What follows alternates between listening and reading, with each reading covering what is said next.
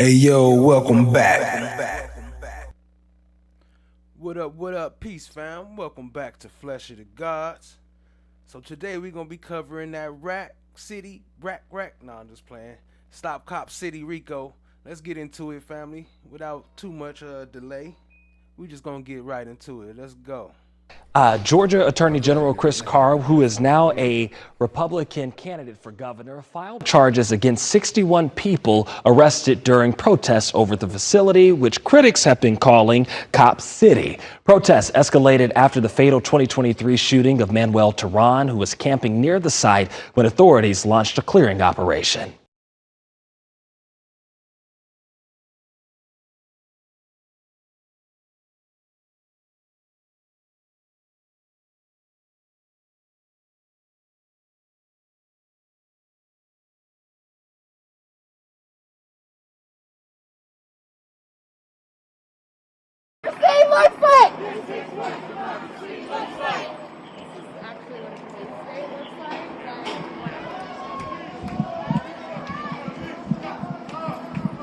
What democracy looks like!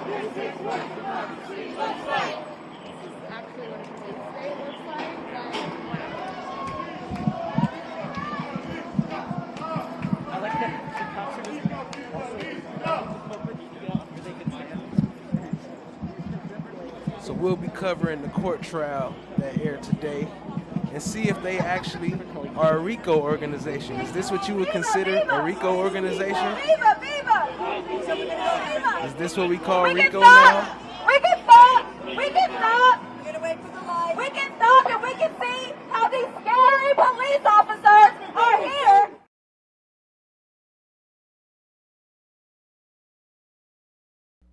That's what we call Rico now, huh? People protesting against Cop City. What up, Wilma? I see you. Appreciate you joining. Berta in the house. What up? I see y'all. Appreciate y'all. Let's get into it. Glad you could catch the live as well. Trakisha, what up, though? Trakisha in the building. What up, though? Welcome, everybody. Let's get into it. It did not provide evidence in support of that, which is similar to what we're at this point looking at here. That case quoted Blackman. Let's see if I have a citation for Blackman. You're going to give me a minute to read all these cases, Mr. Hensel? If you would like to, I will sit down right now. Because I think you've just rattled off 1, 2, 3 plus the one I'm reading right now. I'll take a seat. Let me know when. Now that being said, I did have a one-time reading this weekend, and I did not see those cases in here. Otherwise, I would have looked at them. Fair? Fair. I didn't anticipate a quibble over whether or not the state would need to present evidence that it couldn't narrow the date range. I thought that was pretty settled and established, but fair that I did not provide citation. That was okay. That was a judge. I didn't think you'd have to think about it. It's so obvious anybody would know this. I mean, I haven't heard counter citations, Your Honor. Fair?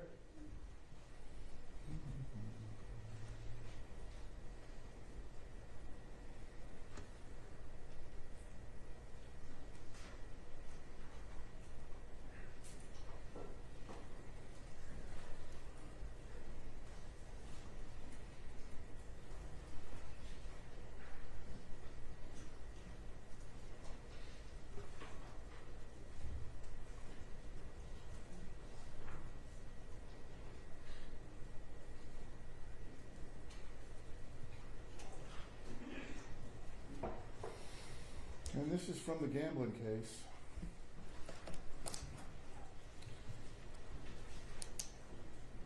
Instead, we, like the trial court, are bound by the record before us. And absent showing by the state that its evidence was not permitted to identify the exact dates of the crimes, we must conclude that the indictment counts in question are imperfect and thus subject to a special demur.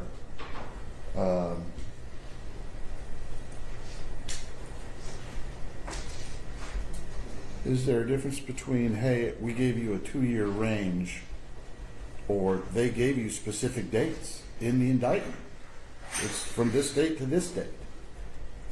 They didn't say a span of this year. The indictment is the indictment.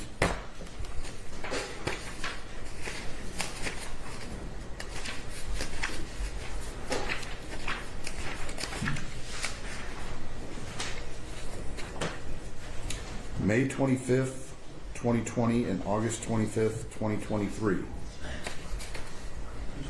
That's a date. So they're alleging a specific date of May 25th.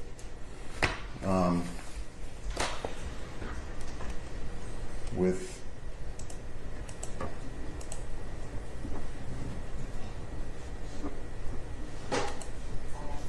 I'm more interested in this one.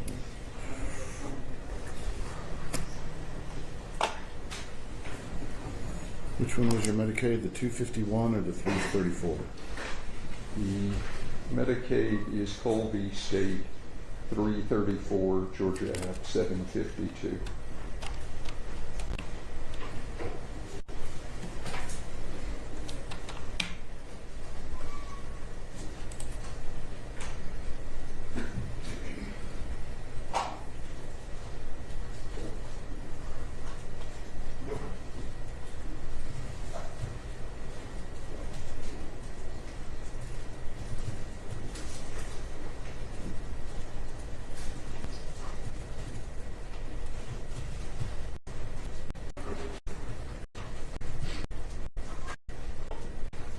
Okay, 7th, 2013. Range beginning November 1st, 2010 through December 27th, 2013.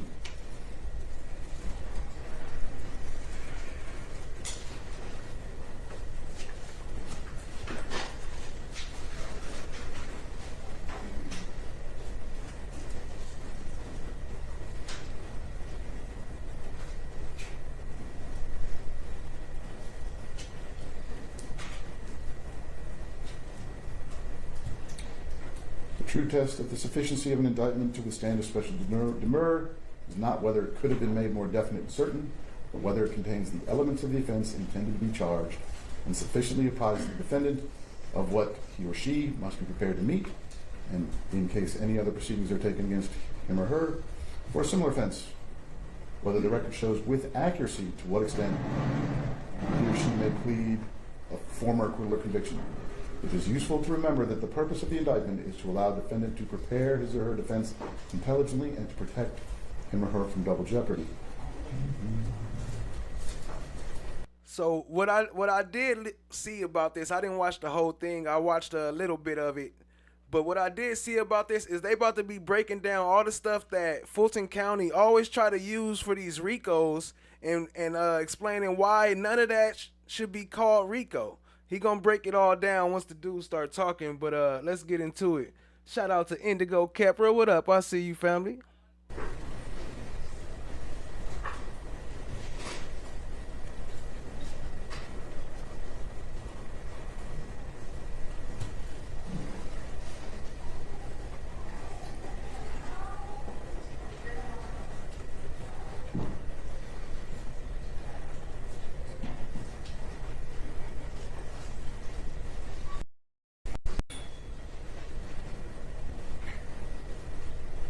Go right there, the Rico gang members. There they go, you see them?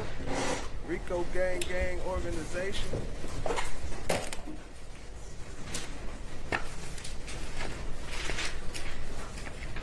Rico gang.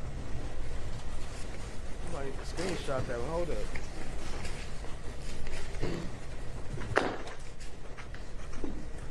Mr. Hessel, I get the date range. I get what you're saying there.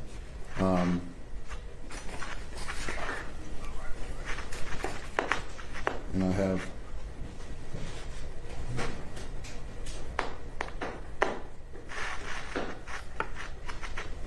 which of the multitude of microphones is blowing my court reporter's ears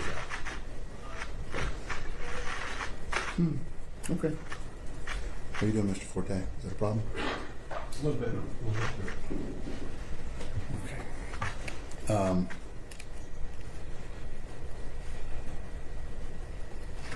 I would note that of the multitude of overt acts in count one, all have specific dates on them.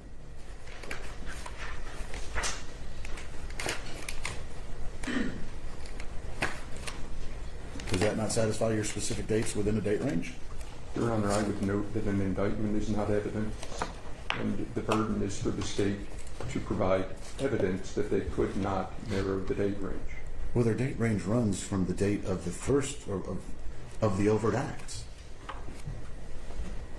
I mean, they listed a date range that is on the edges of the overt acts. Is that not specific dates? Your Honor, I think we're parsing, but what I'm going to point out is the cases that I've referenced, starting with gambling, has specific dates. It has July 1st, 1998 through July 31st, 2000. Yeah, that's a date range. Right.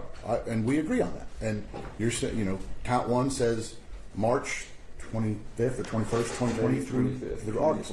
Right. And then within the same count, it lists specific dates that make up that date range. That's where they get the date range from. It does make allegations, yes, Your Honor.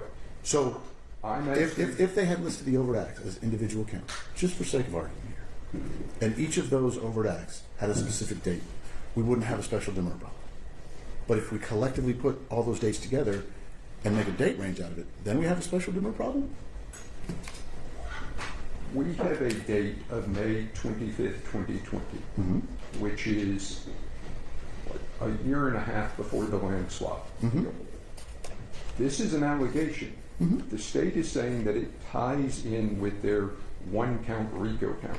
If they can present evidence to that effect, we may not have a demurrer issue. I'm merely asking for them to provide and for me to be allowed to examine whoever they bring to testify to give their date range basis. In other words, see, here's where I think we're not communicating is, again, you focus on the land swap deal. What the state has said is this indictment incorporates more. This is not a land swap deal indictment. This is a RICO that is inclusive of that. It includes that issue, but that's not the entirety of the conspiracy. And when we talk about getting into other demurrer issues and the sloppiness of the situation, we have amorphous titles called Defend the Forest, but also that this... I've read, you're getting ahead, but yes, I hear you. Okay, so... Night of Rage, etc. I got you. So if it's just people don't like what somebody's doing and they're protesting and we're deciding that's criminal, well, that's a whole different conversation that we're going to be having. Okay, well, your argument has been heard on the date range.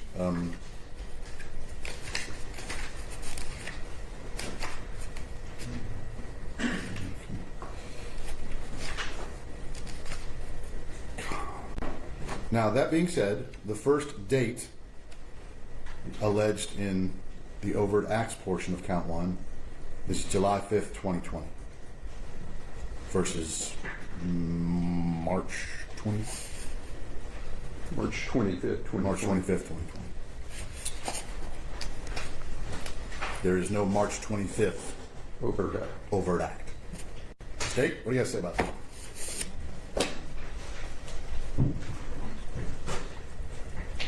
Anybody?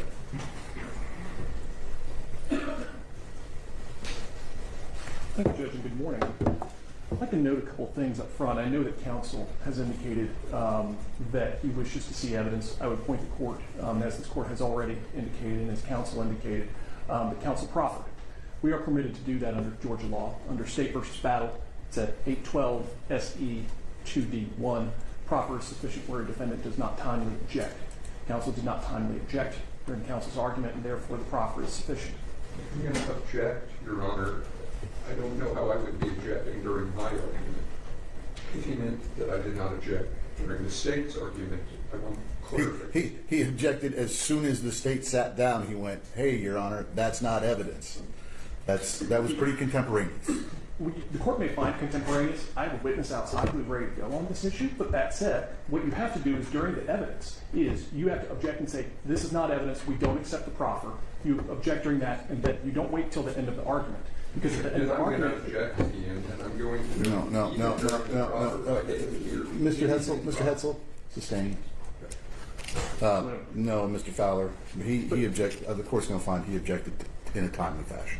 I'm just going based upon what the Court of Appeals has told us on that. But going to the dates issue, this court is correct. The indictment outlines each and every individual date in the overt acts. And if you look at the Cole case that counsel cited and the court was reading while on the bench, that's exactly what the Cole case was getting at, which is that the problem with the indictment in the Cole case was that it did not list the individual dates that the state alleged. I believe 38 different acts, if I'm not mistaken, 38. They didn't list the individual dates, and that was problematic. Here, this indictment does. This indictment lists 225 different individual dates. On its face, it is perfectly fine. As Ms. Dixon indicated, and there's a statement from a co-defendant that indicates in this case when the conspiracy started. And that is where it starts, is that there is, if you will, a promotional video, for lack of a better way of calling it, where a co-defendant talks about when it started. I have to continue to object to proffering, because we're now getting more proffering. There's a co-defendant statement. That's a proffer. He's now contemporaneously objecting to your proffer, Mr. We'll let Ms. Fowler. Dixon's though, and I'm just repeating what Ms. Dixon said.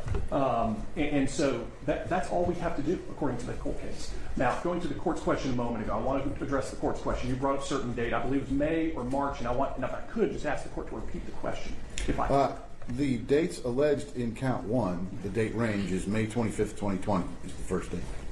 The date of the first overt act listed in part 2 of count 1 is on or about July 5th, 2020. Yes. And there are no dates prior to that.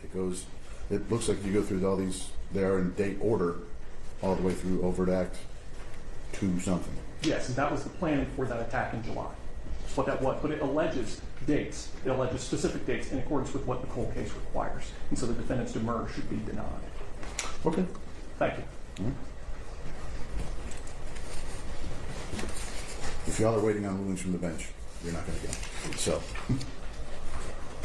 Your Honor, I have nothing further on that issue. I will note that there are other issues raised in my demurrer that parallel issues by other counsel, and I believe are better argued by other counsel.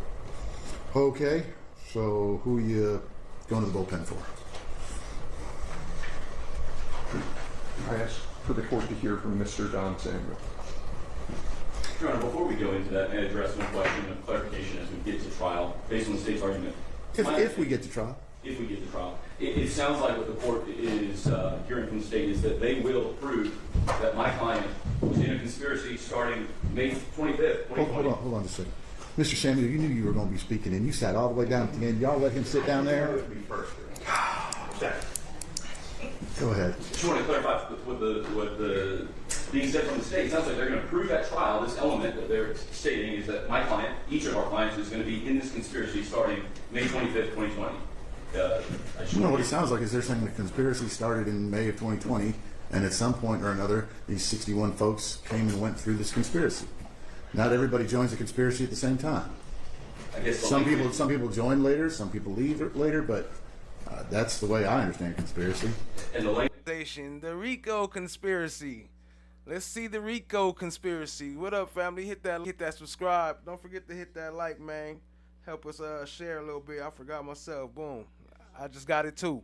Y'all hit that like button. Let's keep it going. Getting into that Rico. Wait a minute. What? I just realized my frames dropped. I guess I stopped it at a good time. We're going to take a quick breather and let my stream catch up. I don't know what's going on with that. In the meantime, y'all hit that like button. Hit that subscribe. Tap in. Share with a friend.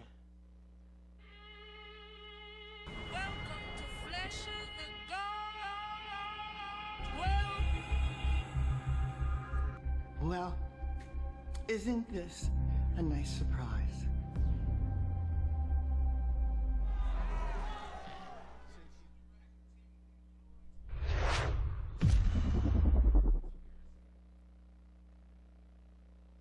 Alright, my bad. I'm just letting it breathe, letting my stream catch up. I don't know why it dropped frames. It look like it's still a little, okay, now it's picking back up. I'll start it back up. Just give it, work with me here. Work with me, DJ. I don't know what's going on. Let me stop this.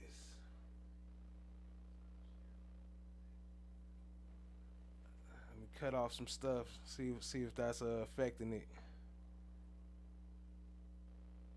All right, we're gonna keep it rolling. Try to at least.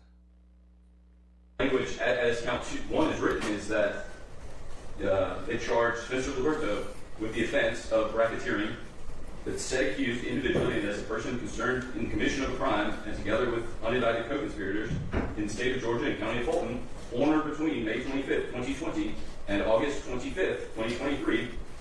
Yeah, and then they go on with the rest of the indictment of what he did. But the language of that says that's what Spencer Liberto did. Now, I'm not concerned necessarily with what the rest of these individuals did. I'm concerned with what Spencer did. All right, Mr. Kaczynski, may you interrupt? That I'm going to stop your interruption right there. Housekeeping question. Go ahead. The court's made clear that for pleadings, we have to individualize our demurs, our motions. We can't just adopt. This is the first time in the case, I think, where we have an objection. That should be a practice. Yes. Unless otherwise stated, the three others will be joining in the objection.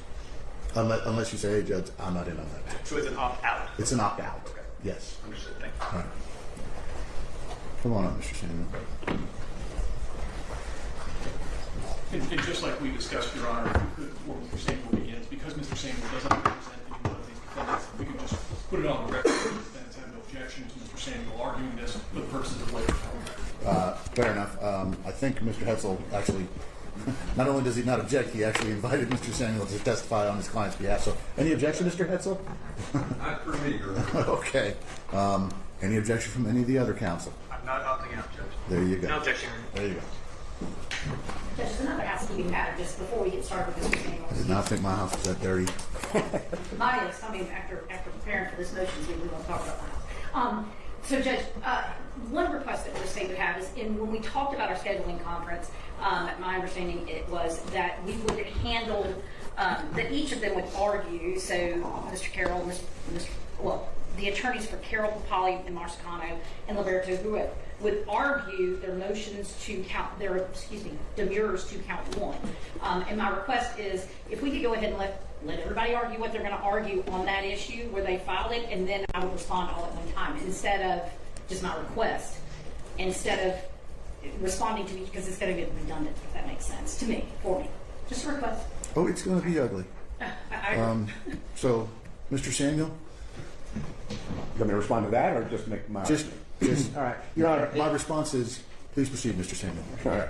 Your Honor, I represent Marlon Coutts, Adela McClain, and Savannah Patterson, the members of the Atlanta Solidarity Fund, who were indicted being co-conspirators in this case.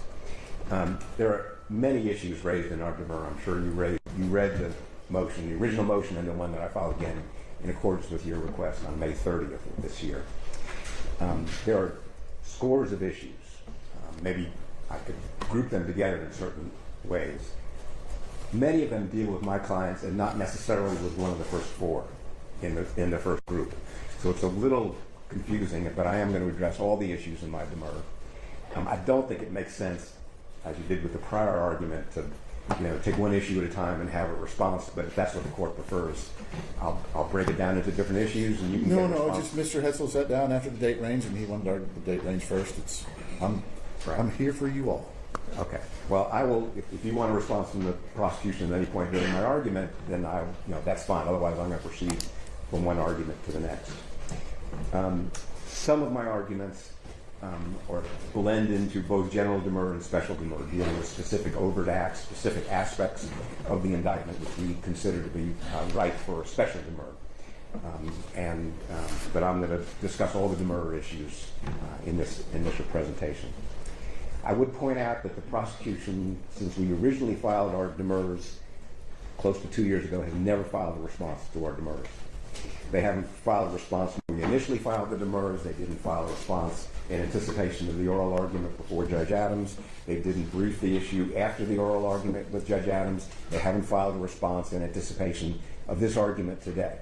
So the only thing I know about the prosecution's response is the oral argument they made when we argued this before Judge Adams. I don't know if their response is the same today, so I'm a little bit at a loss to anticipate what their arguments are. I can't preempt what their responses are, but I will reserve time to reply to what I may be hearing for the first time when they finally reveal what their explanation is for some of the defects in the indictment. And of course, I'll respond to any questions you have. We have broken down the demur issues into several categories, as I said. One deals with the problem. I'm only in the Rico count, by the way. We were originally indicted on several money laundering counts. Nalprost. They were nalprost because we filed a demur because they were so defective that I don't think even the prosecution contended they could go forward with those counts. They've been nalprost. They weren't re-indicted, so we're just dealing with the Rico conspiracy here. My clients, as you know from reading the indictment, out of the 225 overt acts are listed, and 80, 90 of them, maybe even more than that. But they do fit into general categories. There's a category I refer to as the scenes no blog category of overt acts. There's this allegation, and I'm going to talk about this in great specificity, but I'm just kind of giving you the table of contents at this point. There's this allegation that our three clients, in addition to unknown co-conspirators, all authored, calls to action, so to speak. We have seen no evidence of that in the discovery. Now, I'm not going to sit here and argue the insufficiency of the evidence, but it would have been nice had the indictment alleged some fact, any fact, that sufficiently alleged that the three members of the Solidarity Fund somehow had something to do with authoring documents that were, again, I'm going to refer to them as calls to action or suggestions that criminal conduct should occur. There's nothing in the discovery to verify that. And it also alleges in those counts that there were unindicted co-conspirators who participated. I don't know how many people in each one of those overt acts, the scenes, no blogs, overt acts, I don't know how many people are alleged to have supposedly authored these documents or somehow responsible for what showed up in a magazine or in a scene. See no blogs? Your Honor, if you take a look at the indictment, just the very first series of overt acts, look at just overt act 6, for example. That's the first one. 5, 6, 7, 8, 9. Got it. What, the URL? Gotcha. Yeah. And just so you know, and I'm not sure it's necessarily relevant to a demur, we've even sat down with Mr. Fowler a year and a half ago and said, where is the evidence that either Mr. Couch or Ms. McClain or Ms. Patterson authored these, submitted them? What does it mean to say that they are co-conspirators along with unindicted, unknown co-conspirators? The absence of evidence is not the evidence of absence. What? TSC said we need a break. Give me a break from this sloper. Nah, but hey, I feel you. Shout out to TSC. Y'all showing some love, dropping some heart emojis in the chat, dropping some coins. Appreciate you for the support. Today's stream sponsor. Appreciate you. Much love. But what happened to my coin? Oh, there they go. Shout out to TSC. Y'all showing some love. Gifted membership and the 99-cent sticker. Appreciate you. Much love. Y'all show some love to TSC. What up, Jack? I see you. Co-conspirators who authored, these blog posts, and we were given essentially nothing. We were shown one document where the two names appeared on the same document. Atlanta Solidarity Fund and the Scenes blog appeared in one document together. There's no other evidence we've been shown. Now, again, I'm not sitting here arguing that they got to prove their case in the indictment, but they have to allege the facts, which put us on sufficient notice so we can defend the case. That's the essence of a special demur. Allege sufficient facts so that the defense can prepare for trial. And they've alleged in the whatever you want to call them, scenes no blog, overt acts, dozens of them. We're having to deal with trying to figure out who are unindicted, unknown co-conspirators. I assume they are not able to name them either, but at least by category. Where are these people located? What role did they play? What role did the three defendants who were listed in these overt acts? Over and over and over again. 3 people plus all the unindicted co-conspirators, all supposedly committed every one of these 30, 40 overt acts, all dealing with the Scenes blog allegations. I'm going to talk about those allegations more when I discuss some. There you go with the overt acts. Remember, they was doing all that in the YSL trial as well. The overt acts and the unindicted co-conspirators. So y'all charging us stuff that ain't even nothing to do with part of this case. And people y'all ain't even indicted. Y'all just saying they did some stuff and trying to charge us over here. That's how crazy this Rico stuff is. Some of the First Amendment problems here. So there are also numerous overt acts where they say there are known co-conspirators, but don't identify them. They've given us no information, zero information, about who the known unindicted co-conspirators are. Take a look at the overt acts beginning at 63 through somewhere in the mid-70s. You know, maybe not quite a dozen, but almost a dozen overt acts where they say the defendants, again, always putting them as a group. They rarely, sometimes, but rarely, even try to distinguish between Mr. Katz, Ms. McLean, and Ms. Patterson. But they say they engaged in various criminal acts with known unindicted co-conspirators, but never provide us information about who they are. That's a special demur issue. There are, out of the 224, 225 overt acts, it is impossible to figure out what are the actual predicate racketeering acts that are the object of the conspiracy versus overt acts which are perfectly innocent conduct. There's a clear distinction in the law between what is a racketeering act, a predicate act, has to be one of the codified crimes that satisfies the requirement in the Rico statute for to be a racketeering act, and an overt act which could be perfectly innocent conduct in any conspiracy. If you and I decide we're going to go rob a bank, the object of the conspiracy is bank robbery. It's easy to identify, bank robbery. You give the elements of the offense, FDIC insured bank, and et cetera, et cetera. An overt act might be that you and I had a phone call. That's not a crime that we had a phone call, or we drove to a store and purchased a gun legally. That would be an overt act, as opposed to the racketeering act, which is the actual bank robbery stuff. The overt acts in this case don't differentiate between the two. And not a single overt act, not one, in this entire indictment, 224 overt acts, not one goes through the elements of any crime. So they really all are just overt acts, and there's never an identification of a predicate act in which they have alleged the essential elements of the offense. And we've cited to you the Keith case and the Sanders case. We put them in various places in our brief in which the court have said whenever there is a compound crime, and Rico is the essence of a compound crime, you have to set forth the elements of the underlying predicate offense.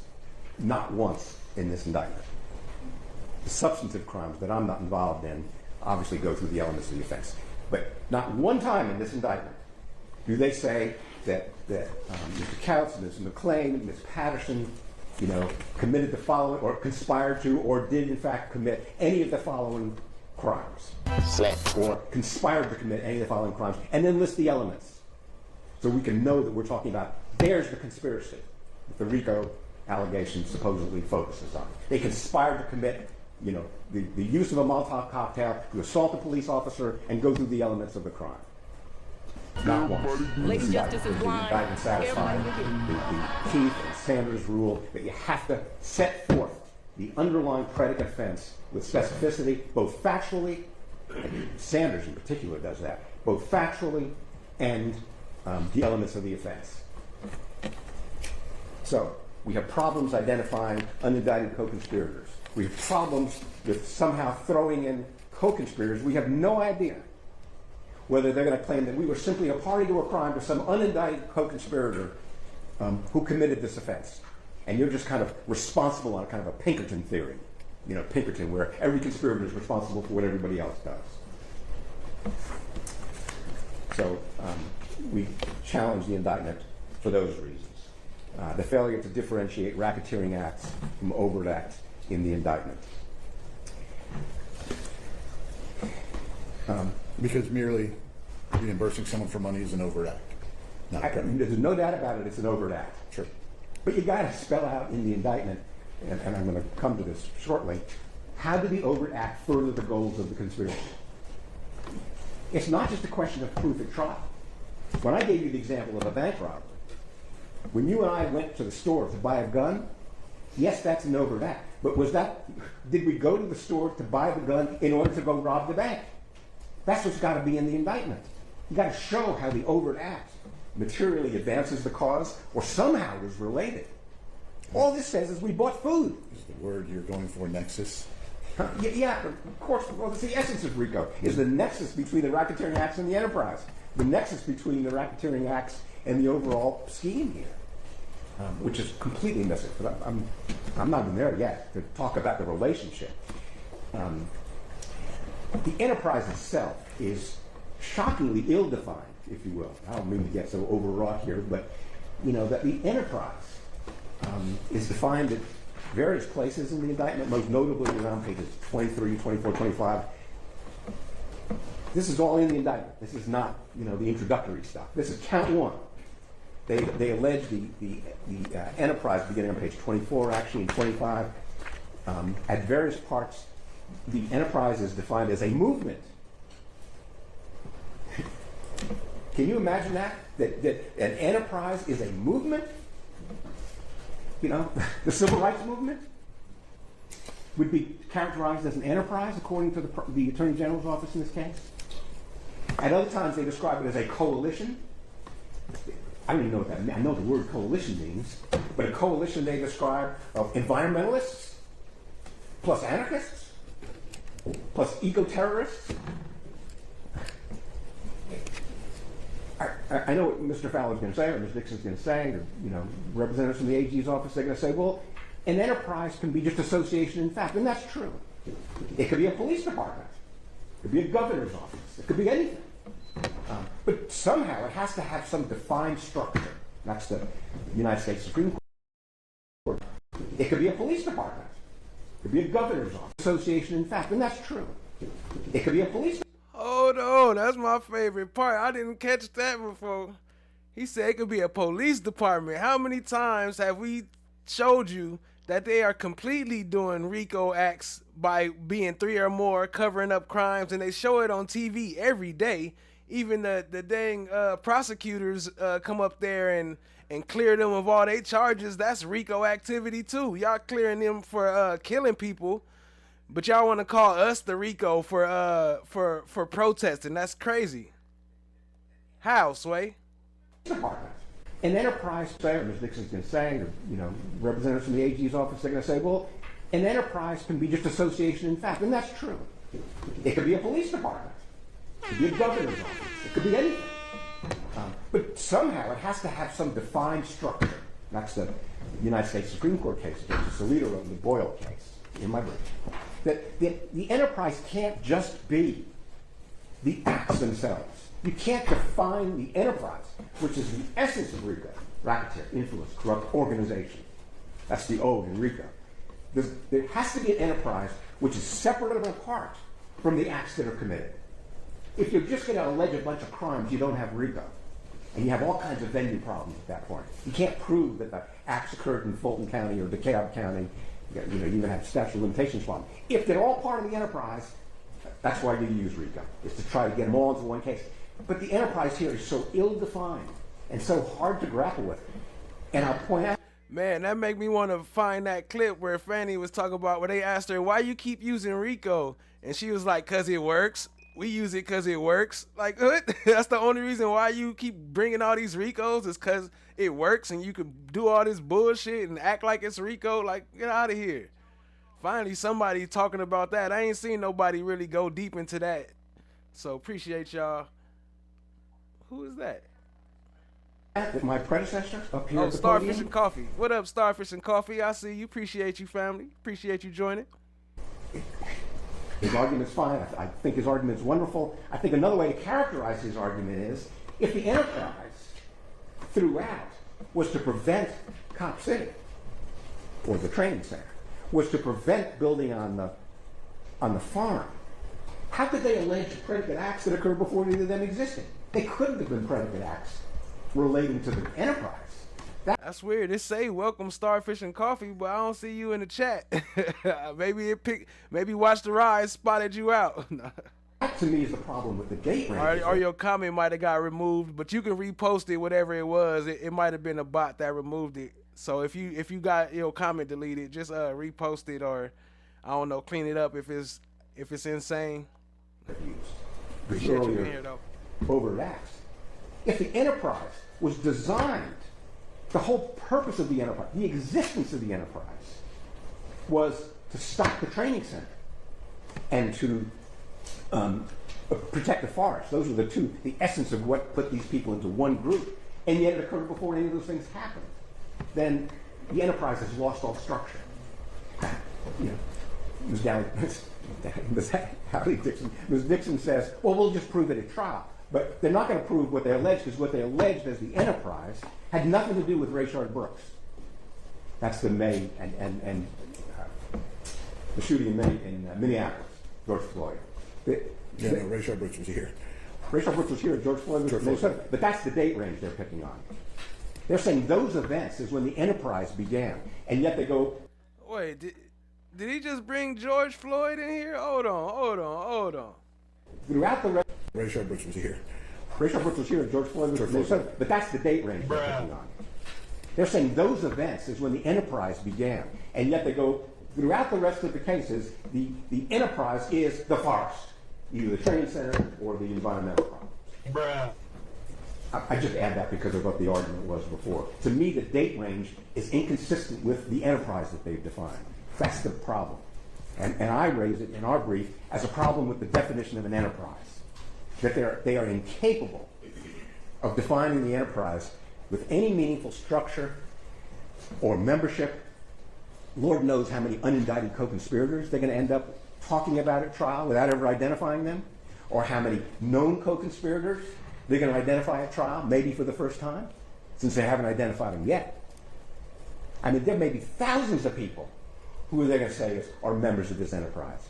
They may say, because they suggest it, any anarchist in the country is a member of this enterprise.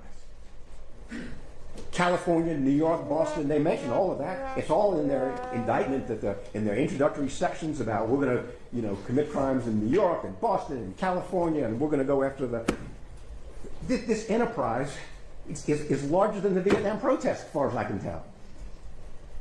As far as I'm concerned, if I was protesting the Vietnam War back in the 60s, I'd be part of the enterprise, because some of the people committed crimes during those protests. What are you going to do with the NAACP? There were crimes committed. There was trespassing that was committed. There was civil disobedience that was committed. And there were even some violent acts committed. And some of those people belong to the NAACP. You're going to say that's an enterprise? And that just made me think of a question. That made me think of a question. Have we ever seen any type of Rico activity against any KKK organizations? Just a question. Have you ever seen that? Any type of thing like against the KKK? Like they even exist, or what? Are they just allowed to do everything they do? That's okay? That don't count, or what? That's not Rico?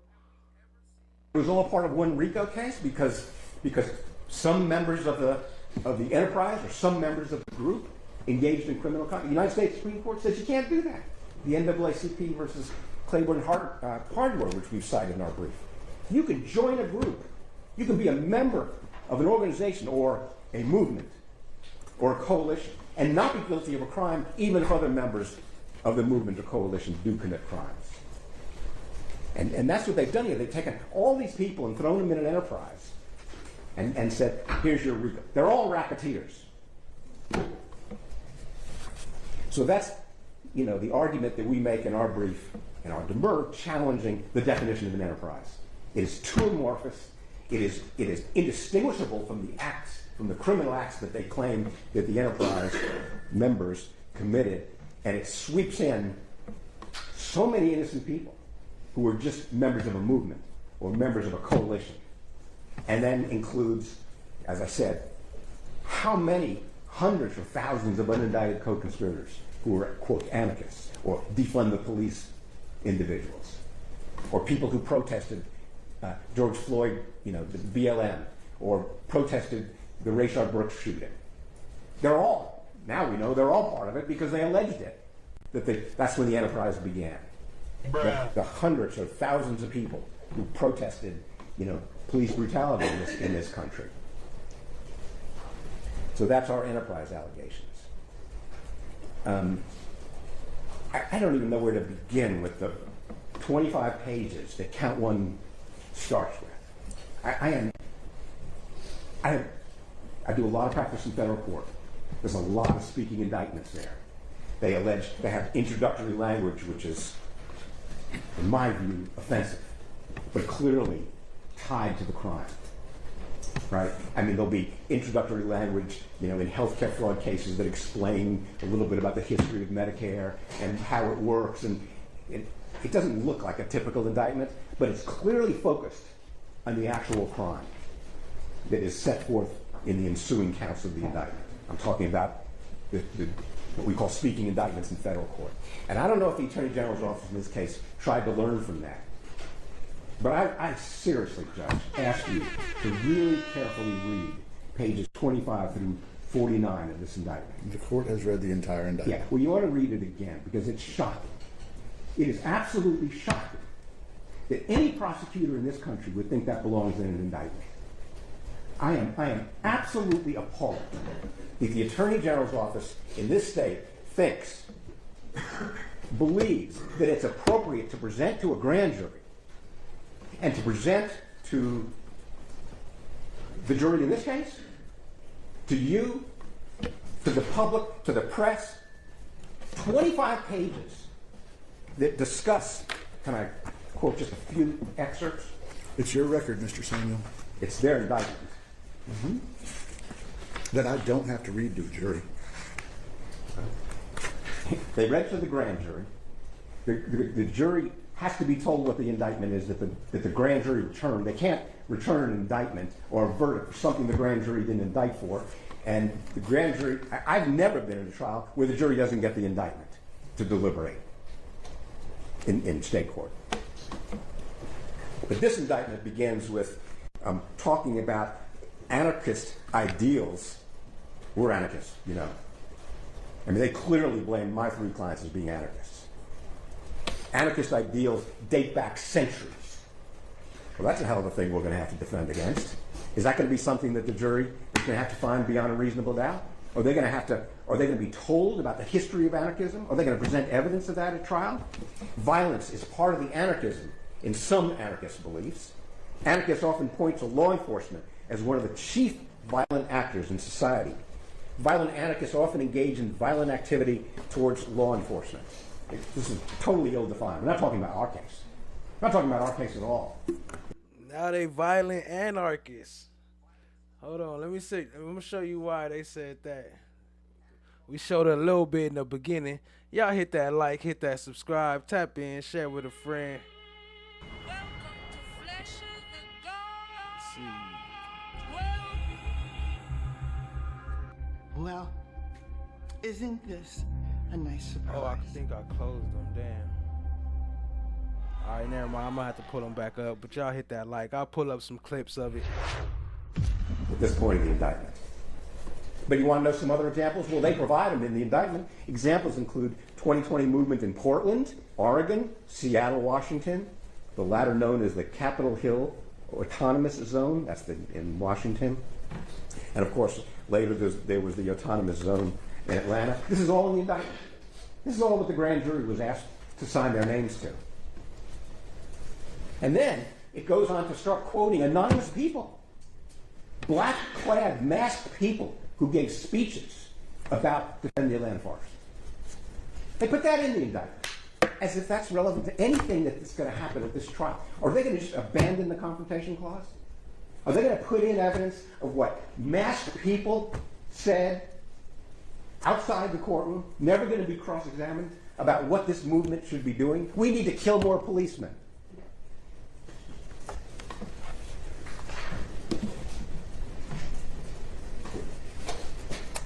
A known defend the Atlanta forest was recorded complaining that there were not enough violent members in protests against the training center. That's in the first 25 pages of this indictment. Then we get compared to Mexican Zapatistas, Syrian revolutionaries. That's what we're being compared to. Kurdish revolutionaries in Afghanistan. What is this doing in an indictment in this country, in this county? We raised all these arguments to Judge Adams. with all due respect, not a word in the original order in this case said there was anything improper about that. As if we all need a pseudo-history lesson from the Attorney General about, the background of my clients, their historical predecessors. This pseudo-history that has no business in an indictment. And I don't know what you're going to do. You're going to throw it out and say, we'll let the prosecution prosecute whatever they want in this case. We're going to throw out the first 25 pages, because that's clearly inappropriate, full of hearsay and confrontation clause and, as I put in my brief, events that happened centuries ago. I would really like, police in if I can Georgia this pose morning, a request to you that you ask them, what in the heck was that doing in this indictment? What were those 25 pages designed to do? Who was the audience for those 25 pages? It is, I think I've already said it was offensive, that you may be able to gather from my tone of voice. It is inexplicable to me why this indictment wasn't dismissed within weeks of it being returned with that kind of BS in it. We have devoted a substantial part of our demurrer to the First Amendment issues in this case. And they are, the indictment is just saturated with assaults on the First Amendment. It is throughout the indictment, from beginning to end, there are allegations of conduct which is clearly protected by the First Amendment, as if it's a crime. From the definition of the enterprise, you're an anarchist. Clearly First Amendment protected. That's like saying the enterprise in this case is full of people who belong to the NAACP. Can you imagine something like that in an indictment? They say that the enterprise in this case was comprised of people who are anarchists, who are involved in protecting the environment, people who are engaged in direct action. I did that. Did you do that? I do it on weekends now, and I go out and do the No Kings March. Protest at the construction site of the new Atlanta Public Safety Training Center. They say protesters who had just left a nearby music festival threw explosives and Molotov cocktails at police officers and set equipment on fire. This was a very violent attack that occurred this evening. Very violent attack. And this wasn't about a public safety training center. This was about anarchy, and this was about the attempt to destabilize. Authorities say there were more than 100 people and that this was a coordinated attack on officers and equipment. During that attack on the officers, pieces of equipment and other items that were at the location for the construction of the public safety training center were damaged. Police arrested more than 24. Atlanta's police chief says what happened was not a legitimate protest and that many of those arrested were not from Georgia. When you throw commercial grade fireworks, when you throw Molotov cocktails, large rocks, a number of items at officers, your only intent is to harm. And the charges are going to show that tonight when we make the appropriate charges. This is the latest. Is that an enterprise? Promoting anarchist ideas? Next thing you know, they're going to say it's a crime to promote democratic ideals or Republican ideals. As if that makes you part of an enterprise and violates everybody's First Amendment rights. I'm a little more constrained than you are by the Judicial Code of Ethics, Mr. Samuel. I'm not out on weekends. Say that again? I said I'm a little more constrained than you are by the Judicial Canons of Ethics. I don't go out on weekends. Yeah, well, I know I've seen members of my colleagues in the defense out there, and they wonder, I guess we're next, right? We're out there protesting, probably trespassing, not within the bounds of where the parade is supposed to be.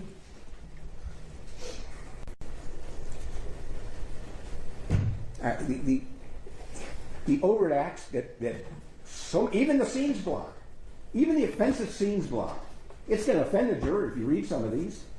But the United States Supreme Court has said, unless it's an immediate incitement of riot, Brandon versus Ohio and the United States versus Scales and all the cases we read about in law school, unless you are inciting a riot, you are not guilty, even if you're calling to action, even if you're encouraging what would be described as criminal activity. It's protected unless it is an immediate incitement to riot. We've cited those cases to you.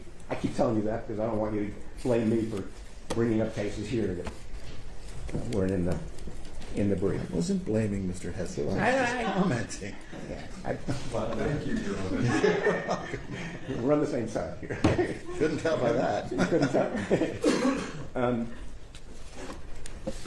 Then we have the problem in the indictment, not just the First Amendment, which is part of the scenes blog problem, but the lack of any connection. And so this video playing at the bottom here, this is supposed to be what kind of started it all when they killed the activist. I don't know his name. They said his name earlier. My bad. Respects to him. But yeah, so this is what happened back then. That's what's playing at the bottom. Copy.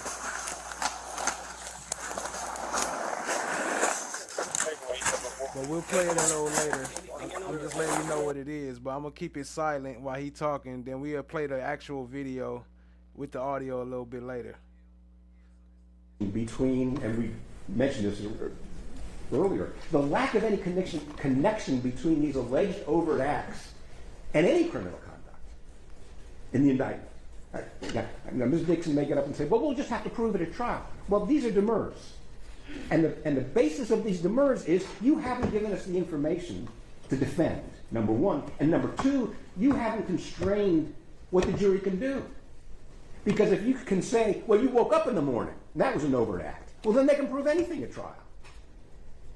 They've got to prove what's alleged here, and then what's alleged here were overt acts that furthered the ends of the conspiracy. Buying food. Dozens of overt acts. You reimburse someone who bought food with no allegation. No. That's a Rico gang member tent they just opened. That's how the Rico gang living now. They living in tents. No allegation anywhere in this indictment what that had to do with anything. Where was the food eaten? Where was the food brought? There's nothing. And don't let them stand up here, the AG's office, and say, well, we'll show you a trial. They're supposed to show it in the indictment. That's what an indictment does. It's the blueprint for trial. It tells you where the structures are, where the steel beams go. Well, this doesn't tell us anything. You paid for food. You paid for Deep May, which was, maybe you remember seeing some of that in the indictment. Went, what the heck is Deep May? It was a computer training class for teenagers and young adults. There were professors who came from a university, came down here and taught people how to do troubleshooting on a computer. What is that doing in this indictment? And don't let them tell you, because it's not in the indictment. Don't let them stand up here and tell you, oh, I'll tell you what's bad about that. It's XYZ. It's in the indictment if it's going to be XYZ. That's why we have indictments. That's why we have all the rules of discovery. But even that's not enough. If it's not in the indictment, then how's the jury going to know whether they're convicting them of something with which they are charged? The relationship between the racketeering acts and the enterprise is exactly what Kimbrough's all about. I think you mentioned Kimbrough when I stood up here. And that's kind of the essence of the demur problem.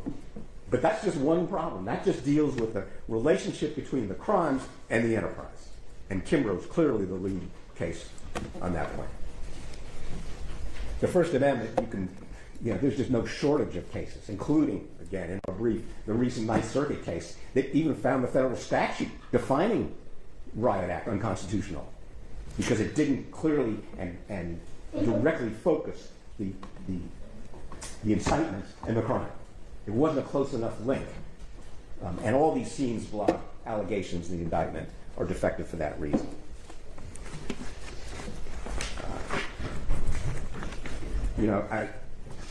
I mentioned before this whole problem of all these overt acts that just have who knows how many different members, unidentified, some known, some unknown, and I have no idea. I've been working on this case for 2 years. I've been representing the clients for time before that. You know that from the filter team problems. To say that Counts, Patterson, McLean, and a bunch of unindicted co-conspirators all did X. How am I supposed to prepare for that? All three of them did it? One of them did it? The unindicted people did it? But you're all being held responsible. You're all being held responsible because you're parties to the crime without any definition of who did what.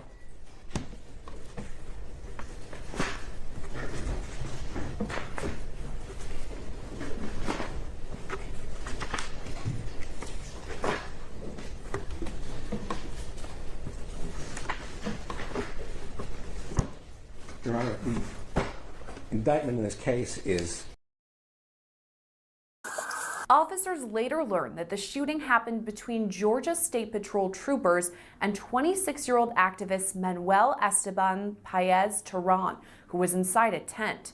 Georgia State Patrol doesn't wear body cams except in specific situations, and in this incident, troopers were not wearing cameras. All the body camera video comes from the Atlanta Police Department. With all due respect to my colleagues, it is a disgrace. It really is. It's a disgrace. It's an assault on the First Amendment. It's an assault on the right of people to protest.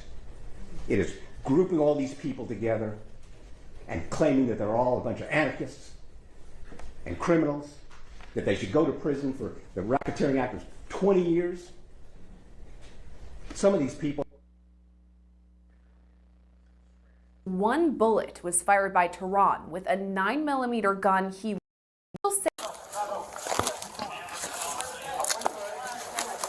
Officials say at least one bullet was fired by Tron with a 9mm gun he legally purchased. The bullet hit. But keep in mind, this gun was later proved to be inactive, basically, or whatever the word they used for it, but it was not non-operable. This gun was not able to shoot any bullets. I don't know if she gonna say it right now, but they lying, talk about he fired at least one bullet. This gun don't even shoot. Hit a trooper in the pelvic area. He was wearing a bulletproof vest at the time. After the shooting, officers worked to bring the trooper to safety while securing Tron's tent.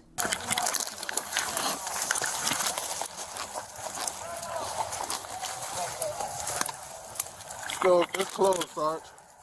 Got eyes. Somebody in there? Negative. Still open on this side. Okay. You got eyes on this side, Sarge. In an effort to get Tron out of the tent, Atlanta PD officers opt to use a less lethal agent by firing pepper balls in his direction. We got less lethal. We do have less lethal. You want to shoot a few? Yeah, right. Come up here. Hey, announce first. Announce first. Atlanta Police! We have a non-lethal agent. Will be administered into the tent if you don't come out. We have a non-lethal agent. Will be administered into the tent if you don't come out with your hands up. Again, this is Atlanta Police Department with a less lethal agent that will be administered into the tent if you do not come out with your hands up. Administering less lethal into a green tent. We were shot 4 rounds in.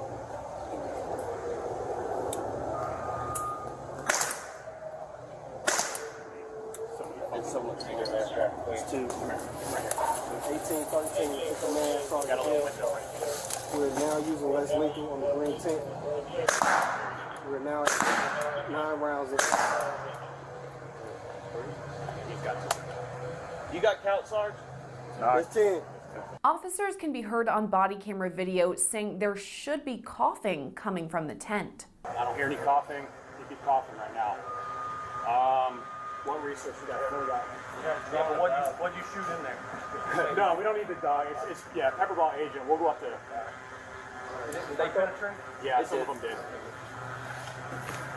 And from personal experience, you hear coughing if they were in there. Body camera video captures officers coughing as they approach the tent.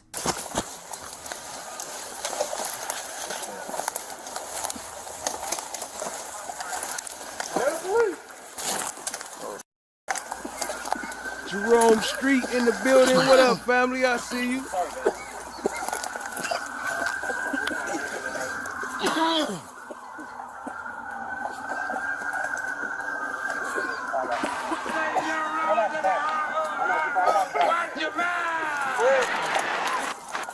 Good job.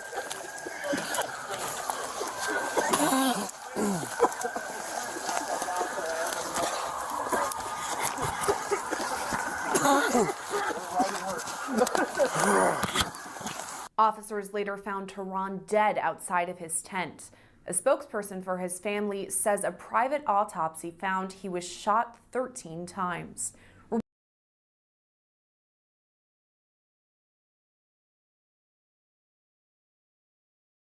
He was shot 13 times. And you know, that's crazy. I didn't know that. That's crazy for me to hear that number, because actually my dad was shot by the police 13 times when I was about to be 4 years old. So that's crazy. That kind of hit me a deal different. But anyway, let's keep it rolling. Well, you know, we're down here for one day. They went out, they protested, and they're now being labeled racketeers. My clients never are alleged to have gone out to the forest. Not once. They are firm believers in the First Amendment. They exercise their rights under the First Amendment. They have a right to do that. You should be protecting it. The AG's office should be protecting it. And if necessary, we will be asking the jury to protect it. But you should put a stop to this, with all due respect, Your Honor. You should say, you want to indict someone for throwing a Molotov cocktail, indict him for throwing a Molotov cocktail. Shout out to Jerome, member for 4 months. Appreciate you, family. Y'all show him some love. Stream sponsor still. Appreciate you. And don't indict 61 people. You want to indict someone for threatening a construction company? Indict him for that, if you got venue. And I ask you to grant the general demur, grant the special demur, and tell the Attorney General this is not how we conduct criminal business in this state.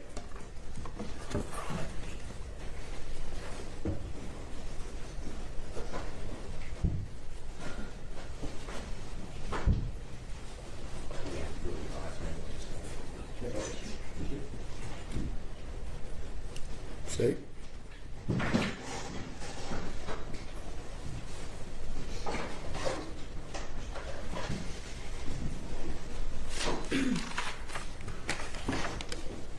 Judge, I think I'm gonna start, do my best to answer what was alleged and argued, and yet still stick somewhat to an organized presentation of the argument to you. To do that, I'm gonna start with just a key point. Excuse me.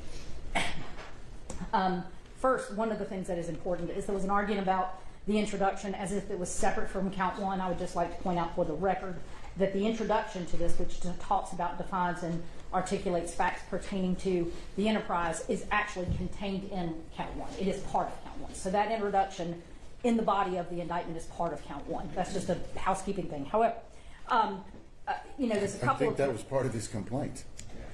Okay. I think he agrees with you. Agreed. Mr. Chairman? Yeah, exactly. That's the problem. If it wasn't part of count one, who would care? Well, and Judge, so I'll get to that. And there's a separate motion, and I think Mr. Fowler will address, there's a motion specifically about the political rhetoric and the There complaint. are many motions regarding the agreed. political rhetoric. And Mr. Fowler will be predominantly addressing that. I'll hit on it a little bit. But there's a lot of issues to cover. I'm going to try to hit them all.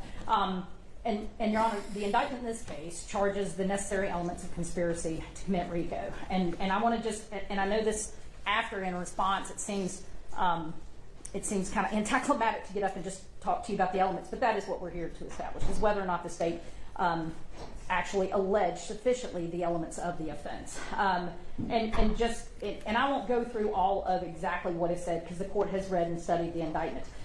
But count one does specifically set out that the individuals charged acted together, individually and as parties to a crime, or as persons concerned with commission of the crime. That is in there. They acted together with unindicted co-conspirators, together and with unindicted co-conspirators. It alleges the date range. It alleges that they did so while associated with an enterprise. They unlawfully conspired with an endeavor. And it alleges the enterprise as well as the pattern of racketeering. And then, Judge, and I just need, there's a lot in this indictment which the state is very well of, but part one defines the enterprise, and that's the way we started. The truth is, you are a liar. Complaints about the enterprise. And in part one, it gives the overarching intent of the enterprise. It gives how the racketeering activities are connected. It's a bad political science paper. I never thought a political science degree would help me. It clearly is the first time since graduating other than from law school.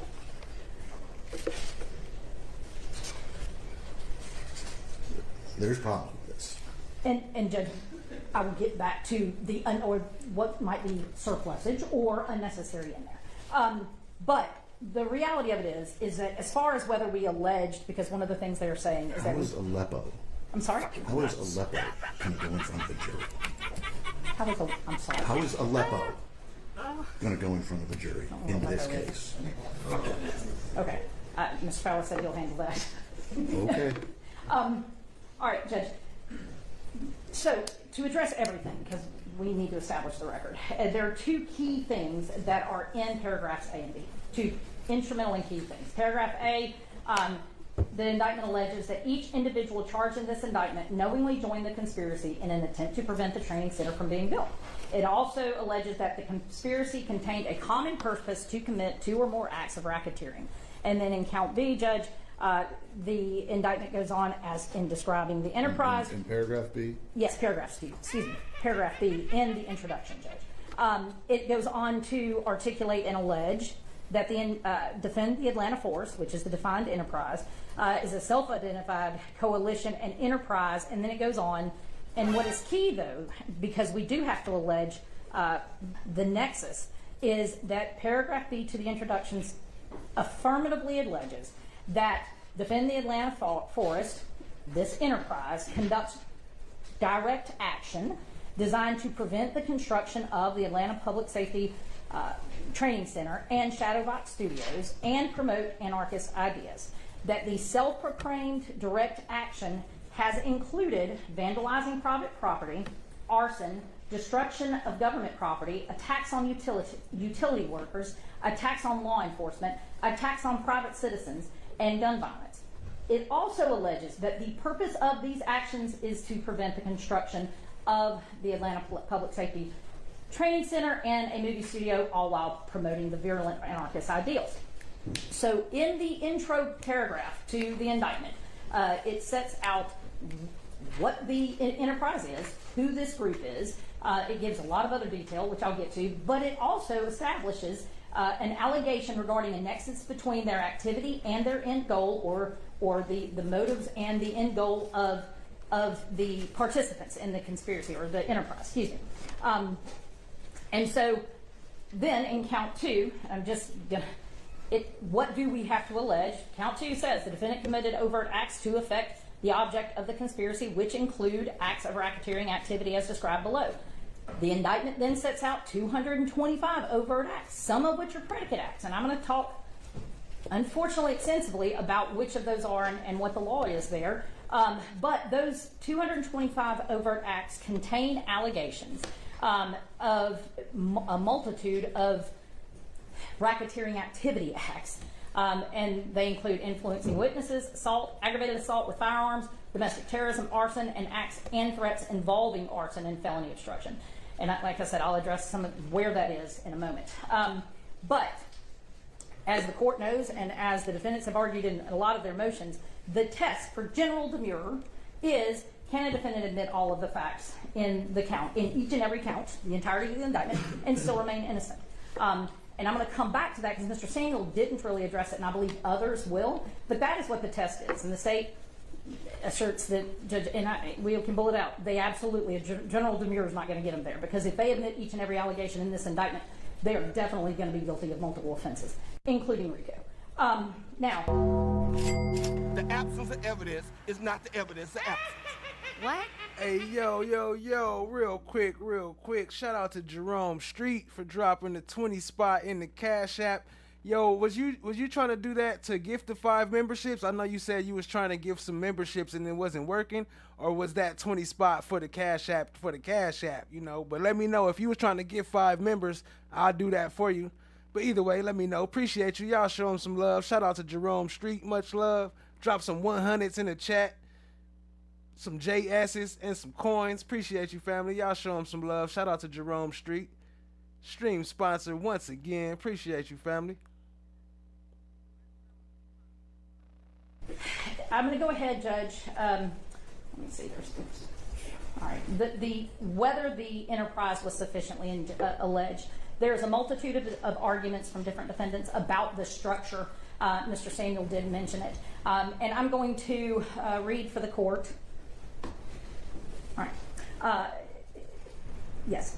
Thompson v. State, 211, Georgia App 887 at 890. It's a 1994 case, Judge.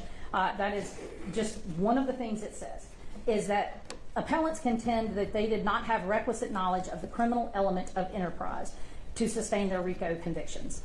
But none of the provisions of the RICO Act, however, requires that each and every defendant in an enterprise have full knowledge of all facts or all facets and elements of the enterprise, and that all members or actors, and all of its members or actors. An enterprise is not a criminal act itself. It is a description of the entities involved in the RICO violations and may include activities involved in illicit as well as licit activities. It is the racketeering activity, the pattern of racketeering, the predicate acts, which is illegal, not the enterprise itself. Although the enterprise may be proved by the same evidence which proves a pattern of racketeering activity. And Judge, in addition, and we'll talk about the structure in a minute, but while some structure is required, this indictment more than does that. And in paragraph 3 of the indictment, as far as how we allege this enterprise, I mean, this indictment talks about how they recruit, how they're trained, what the connection to each other is, what their motive is, what their end goal is, what different, it alleges different... Paragraph 3? Excuse me, I'm sorry, I'm just going... Paragraph 3 of the introduction explains how the propaganda, recruiting, providing finance, it talks about... Just give me a page number, because paragraph 3, count 1 has A, B, C. Mm-hmm. Part 1. You have part 1, then you have A, B, C, D, F, and you have part 2. Gotcha. So, 2 seconds, Judge. I did say paragraph 3, I apologize. part 2 is the overt act.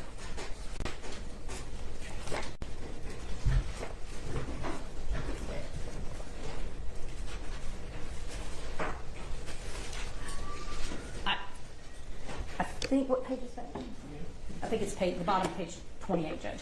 And let me just generally characterize it, if I can. In the introduction, which the court has studied, the indictment sets out the propaganda, the recruiting. It sets out how finances are provided, who is provided, or what entities are providing, or how they shift money and pay money and what they're paying it for. It sets out how the enterprise provides support, emotional, personal, preparation for arrest. It alleges that it provides premeditation, or the enterprise premeditates committing crimes, and that all of those things are part of this enterprise. On page 33, paragraph, anyway, it specifically talks about, in the introduction, how this enterprise is designed and does promote. The absence of evidence is not the evidence of absence. What?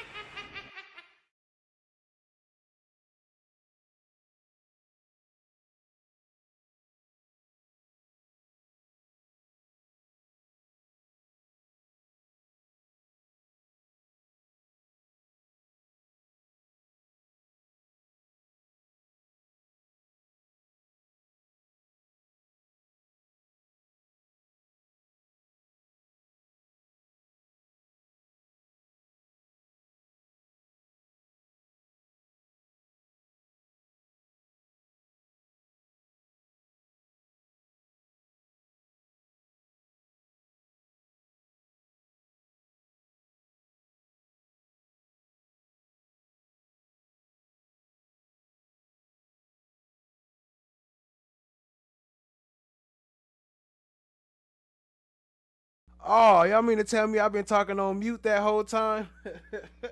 My fault if I was. I was saying show some love to Jerome Street. I don't know if y'all heard the names, but Nina Rat, One Nation, CB, Just a Child Girl, and Vernicia Williams all got gifted a membership. Those are from Jerome Street. So y'all show him some love. Appreciate you, family. And for the 20 spot, drop some more bombs for you as we keep it rolling. I don't know if y'all heard me the first time, so I said it twice. Get some more bombs. Let's keep it going. Shout out to Jerome Street, stream sponsor. What up? Oh, am I on mute again? Oh, okay. No, that's the wrong one. Okay. All right, yeah. What up, Aaron Adventuring? I see you. Appreciate y'all. And agree to promote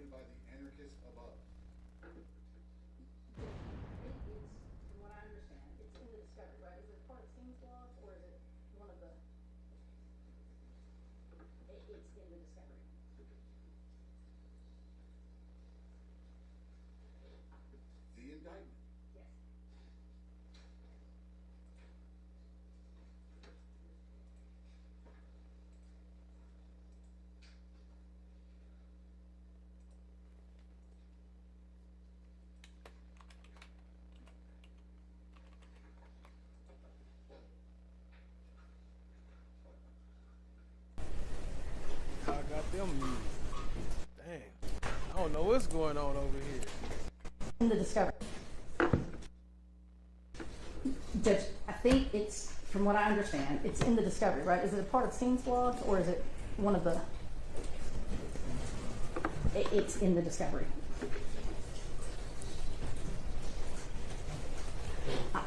The indictment. Yes.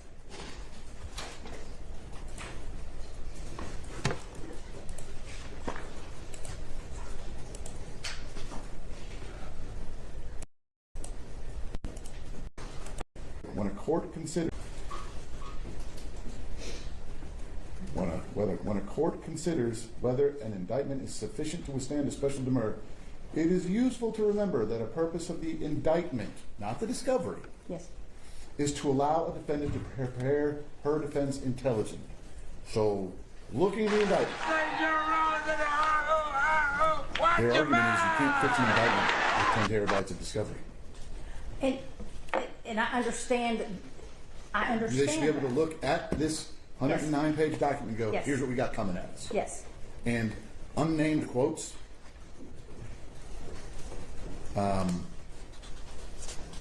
that's problematic. And as It's in the discovery is not a good answer, is what I'm telling you. So, and Judge, let me just go ahead and skip to this issue. So the indictment contains things, and I think in the last trial, in Isla King's trial, when we had it. We have not had an Isla King trial. Okay. In the previous court. We have not had a trial in this case. Right. Previously, when we prepared for trial in front of a different judge, we, with the defense, the state and the defense got together and they agreed that certain items would be redacted, and that, or certain statements, certain portions of it would be redacted. And that is, again, what the state's position is. That's because that defendant announced ready for trial by filing speedy. These folks have not announced ready. And the state's position, and again, Mr. Fowler is going to, do you want him to go ahead and do it instead of coming back around to it, because he is prepared to I'm here for the duration. Y'all do whatever. Do you want to go ahead and address the rhetoric issue? Because I think there's a separate motion, but let's go ahead and address that.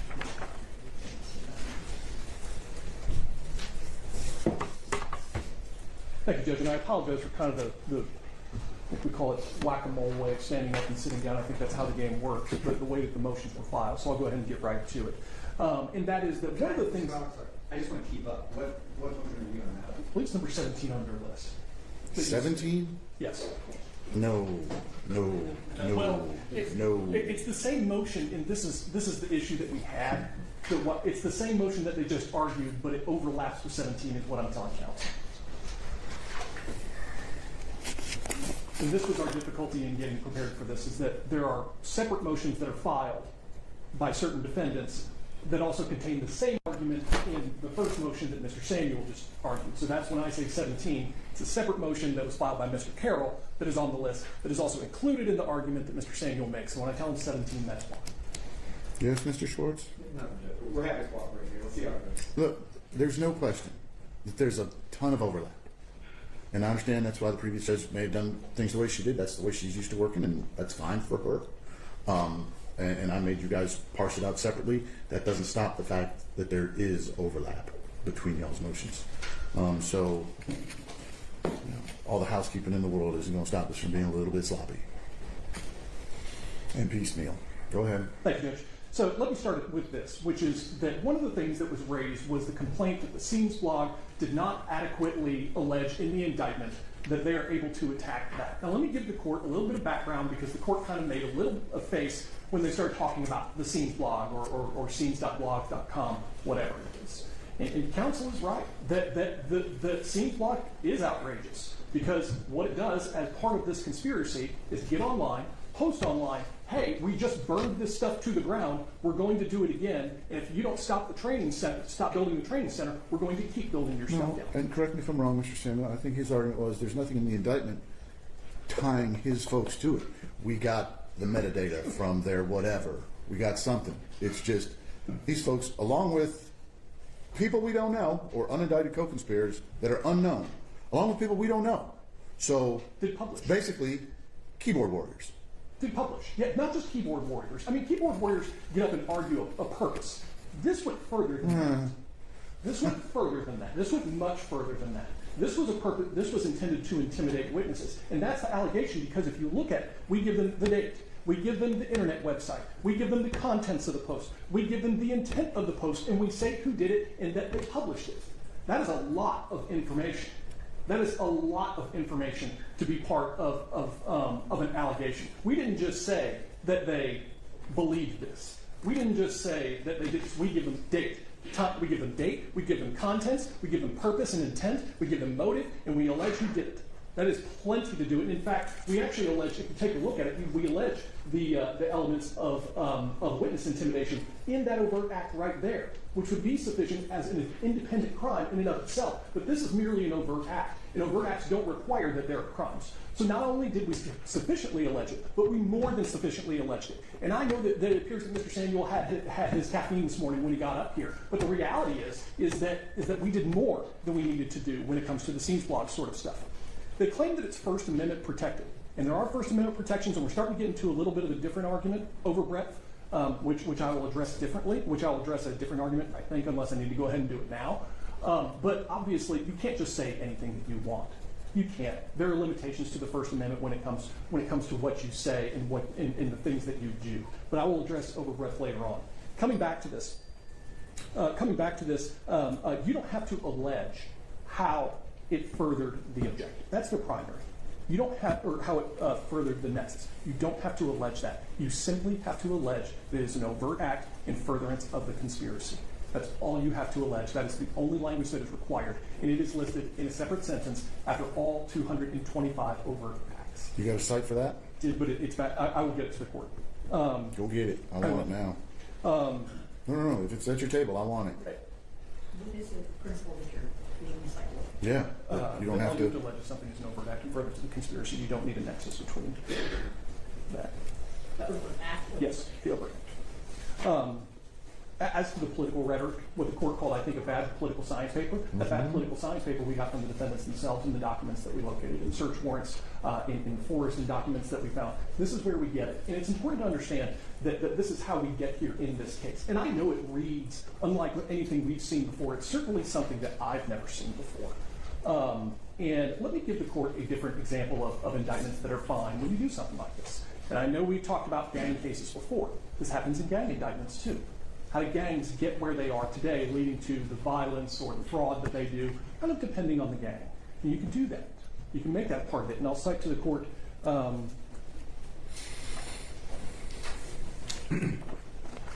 believe it's, and this is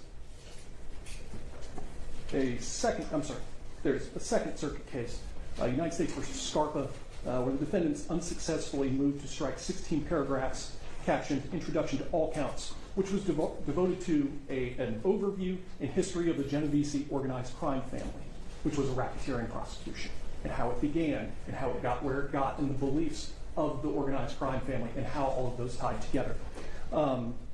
In addition to that, and even if the court doesn't think that that language should be in the indictment, what's interesting is that counsel filed a demur, but I'd point the court to a... you can give me a cite on that one?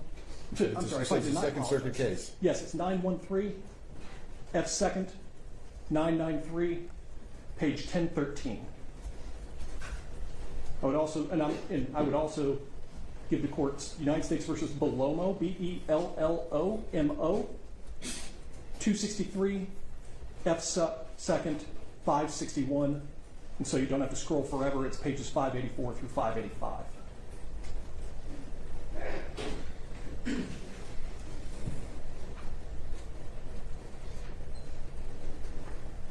Now, I know the counsel filed a demur to the indictment, but demurs are not the proper vehicle for this.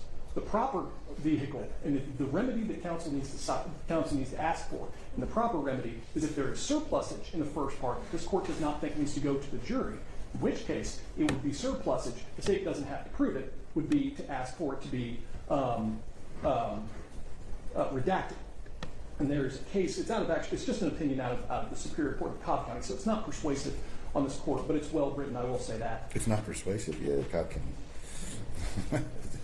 It's not binding on this court. How's that? Maybe that's the better terminology. I don't know which judge wrote that, but I hope they're not listening right now. And it is 215 Georgia Super Lexus 7038. And it's a finding in a motion for new trial that trial counsel was not ineffective for a failure to file a non-timely demur. And they don't really talk about the timeliness of it. But it does say, in such a situation, a motion to strike the surplusage, which was never filed, rather than a dismissal of the entire count, is the appropriate remedy. And it cites to United States versus Pittman. That's 285 F. 2nd, 378. It also says that even if an indictment is lengthy and needlessly verbose, it does not mandate that it need to be dismissed. Instead, the defendant's proper recourse is to file a motion to strike surplusage from the indictment. That's United States versus Watson, 2008, U.S. District, Lexus 59323. There are Georgia cases on that as well, where the cases have found that refusing to strike surplusage in an indictment is harmless. I think it's Malov, M-A-L-L-O-V. I don't think it cut it off in Malloy. I think it's Malov, however you say it, versus the state. 293, Georgia 350. Supreme Court dealt with an indictment charging Medicare fraud, which included language beyond the statutory language. The court noted that surplusage does not vitiate an otherwise valid indictment. And that cites to State versus Barnett, 268, Georgia Appeals 900. I would note that in the Barnett case, the court ordered that the term family violence be redacted from the... No one in the building. What's good, fam? I see you. Appreciate you joining. And yeah, I got you, Jerome Street. We can work that out. Message me on Instagram. Indictment in the introduction. It doesn't really get into how it wasn't, but somehow it made it to the jury. And the court later found that that wasn't an issue because it wasn't something that the state had to prove. And so this allegation that the jury read it and therefore convicted because they were somehow poisoned by that or tainted by that, the court dismissed that and said no, it has to do with the evidence that goes before the court. Finally, there's another case that stands for it. I'll go ahead and give it to the court. It's Eidson versus the state, E-I-D-S-O-N, 262, Georgia Appeals 664. That's a 2003 case. So I give the court all of that to let the court know that even if there is any a part of that, it shouldn't be in there. The proper remedy is a redaction, like Ms. Dixon was getting at when we were preparing for that. Much love, Chiquisha. Isla King in front of Judge Adams. That the proper remedy is to redact it. Now, we never reached that for a number of reasons, but that's a totally separate issue we're not addressing today. That would be the proper way. I would suggest to the court that it's not. That these are things that these defendants had in documentation, things that they wrote, things that they said, all of that sort of stuff. And this history lesson, while I agree with you, it's an unusual history lesson, comes from these defendants themselves. It explains how we got here and the motive for the reason that they do things. And we talk about that a little bit in the indictment. When we talk about the nexus while promoting anarchist ideals. And we talk about that as part of the nexus and part of the violence and the property damage, the gun violence, the arsons, the going after civilians who are just doing their jobs, all of that sort of stuff is part and parcel of this case. And for those reasons, we believe it should go out with the jury. If it doesn't, the proper remedy is merely redaction. And I believe that I will now turn it back over to my colleague, if I may. Okay.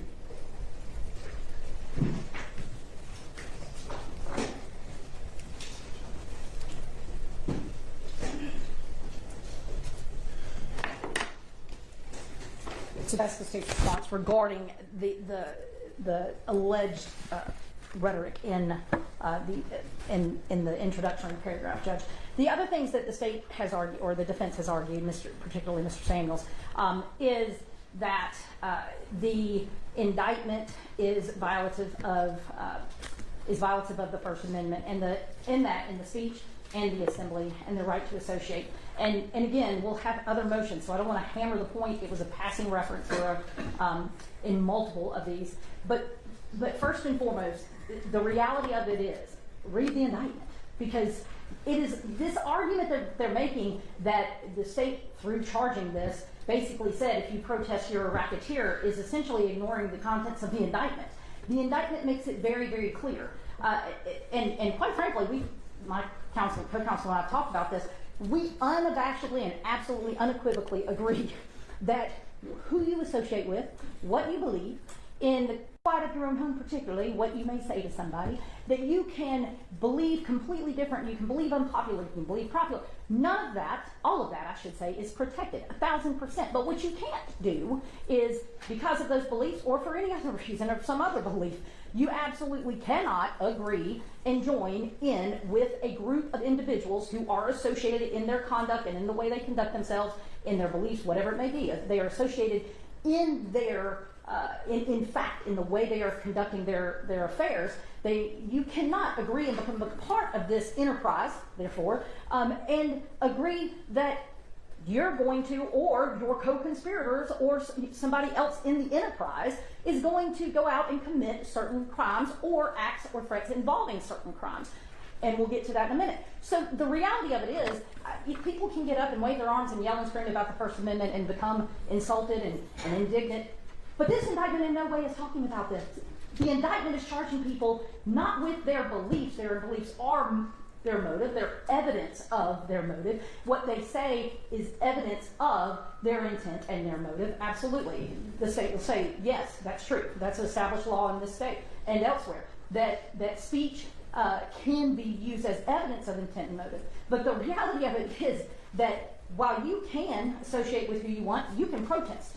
You can peaceably assemble, you can protest, you can do all of those things. What you can't do, shoot a police officer, hold a gun on a guy's head who simply showed up. It's just a metal scrapper, and it's in the indictment. I'm not proffering. It is in the indictment. You can't hold a gun to a guy's head because he acted upon you and hold a gun to his head with a deadly weapon, by the way, so Agastol. You can't shoot fireworks at EMT and firefighters. You can't burn down or try to burn down buildings. You can't burn up the police cars of the Atlanta Police Department. You can't destroy construction equipment. You can't threaten and terrorize people. You can't do those things. And if you do those things, and you then also agree with others and take the steps and commit the other elements of conspiracy to commit RICO, yes, you have committed a RICO. And it's that basic. This is not about what they believe. This is about what they did. And what they did, not to the police, just to the police, not just to firefighters, not just to EMTs, not just to law-abiding citizens who work and have built companies and had contracts to have something to do with this, or in some way to build or construct or to clean or whatever, the police public safety training center. It's a mouthful. It is not. Daddy, I like when you scrambling and scraping for shit. I like that.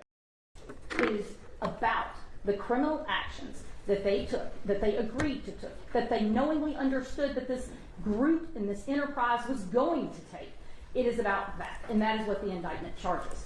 Now, does the indictment charge a pattern of racketeering activity? And I need my glasses. Excuse me, Judge, I apologize. And bear with me, Judge, if you will, please. This particular issue within this case is the evidence is going to show that anything that I may have said, they exacerbated it. A little bit convoluted and complex, as seems like everything to do with RICO charges.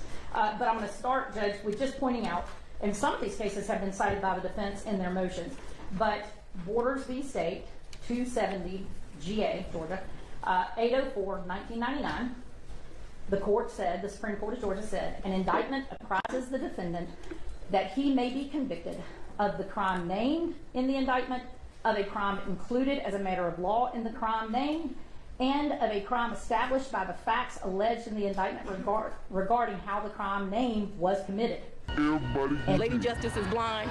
Everybody can get it. An indictment is void if it fails to establish or charge a necessary element.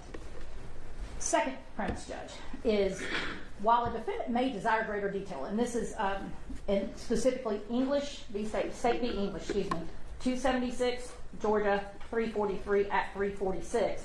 Specifically, I know that they want more detail. They want everything and anything that we're going to argue, allege, our thought processes, how we plan on and strategizing for this trial. Yes, they want that. But in English, the Supreme Court of Georgia said it is not required that the defendant get every detail of the crime. In in State v. Wyatt, 295 Georgia 257 at 263, and here's I know this goes back to what you mentioned already. However, Georgia Supreme Court says instead it's not necessary that the indictment contain everything they need to know. It's not. Instead, additional details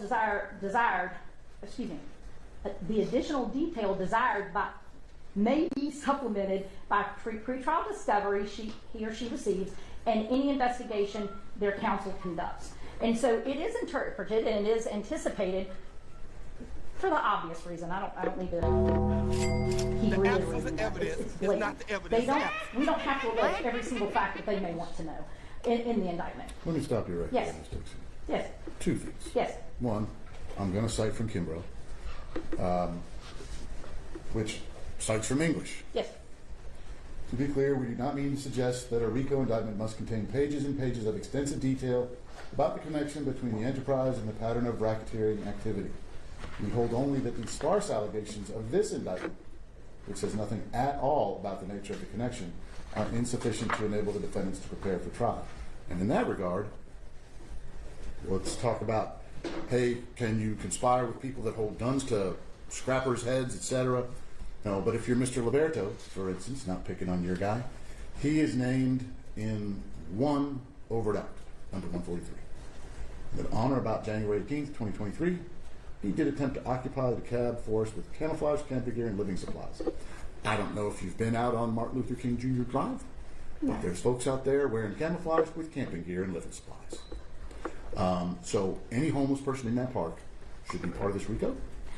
No, Judge, not unless there is Not unless there's a nexus to the RICO. Where is it? in the allegations, Judge. This was done to prevent the construction of the Atlanta Public Safety Training Center. That's what you're going to point to. Yes, and the introduction that talks about the direct actions as well as the common purpose. And I'll go back, Judge. You're going to ask me for a cite, but let me say it and then I'll go find my cite with the court's permission. The bottom line is that one of the things we will have to prove is not that each defendant agreed ahead of time or then later committed predicate acts themselves.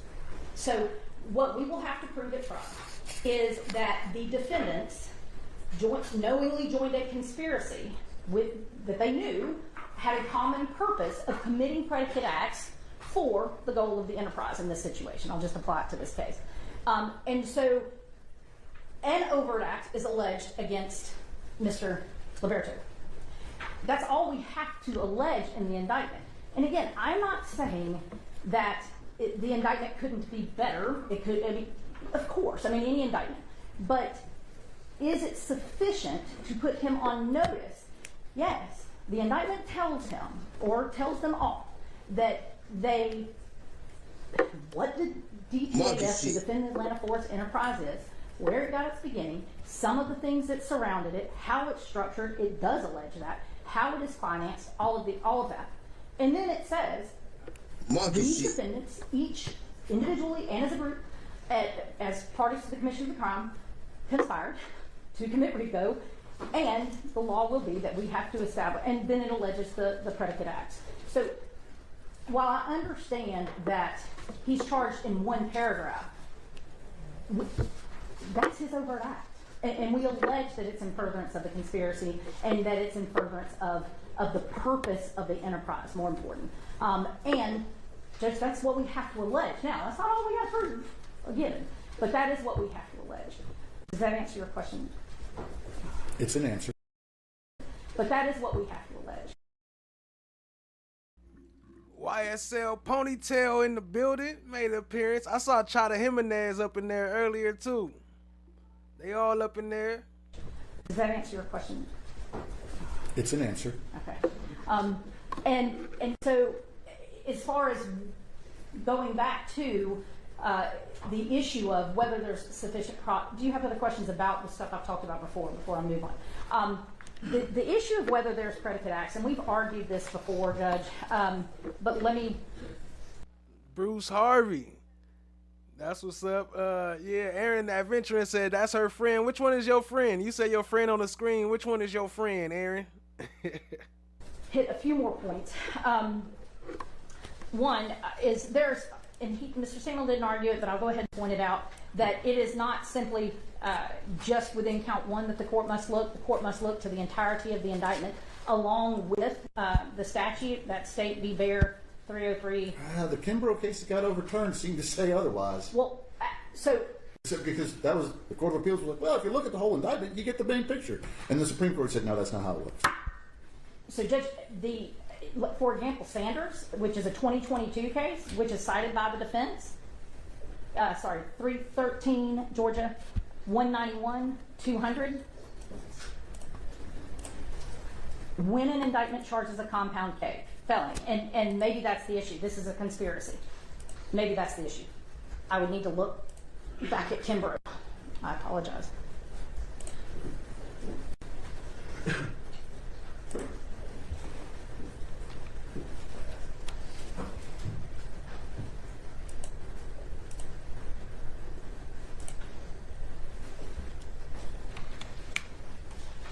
Because there, Kimbrough, the Gwinnett County folks took an indictment, they said, and they incorporated counts 5 through 20 and then 25 through, they incorporated the counts into the Rico count.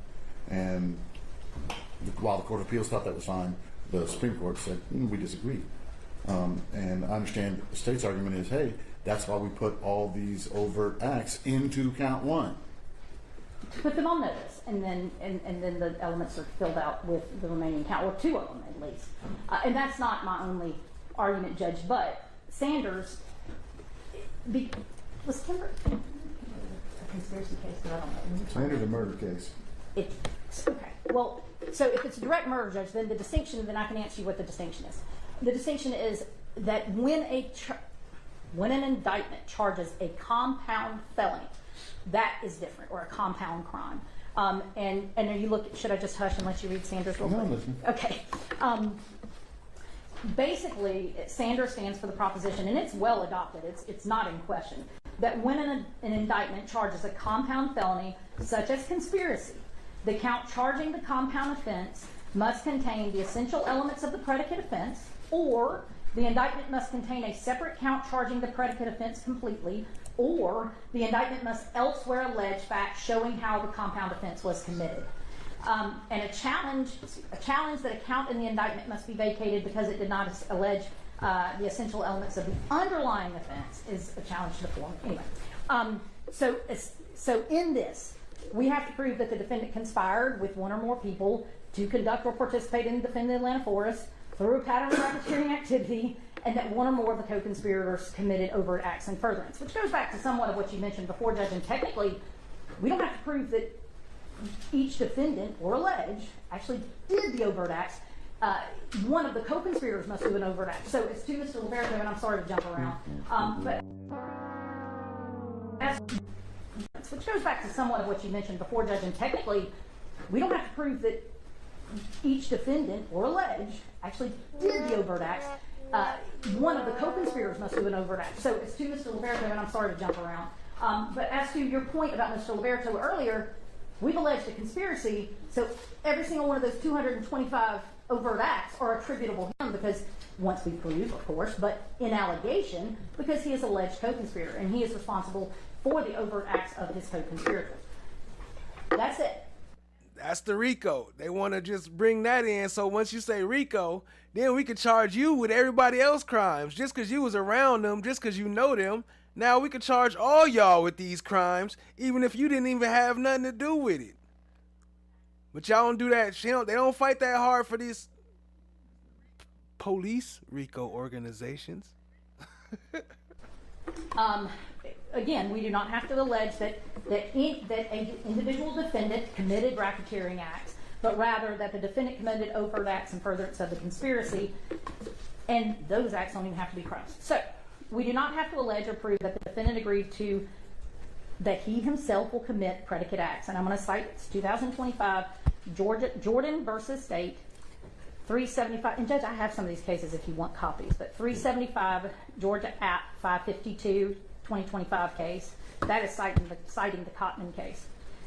And Jordan says a person may be found guilty of RICO conspiracy if they knowingly and willfully join a conspiracy which itself contains a common plan or purpose to commit two or more predicate acts. They don't actually have to intend to commit the acts themselves. Now, as to whether we alleged predicate acts, one of the most important aspects of the RICO statute that I think has been missed, and not just by these defendants, but a lot, is that the plain reading of racketeering activity under 1314.3 and its many subdivisions leads to the conclusion that has been adopted by the Supreme Court of Georgia. 1614.3. Excuse me. I'm probably going to do some things like that. I apologize, Judge. 1614.3. That not every act of racketeering activity actually has to be a full and self-contained crime. And so as the court knows, but I'm going to go through it for the record, that we have to allege a pattern of racketeering activity. And under 1614.3, subsection 4, we have to allege either at least two acts of racketeering activity in furtherance of one or more incidents with the proper relationship, and I'll just abbreviate it that way. Or we have to allege that they engaged in one or more acts of domestic terrorism, and then racketeering activity. So it's one of two ways: either it's at least two acts of racketeering activity, or at least one count or at least one accusation of domestic terrorism. So when you come to it, how's racketeering activity? And this is where it gets interesting, Judge. Yes, everybody knows about 1614.3.5a. Everybody is aware of it. It says that racketeering activity includes to commit, attempt to commit, to solicit, coerce, intimidate another person. And then it goes on to say, gives, I think it's 43 categorical or categories of criminal offenses. So for example, assault, and then it'd be any of those assaults under that article and chapter. But that's one way. B is the second way. So 1614.3.5b says that racketeering activity shall also mean any act or threat involving ... So murder, robbery, things of that nature. Arson and felony obstruction of justice is included. Well, arson and obstruction of justice, which is punishable by imprisonment for more than 1 year. So with the plain reading of that means that if we allege in our indictment domestic terrorism one or more time, adequately, two, predicate acts under 5A, which would involve the criminal offenses, or three, acts involving arson or felony. Your Honor, I apologize for interrupting the state earlier, but the state can talk the ears off a donkey. This continued filibustering has got to stop. Obstruction of justice. That if within the entirety of our indictment we have done that, then we've survived the murder. And I'm going to give you the case that specifically says that 5B includes not only, or it adds to the list of criminal offenses by saying acts or threat involving. And that is in 2005, it's Dorsey v. State, 279 GA 534 at 540 through 541. And in that particular case, Judge, the state had alleged multiple different paragraphs of predicate acts for the racketeering activity. One of those was, I think, paragraph 5. It doesn't really matter. They had a paragraph, and in that paragraph, they alleged that defendant, let me get it right, committed acts involving murder, which is one of the allowed crimes. And then it says, in that, he met with 4 co-conspirators for purpose of planning, that the conspirators conducted surveillance and obtained firearms, that Dorsey covered for Cuffey and that when Cuffey was questioned by law enforcement, and that Dorsey employed co-conspirators in the sheriff's office as consideration for their participation, and, lastly, that he discussed alibis. None of those were criminal offenses. And so what the court in Dorsey said was that, and specifically, that Dorsey argued that those were not sufficient because they didn't establish all of the elements of a criminal offense, and the court rejected that and pointed out that 3.5b includes acts involving. And in saying so, they actually reference and cite to a case, United States versus Miller, it's in the other case, which says, interpreting the federal RICO statute, defines racketeering activities as encompassing any act involving murder to include an act which need not be murder so long as it directly concerns murder. All that to be said, under this acts involving, all right, we do not have to allege that the defendant or defendants committed an act of arson. But we do allege that. We don't have, that's one way. We do not have to allege as a separate, fully set out accused charge that they committed felony obstruction. Under B, according to the Supreme Court and according to a plain reading of the statute, which differentiates itself from A, we have to allege acts or threats involving a narrow amount, narrow classification of charges, but one of those charges is arson and another is obstruction, with the modifier that it has to be felony. So felony arson and felony obstruction. So, again, I cite to that case as adopting that practical and plain reading of the statute. And so those are the three ways we can do it.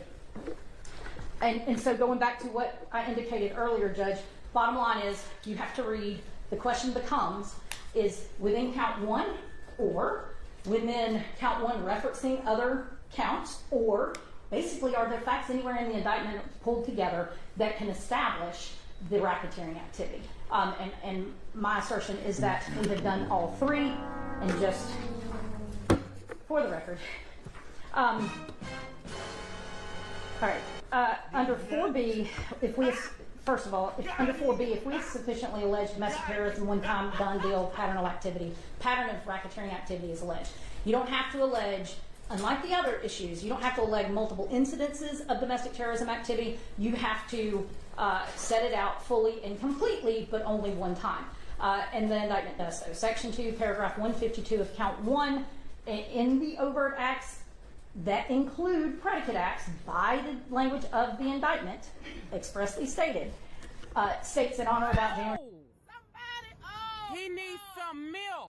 21st, 2023, Naja Gear, Madeline Fiola, Emily Murphy, Francis Carroll, and Ivan Ferguson joined the Night of Rage in Atlanta, caused arson and property damage, and thereby committed the offense of domestic terrorism. Now, obviously, as far as domestic terrorism, that doesn't lay out the elements of domestic terrorism. The state's not saying that. However, slow down, Mr. Yes, Dixon. I'm going too fast. I know you're going too fast for Mr. Yes, I apologize. So you're going to 162? Yes. Domestic terrorism, that doesn't, and thereby committed the offense of domestic terrorism. Now, obviously, as far as domestic terrorism, that doesn't lay out the elements of domestic terrorism. The state's not saying that. However, slow down, Mr. Yes. So how y'all charging them with domestic terrorism? But that's not domestic terrorism. We saying that's domestic terrorism, but it's not domestic terrorism. What the fuck is you even talking about? I'm going too fast. I know you're going too fast for Mr. Yes, I apologize.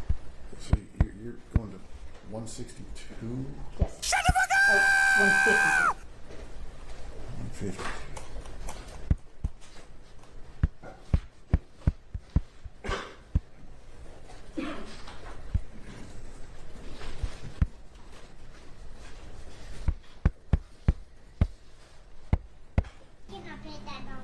No. Not put Mr. Roberto on the spot.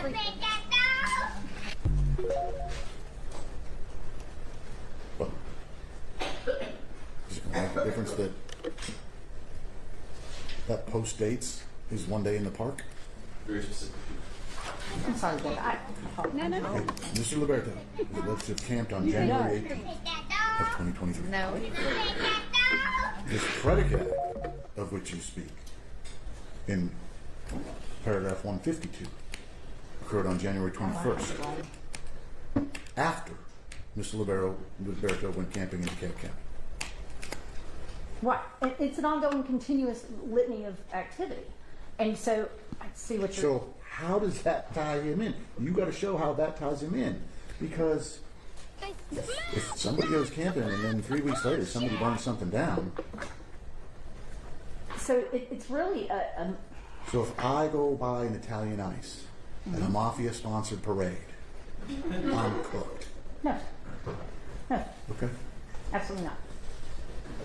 If there is evidence, however, that beyond what overt act, again, we don't even have to allege an overt act, but we I paid $1 for that Italian ice. Then that might have been a crime, because that sounds really cheap, Judge. I mean, like, you know, if they say about, you know, if it's too good to be true. It was a mafia-sponsored event. Okay, but if it's too good to be true, sorry. So bottom line is, Judge, no, obviously, because there's no evidence of other, well, if that's all you did, okay? How's he on notice? That's his point. How am I on notice that camping furthered this conspiracy?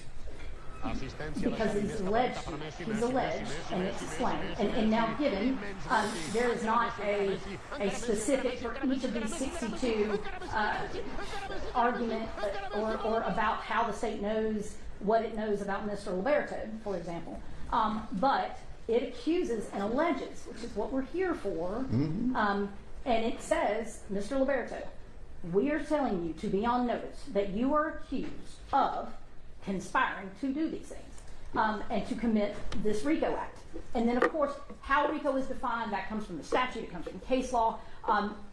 But maybe this answers your question, I'm not sure. The bottom line is, Judge, he doesn't have to have agreed specifically to certain criminal acts. He has to have agreed that predicate offenses or acts, not offenses, not just offenses, predicate acts will be committed in, these words get so overlapping, but that predicate acts will be committed in pursuit of the purpose of the enterprise. At least 2 will be committed. He has to do so knowingly. And the conspiracy itself, or the enterprise itself, has to have a common purpose. And that's what we have to prove. So while one overt act is alleged in the indictment, that is not the extent to which the state has accused him of being involved. The state has accused him of conspiring to commit RICO, which 2 or more acts, it's in the indictment. Bruh. So that's one act. Let me keep going, which is after the fact, but it is a continuing enterprise. And I understand what you're arguing. Your argument is, okay, well, if I'm not arguing, I'm just pointing out facts. Your point is, if he was in the, but that's not the only, but again, it's not the only incident that he's aware of, or he was involved in, or that we have information on. How does he know that from looking at the indictment? Because he's accused with conspiring to commit, and that he knows at least 2 predicate acts occurred, or conspiring to commit 2 predicate acts, basically. And so that's how he knows, because he's charged with it.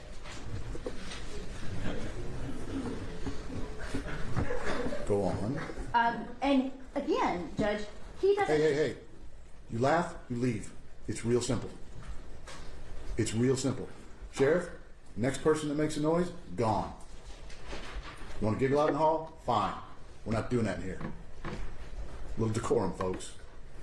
And people can giggle, and people can laugh, and not in my room. Well, they can... Bottom line is, Judge, we don't have to even we don't have to allege or prove that he committed an overt act. We don't have to allege or prove that he committed a predicate act.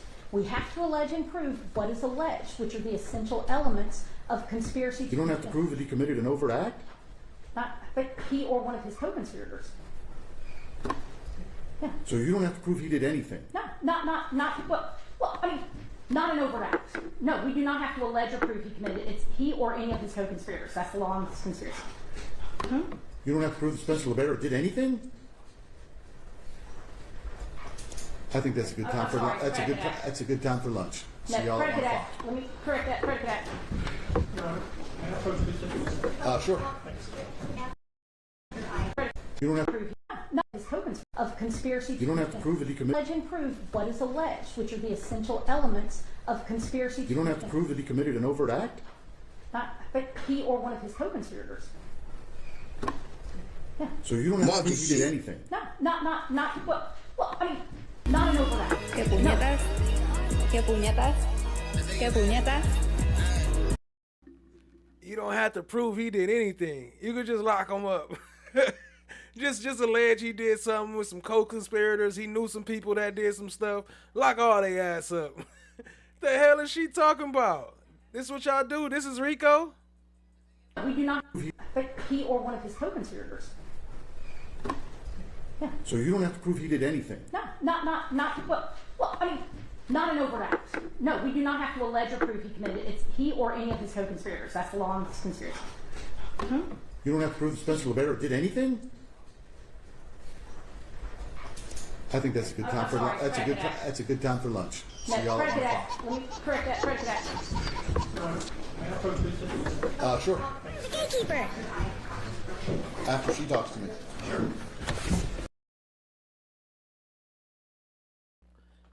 Glanville say, I think that's a good time for a comfort break. You try to tell me you don't have to do anything? Oh, that's crazy. He has a phenomenal argument on directed verdict. The indictment is facially insufficient. Yo, that's crazy. He said it's time for a break. She said he don't have to do nothing. We just gotta allege this and say some stuff and throw in some co-conspirators, some stuff they did, and shit. Just throw them all in jail.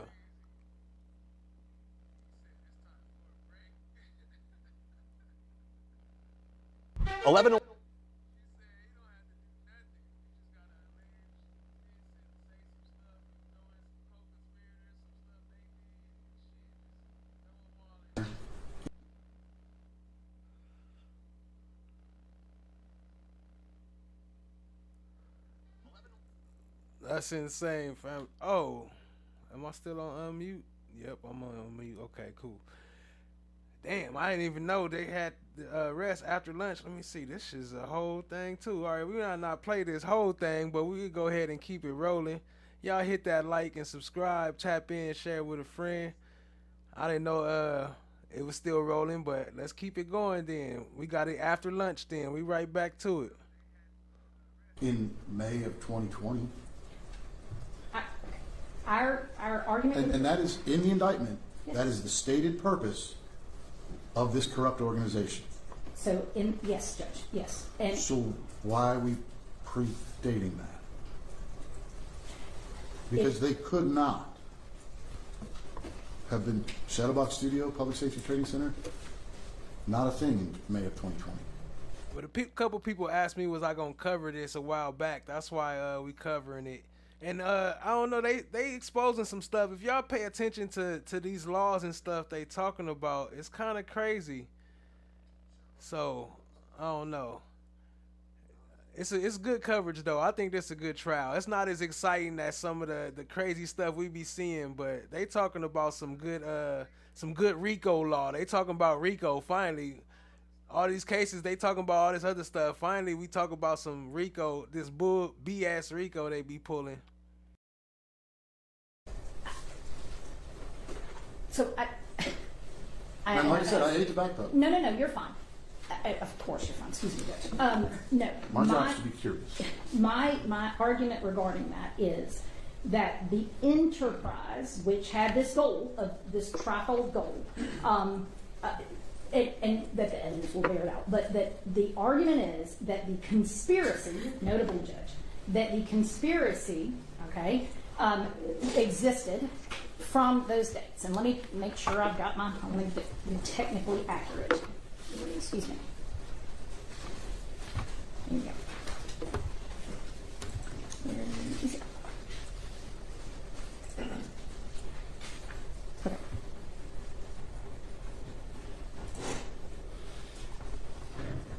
Okay, so that they were associated with an enterprise, and you're, I think, saying how can the enterprise with this purpose exist before the public announcement, before what I will tell you is that the date range of that conspiracy is alleged based on the information that we obtained through evidence that we received and during the course of the investigation, whether it be statements of an alleged co-conspirator, which were not testimonial, so don't invoke the confrontation clause, but statements of a non-indicted or statements of a masked co-conspirator. We'll say it that way.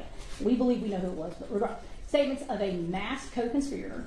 And again, Judge, under that logic, under their argument, the Network for Strong Communities, which was a core part of this whole thing, I mean, the record shows that they were created, incorporated in August of 2020. So my argument is that while the indictment alleges a date range, it then follows up with specific dates that actions occurred.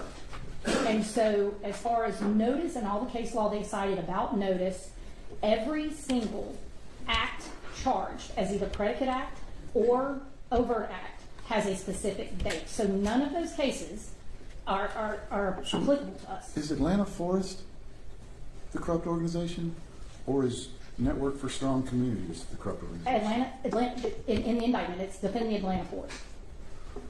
Network for Strong Communities is part and parcel of it. It's very convoluted, but it's part and parcel. I think that's exactly what the defense is telling me, and they're asking me. It's way too convoluted. I look at it, I can't see it. Well, I'm not saying that the indictment can't be seen. I'm saying that the facts of the case are convoluted. Because, I mean, that's part of the intent. I won't get into that. But it is, we alleged the beginning of the conspiracy on that date based on evidence we received to include a unindicted co-conspirator's statement. That is part of why we included the date that we included. The specific overt acts are then alleged, and we're going to be restricted to allegations of those overt acts. However, Judge, I mean, under anybody's rational, just common sense approach, before the first overt act, an enterprise can exist. I mean, that's just common sense. I mean, it can exist before they first take an act, or before they take an act. Man down, level 30, hip in distress. Act that we charge. And so, yes, we have alleged that the enterprise and the conspiracy. I agree with you. Yes, okay. An organization can exist. Yes. Now let's talk about purpose. Okay? Okay. It can exist. Got it. They could have, Atlanta Force could have been in existence since, I don't know, 1900. A public safety training center didn't come to existence then. I mean, how are they acting with a purpose for something that doesn't exist?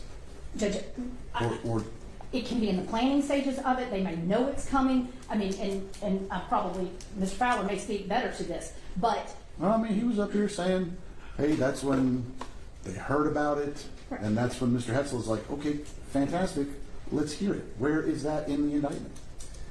Mr. Hetzel, was I wrong there?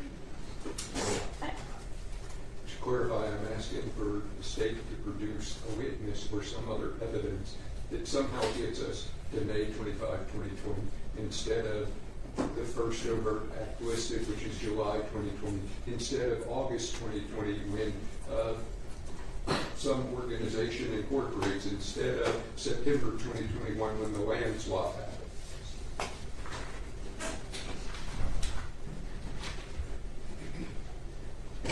Go ahead. So, Judge, my first contention to all of that is, in order for us to need to put a witness on to explain why it can't be further delineated and narrowed, it has to be determined that it is insufficiently broad. And again, this is an indictment. It is about what the accusation is. I've explained to the court why we accused it the way we did, alleged it the way we did, which I don't think is even necessary. I mean, that same but you just lied. Stop it. Stop it. It is not an overbroad. We have to allege a pattern. Again, all of those cases regarding, and I haven't read the one that he provided earlier. I have not read that. But I did read a short blurb. The child-involved child crime cases, Judge, literally part of the rationale behind that is that a defendant charged with rape or incest it's not permissible for the state to just generally allege sort of this pattern of conduct, and that's not fair. That is the exact opposite of what the law requires for us to allege and prove RICO. RICO requires us to allege a time frame in which the conspiracy exists because we must allege the pattern of racketeering activity. As to that one case whose name I do not remember, I pulled it up, I didn't read it in full, but I can tell you in the holding section, one of the things it said was, it's not valid because the 43 predicate acts, or the 43 separate acts, there was no date given. That's the exact opposite of what we've got here. So we have a date range that we say in our indictment. I'm not saying what's going to happen at trial, but we have accused these defendants of participating and conspiring in this enterprise, or while associated with this enterprise, in RICO activity between these two dates, and then allege specific instances of overt act and predicate acts with specificity and date. They want to talk about an enterprise, talk about 3 or more, but yet they talking about building a whole city. I mean, you know, it's a small mini city in a city, but a whole cop city. Come on now, what are you even talking about? Think about it. In that scenario, we don't get to put on a witness because they haven't satisfied the burden that we would need to narrow it. And so that's the state's position. And not talking about, they actually already built it. Let me pull up a clip of that. Okay. With regard to that. Now, moving back, and I understand why it was a little discombobulated when I started back in on the indictment. However, let me go back, Judge, and I was, before the break, talking about how the indictment alleges racketeering activity, or a pattern of racketeering activity, and I started off by saying all we have to do is sufficiently allege a single incident of domestic terrorism to establish a pattern of racketeering activity. In section 2 of our indictment, in paragraph 152 of count 1, we allege that on January 21st, 2023, Naja Geyer, Madeline Fiola, Emily Murphy, Francis Carroll, and Ivan Ferguson did join the night of rage in Atlanta and caused arson and property damage, and thereby committed the offense of domestic terrorism. However, going back to the Sanders case, Judge, which talked about compound crimes, conspiracy being a compound crime, that you can look to the other counts for the rest of the details to support your predicate act offense and whether they've been put on notice. And corresponding count 2 of the indictment further sets forth all of the elements of that exact same domestic terrorism. It relates back to it, it follows the language, same date, same individuals involved. So there and then, under the law, whether people think it should be enough or not, but under the law, we have alleged that as an overt act, these participants, these 4 on this date, participated in domestic terrorism, and then in count 2, as allowed by Sanders in a lot of other cases too, but Sanders in 2022, then we then supply the necessary factual specificity, or alleged specifications or specificity to the domestic terrorism and how they committed it. So that's one. So right there, Judge, we've established a pattern of racketeering activity.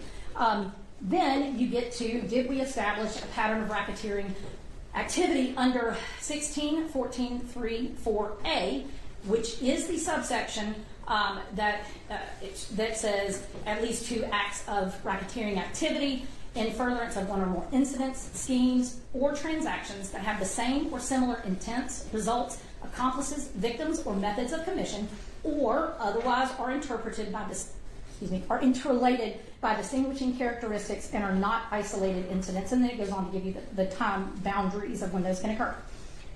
Racketeering activity then gets defined. So what are incidents of racketeering activity? And this is where I was talking earlier. Racketeering activity includes 2 different things. One is the commission, attempt to commission, etc., of enumerated offenses, and it's like through 43.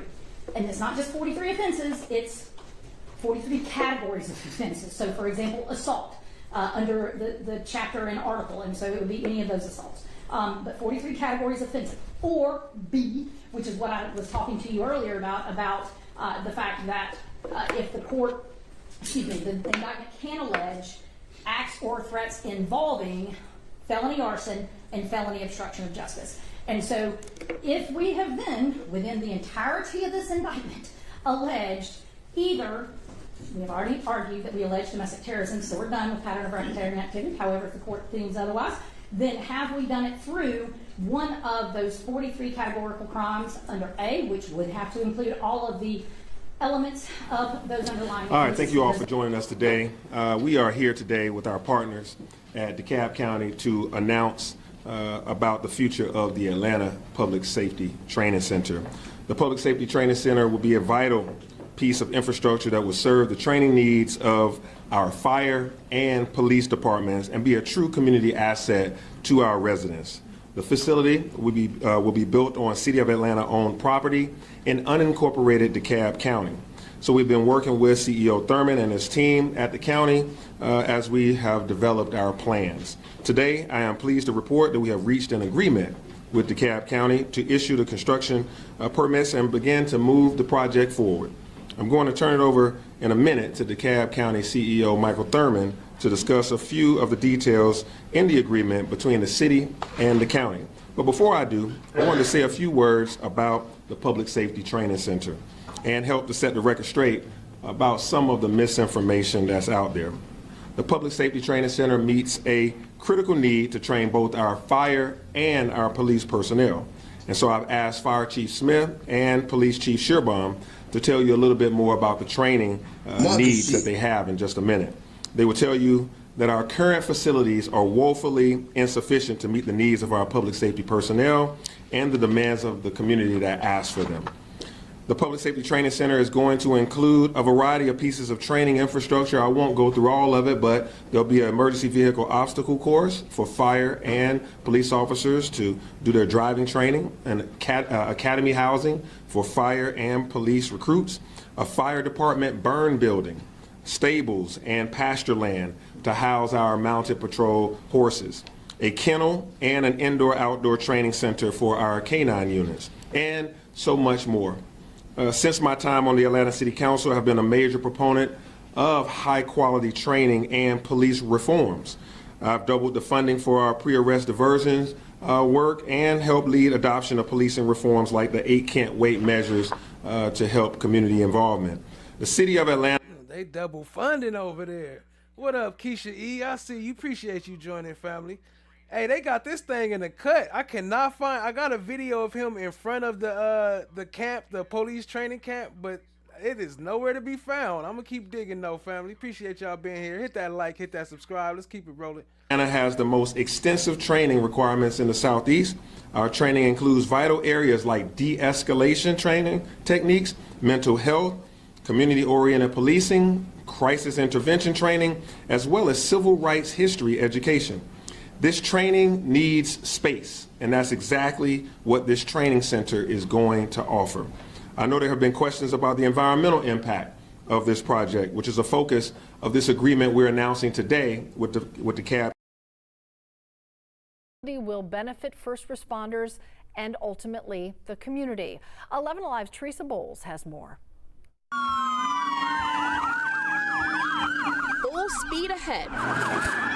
The Atlanta Public Safety Training Center is approaching the finish line. We hope by the end of the first quarter to have phased in all of our various functions. The only thing that will not be complete at that time with the firing range. It's a project over 3 years in the making. Chief Darren Shearbaum says officers will go home alive because of the training here, whether on 4 wheels or 4 legs. None of us had any horse experience prior to coming over to the Mounted Patrol. It's all done in-house. In addition to advanced real-world training, Fire Chief Rod Smith says firefighters haven't seen either, and he can't wait to see them flying up this mock 6-story tower. It allows us to simulate smoke.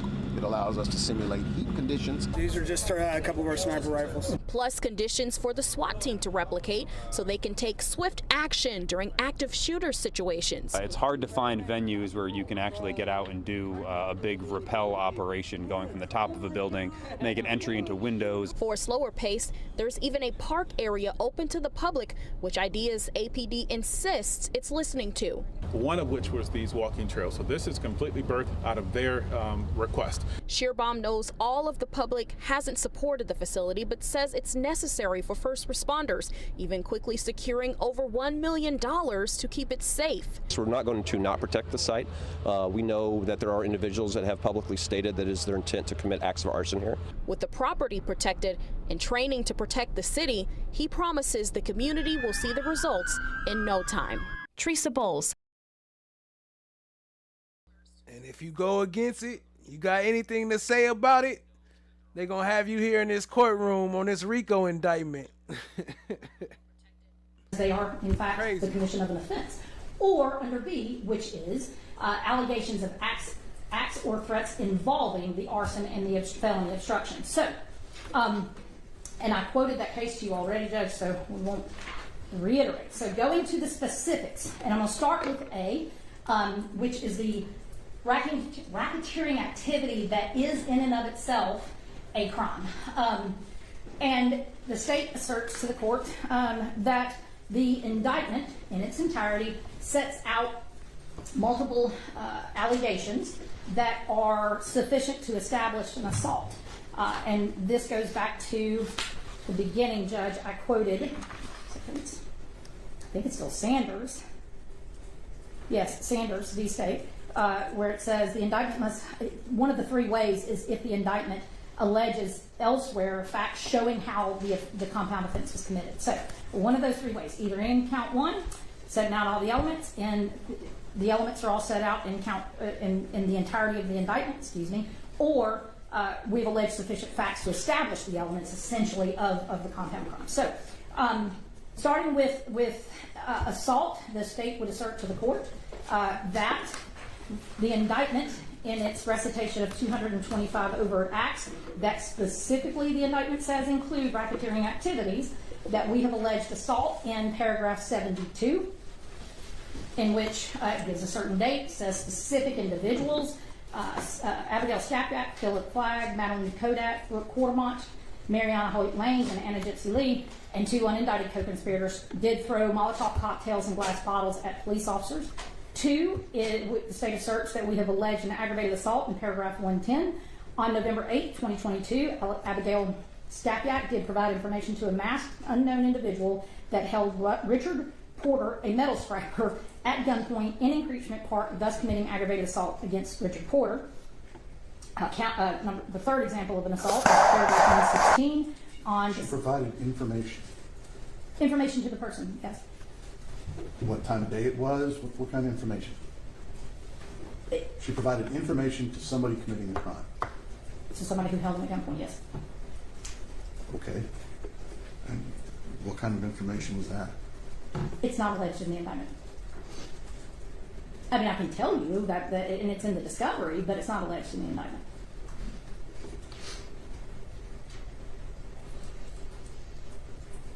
So how is Ms. Stapyak supposed to look at number 110 and go, I'm not prepared for that. I brought out information. I mean, I think she has to know what she needs to defend against, and I think it puts her on notice that what she needs to defend against. Provide information to with the information provided to an unknown individual. It could be more specific. I'm not arguing with you about that. Our contention is that it is sufficient to put them on notice. Yeah, that's a fact. Aaron Adventuring, they did kill one of the activists, shot him in a tree, and they tried to lie and say he shot at them, but it turns out that bullet, that gun he had was defective, and it wasn't able to shoot. Yeah, we played this a little bit earlier, but it's the clip in the right here where it happened. Insufficient to plead a predicate act. They don't show it. They act like they was shooting peppers, and then he was like, "Oh, I don't hear him coughing. I don't hear no coughing," but they ended up they shot him in a tree. Yeah. You allege it as an overt act, not a predicate act. Yeah, that's the right one, Keisha E. In a tree, that's the right one. It's alleged as both. No, this is an overt act in furtherance of conspiracy. Yes, but at the heading. Thus committing an aggravated assault. Yes, but at the forefront of those 225 paragraphs in part 2, it says the defendant committed overt acts to affect the object of the conspiracy, which include acts of racketeering activity as described below. Then you're going back to paragraph B. Is that where you are? Part 2. No, it's the beginning. Excuse me, Judge. Let me pull up the indictment real quick so I can make sure that I'm directing you to the right portion. Do you have the indictment pulled up? I've got it pulled up. Part 2 of the indictment? It should be right above the beginning of the recitation. Look how they out there hunting people down to clear out the forest before they can make this cop city. It's crazy. Of the 225. They just take over everything, huh? This is part 2. Page 49. Thank you. The defendants committed overt acts to effect the object of the conspiracy, which includes sets of racketeering activity as described below. Acts of racketeering activity as described below. Yes.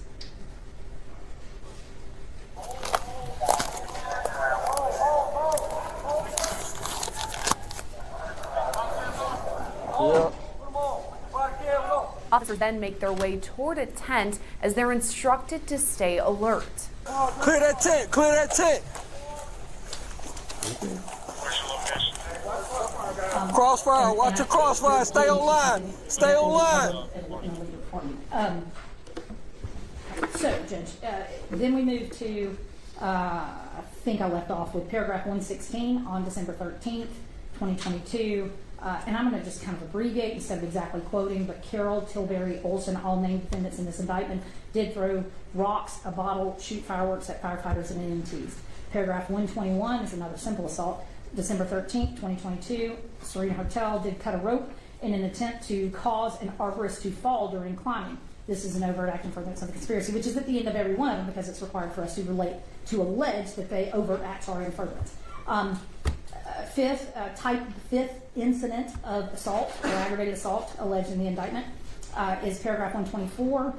December 14th, 2022, Ariel Ebaugh did approach the cab law enforcement with a rifle, knives, and a pistol in a threatening manner in an attempt to intimidate the officers, thus committing an aggravated assault against the cab law enforcement. We've got a green Trent, we're about 100 meters from the creek. Officers later learned that the Fireworks. I was like, it sounded like fireworks. Yeah, no, that was. Is the officer? Can you give us the status? I knew it was gunshots. They said fireworks. And I was like, it sounded like fireworks. Yeah, no, they were turning it up. You jinxed us. Officers later learned that the shooting happened between Georgia State Patrol troopers and 26-year-old activist Manuel Esteban Paez Tron, who was inside a tent. Georgia State Patrol doesn't wear body cams except in specific situations, and in this incident, troopers were not wearing cameras. All the body camera video comes from the Atlanta Police Department. Cover 2, where that tree is. Gotcha. The truth is you are a liar. Right there, based on that, our allegation, or our assertion to the court is that first and foremost, we established domestic terrorism. We supply the necessary elements and details in count 2. Your gun he legally purchased. The bullet hit a trooper in the pelvic area. He was wearing a bulletproof vest at the time. After the shooting, officers worked to bring the trooper to safety while securing Tehran's tent. Under the wall, right? And because it's a compound crime, and that we have also, in these predicate acts, set forth the necessary facts to allege either assault or aggravated assault. Then judge number 27, or the 27th, because it's not number 27, it's like XXLL, whatever it may be. The 27th category or list of offenses under 5A that can be alleged as racketeering activity is influencing a witness. And the elements of that are: it shall be unlawful for any person knowingly to use intimidation, physical force, or threats to persuade another person by means of corruption or attempt to do so, with the intent, B, to cause or induce any person to withhold testimony or a record, document, or other object from an official proceeding. And that's obviously not the entire statute, Judge. I have sort of culled it down to include only that Manuel could die in a meditation position. My heart is destroyed. Those were the words of. I never thought that Manuel could die in a meditation position. My heart is destroyed. Those were the words of broken-hearted mother Belkis Tehran as she begged police for answers about the death of her child, 26-year-old Manuel Paez Tehran. Tron was shot and killed by police January 18th when officers cleared camped-out protesters from the forest where the new Atlanta Public Safety Training Center would be built. The protesters had been camping there for months. Police say Tron fired on County. The portions of the statute that we assert are relevant to our indictment. And so the state asserts to the court that the indictment contains 41 separate allegations of co-conspirators using threats with the intent to cause and induce construction officials to withhold records and documents or testimony in official proceeding.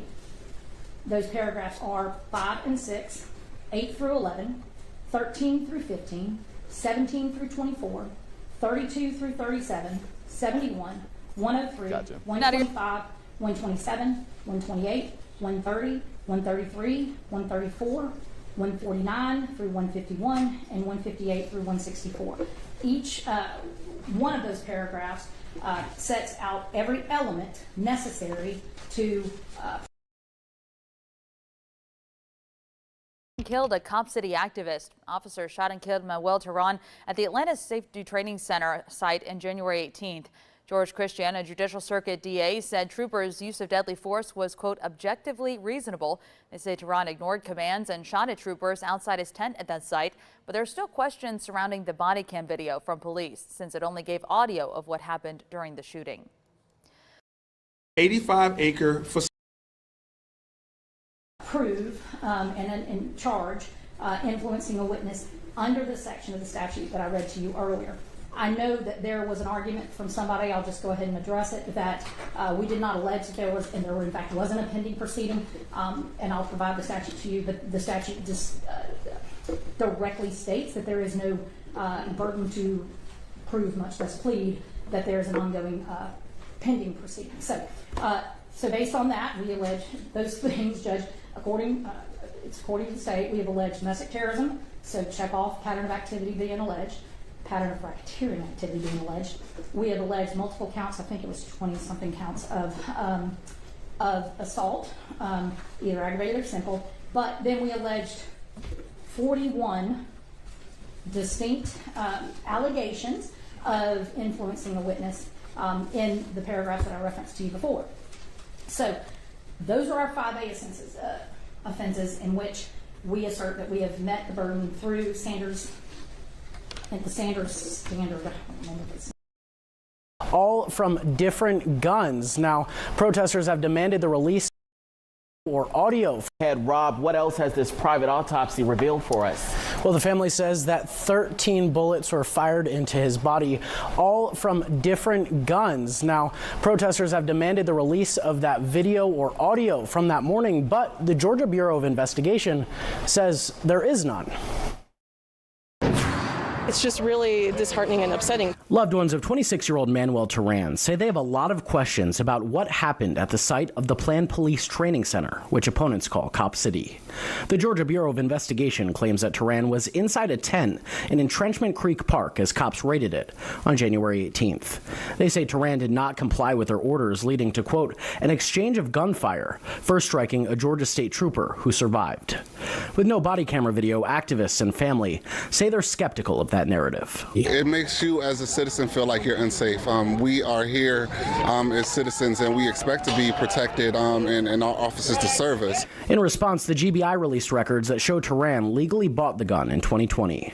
The protesters have been occupying the site in tents and tree houses to stop the construction of the training center because they believe the forest space is critical and the training center will further what they call cops' urban warfare tactics toward the public. That's stuff that could go to our infrastructure. That's stuff that could go to helping out the homeless here in Atlanta. The family says the private autopsy reveals Tron was shot 13 times by several different guns.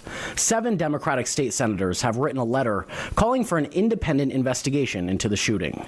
Meanwhile, in a highly unusual move, DeKalb County District Attorney Sherry Boston recused herself from the case. I believe being a part of the multi-jurisdictional task force puts us in a position that it's very possible the community would feel that we were involved in it and therefore could not investigate our own.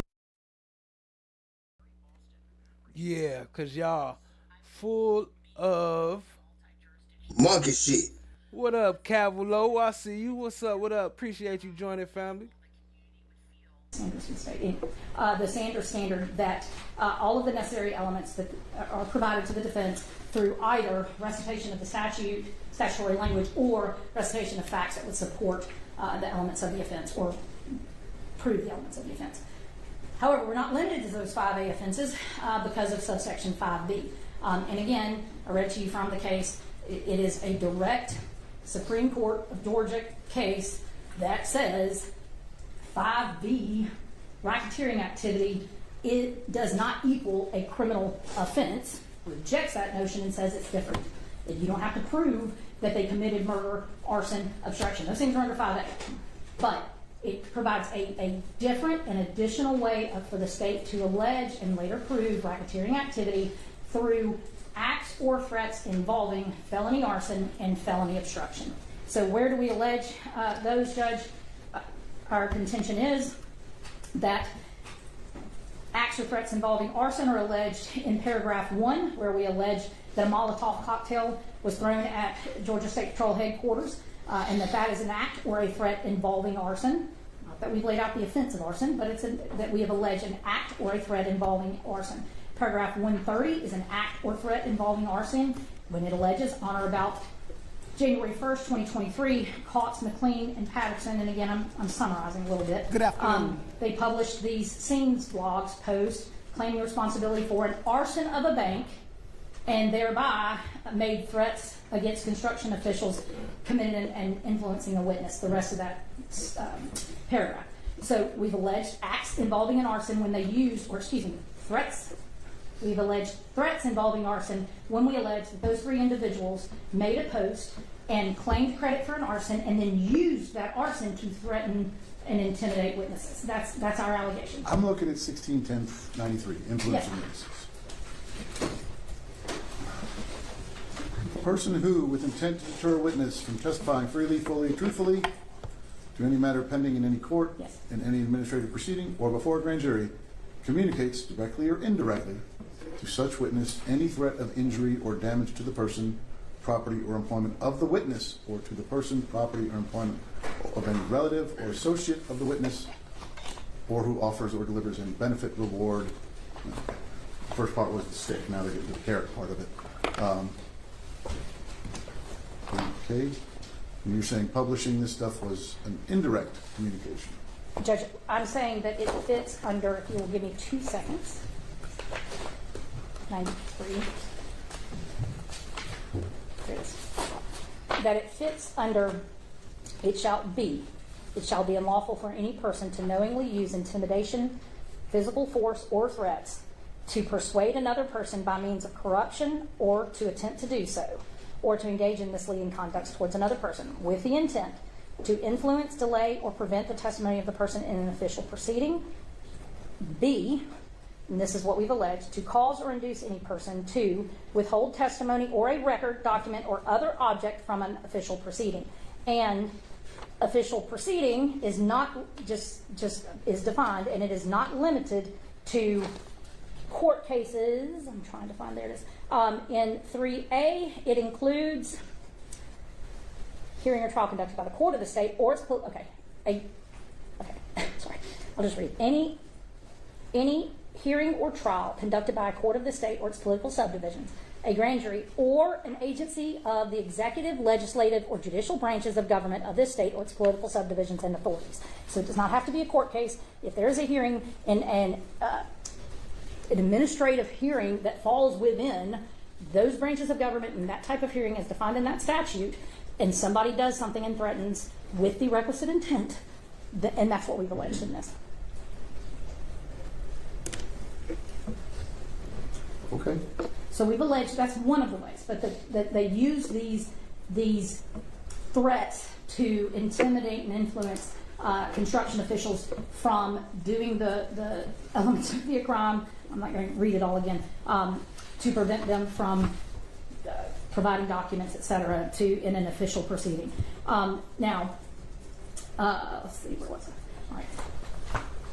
Yes, acts involving arson. Paragraph 152, on or about January 21st, 2023, Geyer Fiola, Murphy, Carroll, and Ferguson, and this is that paragraph we read earlier, did join the night of rage and caused arson and property damage and thereby committed the offense of domestic terrorism.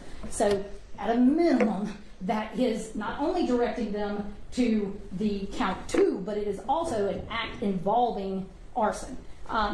Paragraph 153, on or about January 21st of 2023, Ivan Ferguson and Naja Geyer rode together in the night of rage inside a truck with a gas can and camping gear and a climbing gear.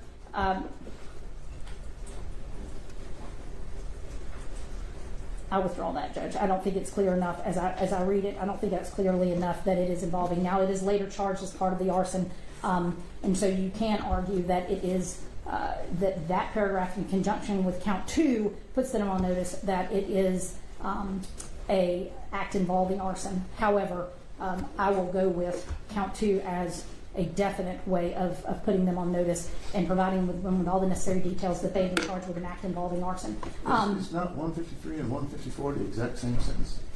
Let me check, Judge. Yes, I do believe there's one that's repeated. I do believe there's a duplicate, Judge. Let me check, though, if you don't mind. I may have just a moment. 153. No, it's,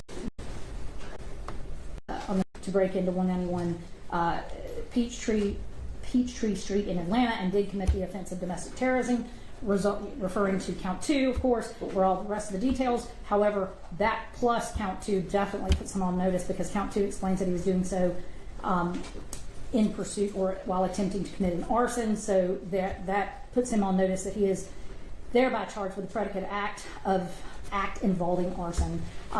Number 6 in 24 different times.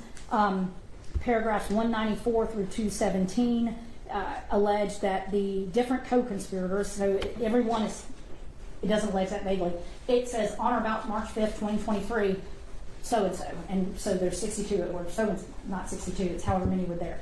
Each one of the defendants are then named, and it says they did join an organized mob.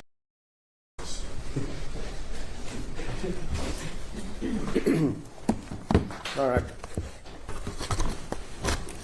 A lot of Your Honor, I apologize for interrupting the state earlier, but the state can talk the ears off a donkey. This continued filibustering has got to stop. All right. A lot of issues that she raised, some of which, as I told you before, we got no briefing from the prosecution before this hearing today. So none of the cases they've cited, nothing that they've cited here today was ever previewed with the defense over the last 2 years. So it makes it a little difficult to reply to some of these. But I'm going to do the best I can. First of all, with regard to the issue of the impropriety of the introductory language, the 25 pages of the Aleppo allegations, this is not a case like Mr. Fowler referred to in the Second Circuit case involving a prosecution of the Genovese crime family. Of course there are going to be allegations about the history of the Genovese crime family, just like there can be allegations about the history of the actual enterprise in this case, as opposed to going back literally hundreds of years with allegations about the history of anarchism and violent anarchism. There's a world. Miss D56, what up, family? I see you. Appreciate you joining. Shout out to our stream sponsors of the day, Chamar Black is Gold in Jerome Street and TSC. Miss DB, my bad. What up, Miss DB? I see you. Appreciate you joining, family. The difference between alleging the background of the Genovese crime family in a Genovese crime family prosecution and allegations about the history of the philosophy of anarchism in the world. Second of all, the allegations in our case include all kinds of allegations from taped interviews of people who are masked and who make allegations that are never identified. And we have no idea who these people are. People making violent allegations, violent suggestions, supposedly, to members of the enterprise here. A clear violation of the Confrontation Clause, no matter how you dress it up. They can, whatever Mr. Fowler claims about where they derive this information from, I don't know. I have no idea because it doesn't allege where they found it or gathered it. So the idea that they can present to the jury, either in the indictment or even in evidence, a masked person reading a script saying we should kill more policemen would never be tolerated in an American courtroom. So, Mr. Fallow's closing remarks where he says, we think this does go to the jury. The entire indictment goes to the jury, including this language. And these allegations by unidentified people is a clear violation of the Confrontation Clause and due process. With regard to the suggestion that we should just simply strike it, that we could use the vehicle of motion to strike surplusage, that is actually not done very often in Georgia. It's done frequently, much more frequently in federal court, but in Georgia it tends to be done with as an errant word or an alias that didn't, we're going to call some guy, murdering Joe or something. We can strike that kind of surplusage. We're talking about striking 25 pages of this indictment. That's what we're talking about, is the only remedy, which we believe is more akin to a special demurrer, as opposed to, dressing up the indictment a little bit or cleaning it up a little bit through a motion for surplusage. So we stand on the position that it is a remedy, that the remedy we seek, which is dismissal of the entire indictment, go to a grand jury without polluting the grand jury with this information and inducing the grand jury, because of these masked people, you can assume that all these defendants out here are murderers, and they all advocate for murder and killing policemen, which is what the introductory language suggests with these masked people who are giving speeches. The only possible remedy the only reasonable remedy is to dismiss the indictment, grant the special demurrer with regard to that, and let the grand jury return an indictment which is more befitting a courtroom in this county and in this state. With regard to the demurrers, and I'll start with where Ms. Dixon finished, which was these allegations dealing with intimidation of witnesses. If you look at the overt acts that we're dealing with here, time and time again, they talk about my clients, as well as many of the other clients, engaging in some kind of conduct to affect an official proceeding. Ms. Dixon's correct. It doesn't have to be a pending proceeding, but it has to be an official proceeding. And they've never identified, nowhere in this indictment does it allege what official proceeding was supposedly going to be impacted. And there's nothing in either the federal intimidation statutes, the obstruction statutes, or the state statutes that say you can just allege an official proceeding and we'll just let the jury decide. Because we sure have no clue what they're talking about. We have no clue what the prosecution's intending to present before the grand jury, before the trial jury, as to what official proceeding could possibly be envisioned by the defendants who were engaged in this conduct. And given their argument today, I will give you a case, a recent case. It's not on my case. The case is State versus Eastman. This is the Trump case in which we argued to Judge McAfee exactly this issue, that there was a solicitation to the legislature. I don't know if you've ever read the Trump indictment, but the defendants are alleged to have solicited legislators to violate the Constitution by uncertifying the election. That's the allegation against the Trump co-conspirators. And we argued to Judge McAfee that the indictment was defective because it didn't say what part of the Constitution do you claim we were violating. And he agreed, and the Georgia Court of Appeals agreed. And the case is State versus Eastman. The citation is 374 Georgia Appeals 484 this year. That's Judge McAfee in the trial court last year and the Georgia Court of Appeals this year. 374 Georgia Appeals 484, granting a special demurrer, dismissing all those counts of the indictment. There were many counts of the indictment dismissed. Agreeing with our argument that you've got to be specific when you're talking about, what part of the Constitution you were soliciting the legislators to violate. Clearly analogous to the argument we're making here is you have to tell us what official proceeding you're claiming we were trying to obstruct. It doesn't have to be pending, it could be envisioned, but at least we have to have been thinking of an official proceeding, and they have to identify what kind of official proceeding and what specifically official proceeding we were envisioning. There you go. They always trying to throw that obstruction charge out there. There you go. What official proceeding am I obstructing? Y'all got to keep that in mind now. They always using that against us. What official proceeding am I obstructing? It's a secondary charge. It can't be a first charge. You can't get arrested for obstruction. It has to be something that you obstructing. With regard to, I mean, Mr. Garland's going to be arguing either next, or I'm not quite sure what the order of proof's going to be here, but he's going through a lot of the special demurs that surely apply to my three defendants. He's representing someone else. I mean, it's just count after count after count where we're having to guess what the prosecution is going to try to prove, which is exactly what the office of a special demur is. And the prosecution is wrong when they say, you already contested this. Just look at the discovery, you can find out. Federal courts, sometimes they allow that. They allow it with a bill of particulars. We don't have bill of particulars in Fulton County Superior Court or in the courts of Georgia. They have to allege the facts that are needed. The facts that are needed, not just the law that is violated. And the Jackson case that we put in our brief, 301 Georgia 137, in our brief, explains, the Georgia Supreme Court explains that a special demur can demand facts that allow us to prepare a defense. And I'll go back to the Scenes blog allegations again. And Mr. Fowler says, oh, it's as clear as could be. We've identified every fact you could possibly want to know. You authored something, and then describes the supposed statement that we authored, and it ended up on some blog site somewhere.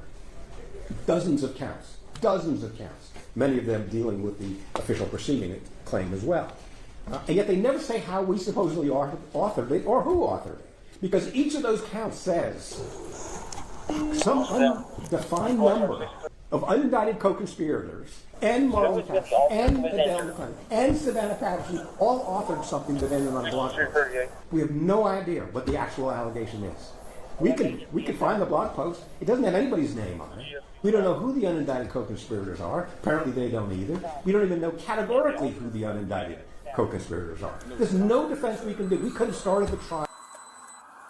Fireworks. I was like, it sounded like fireworks. Yeah, no, they were turning it up.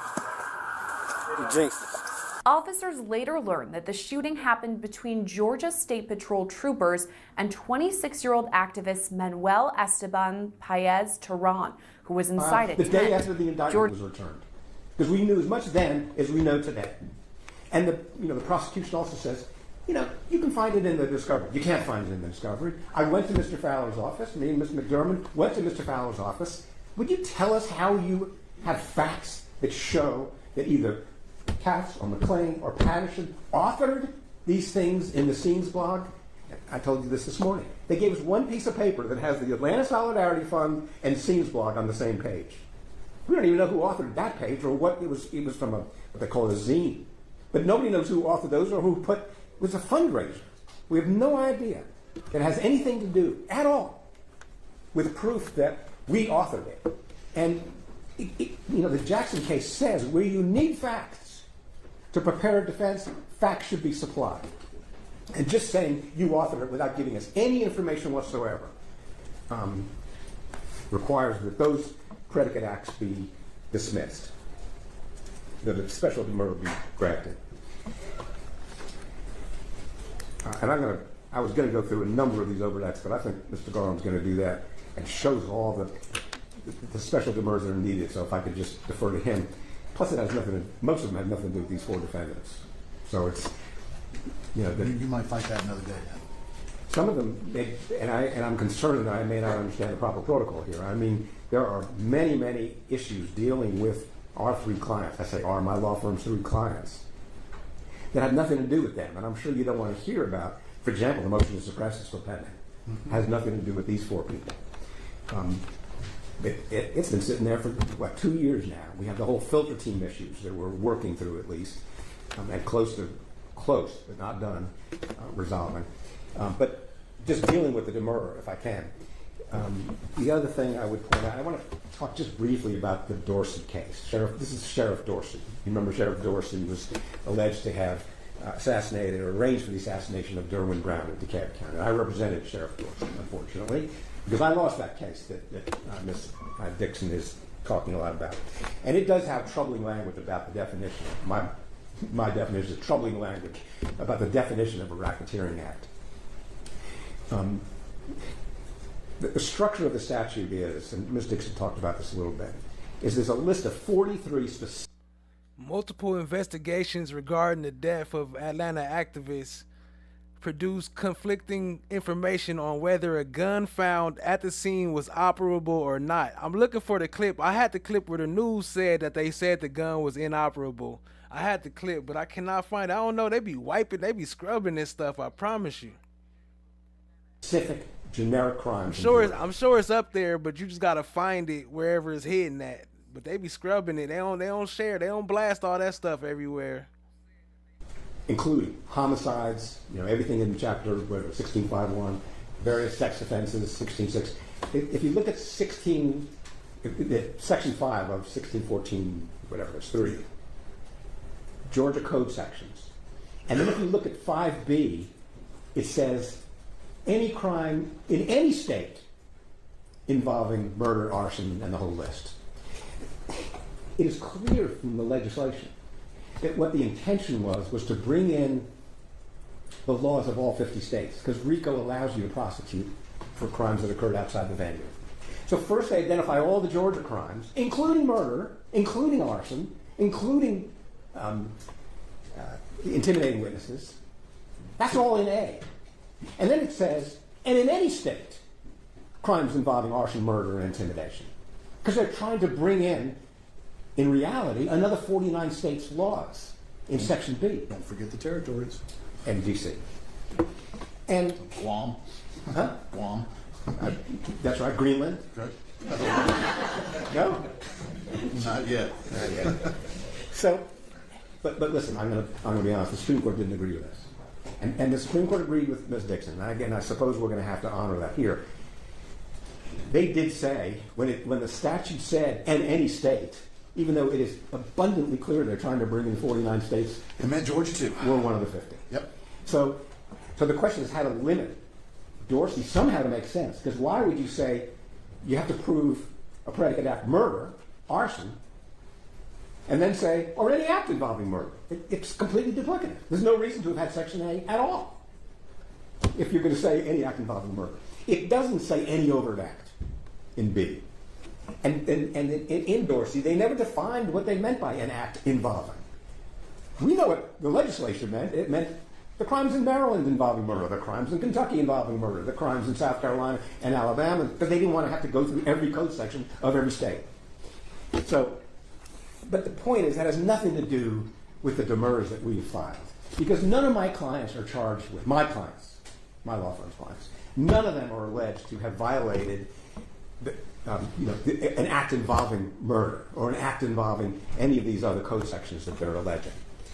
Nor do the predicate acts say that that's what they're relying on, a 5B allegation, as she said, calls them 5B claims. None of them say that.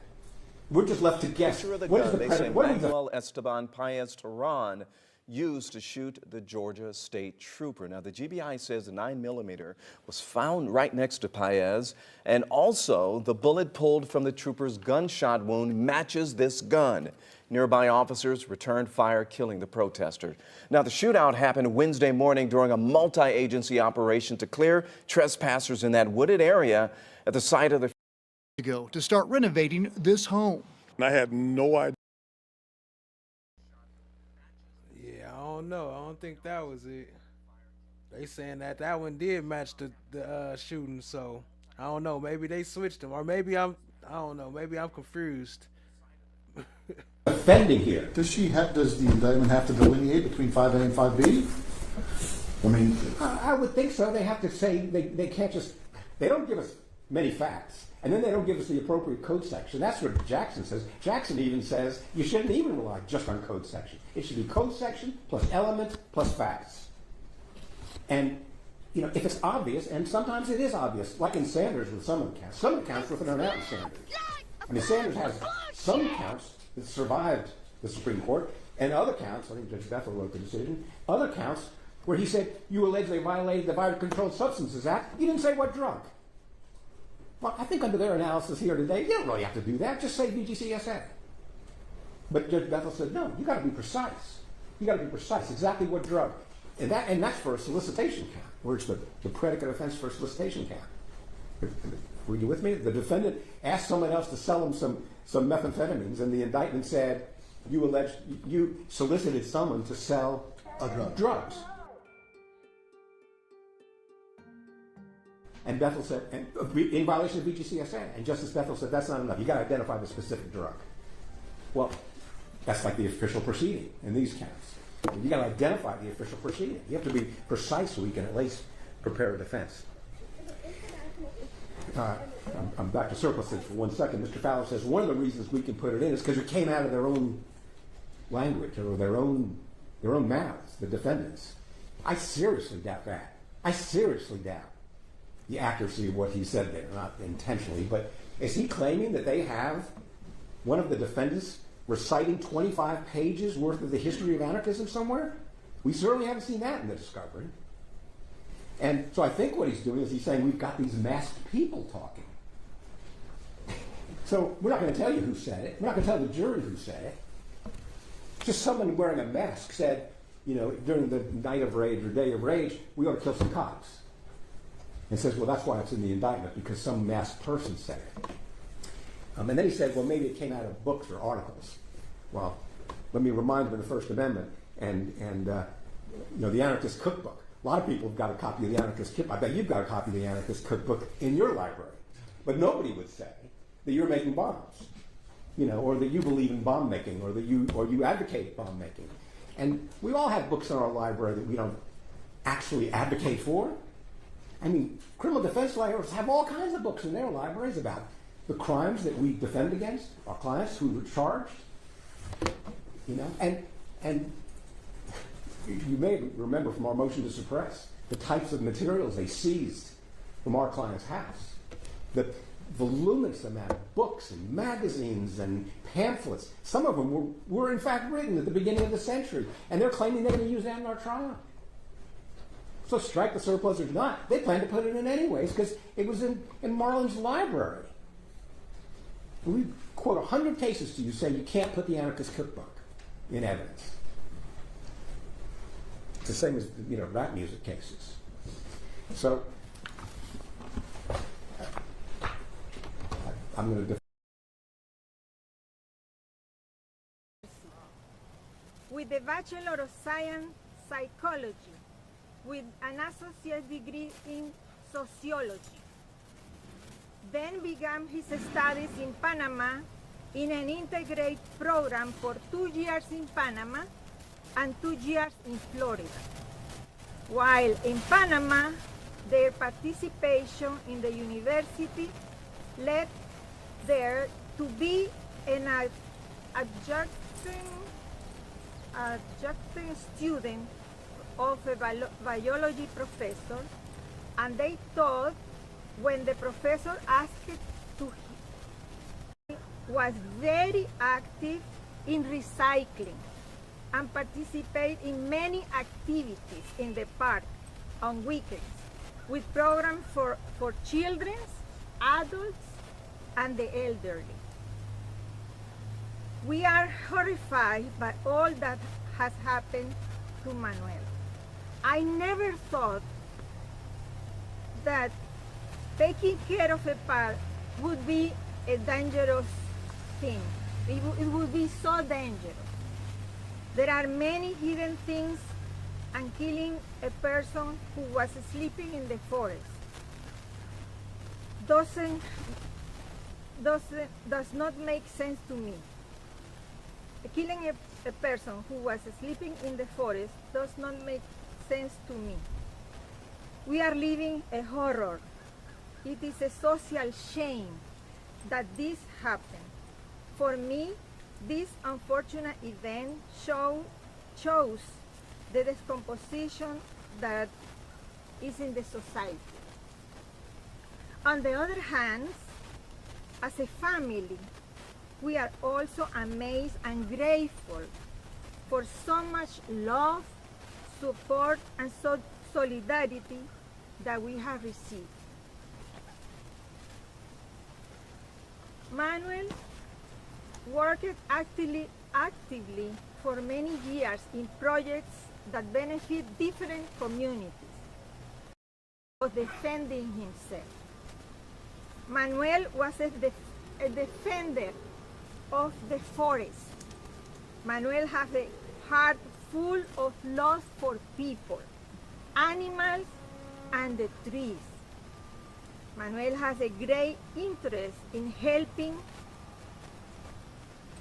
the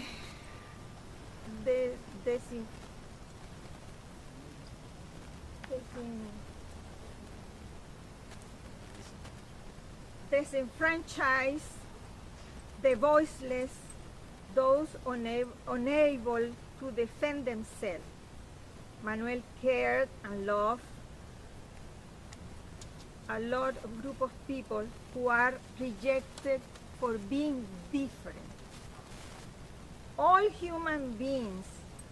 This what they calling the Rico organization, huh? This what they doing with Ricos nowadays. Shooting people in the forest, arresting protesters for responding to it, and then calling them a Rico gang. It's crazy. Defer to Mr. Carr if I can, with all due respect to these four folks, when their special demur gets raised, I think he's been invited to deal with those facts. But we maintain general demur should be granted in this case because of the various flaws with the indictment. Can you imagine, can I just finish with this? Can you imagine trying to instruct the jury consistent with everything that Ms. Nixon just said for the last 2 or 3 hours? Can you imagine trying to explain to a jury the way this indictment is framed, the intricacies of the verdict, either guilty or not guilty on count one? How are they going to do that with this indictment? I would look forward to reading the proposed jury charges provided by the parties. Well, we have tried actually to start working on that. It is impossible. It is impossible. They are. So go Navy. Nuclear power, you see, doesn't have good PR. Just ask HBO, the Chernobyl show. The Navy engraved this definition into us daily and practically. While I served on a deterrent patrol on the USS Tennessee, one of my shipmates was kicked out for falsifying his knowledge of a minor system he would never interact with. We took this very seriously. I can't help but mention my favorite watch-standing principle, forceful backup. You see, our sailors are also required to take the right action no matter what. Narrative that the cops had to fear retribution from the forest defenders, which I say with love, they're all a bunch of tree nerds, okay? And so let's look at some statistics. In 2022, police killing civilians, 1,176. Cops shot in action, 64. Guardian and Washington Post, if you want to check my references. Meanwhile, the police are a danger just to themselves. 239 police suicides in accordance with policechiefmagazine.org for 2016. I also ask any officers brave enough to contact my lawyers with any and all information. Stop just following orders. There's 90 million reasons why Cop City is evil. There's also 90 million reasons why it is still proceeding. There will be no integrity lessons in Cop City. Combat troops don't operate like Navy nukes. They follow orders without thinking. Cop City is creating a police officer for its buyers, the corporations. Do you think homeless people want militarized cops? I know my submarine brother, killed by a murder-suicide public shooting in Wisconsin, so not my sibling, could not have been saved even if SEAL Team 6 was defending that area. Cop City is worth $90 million because it is a facility that will train the police to protect the corporations that fund it. It will allow our governments to abandon us because the donors will be happy with their new protection. I am in so much pain missing my best friend. I kind of have social anxiety. I know I was a little hyped up, but I don't really have many friends, and I was fine with just Manny. Even though I had to share Manny to their cause, I loved him. I loved them so much, and now my family is being put through this.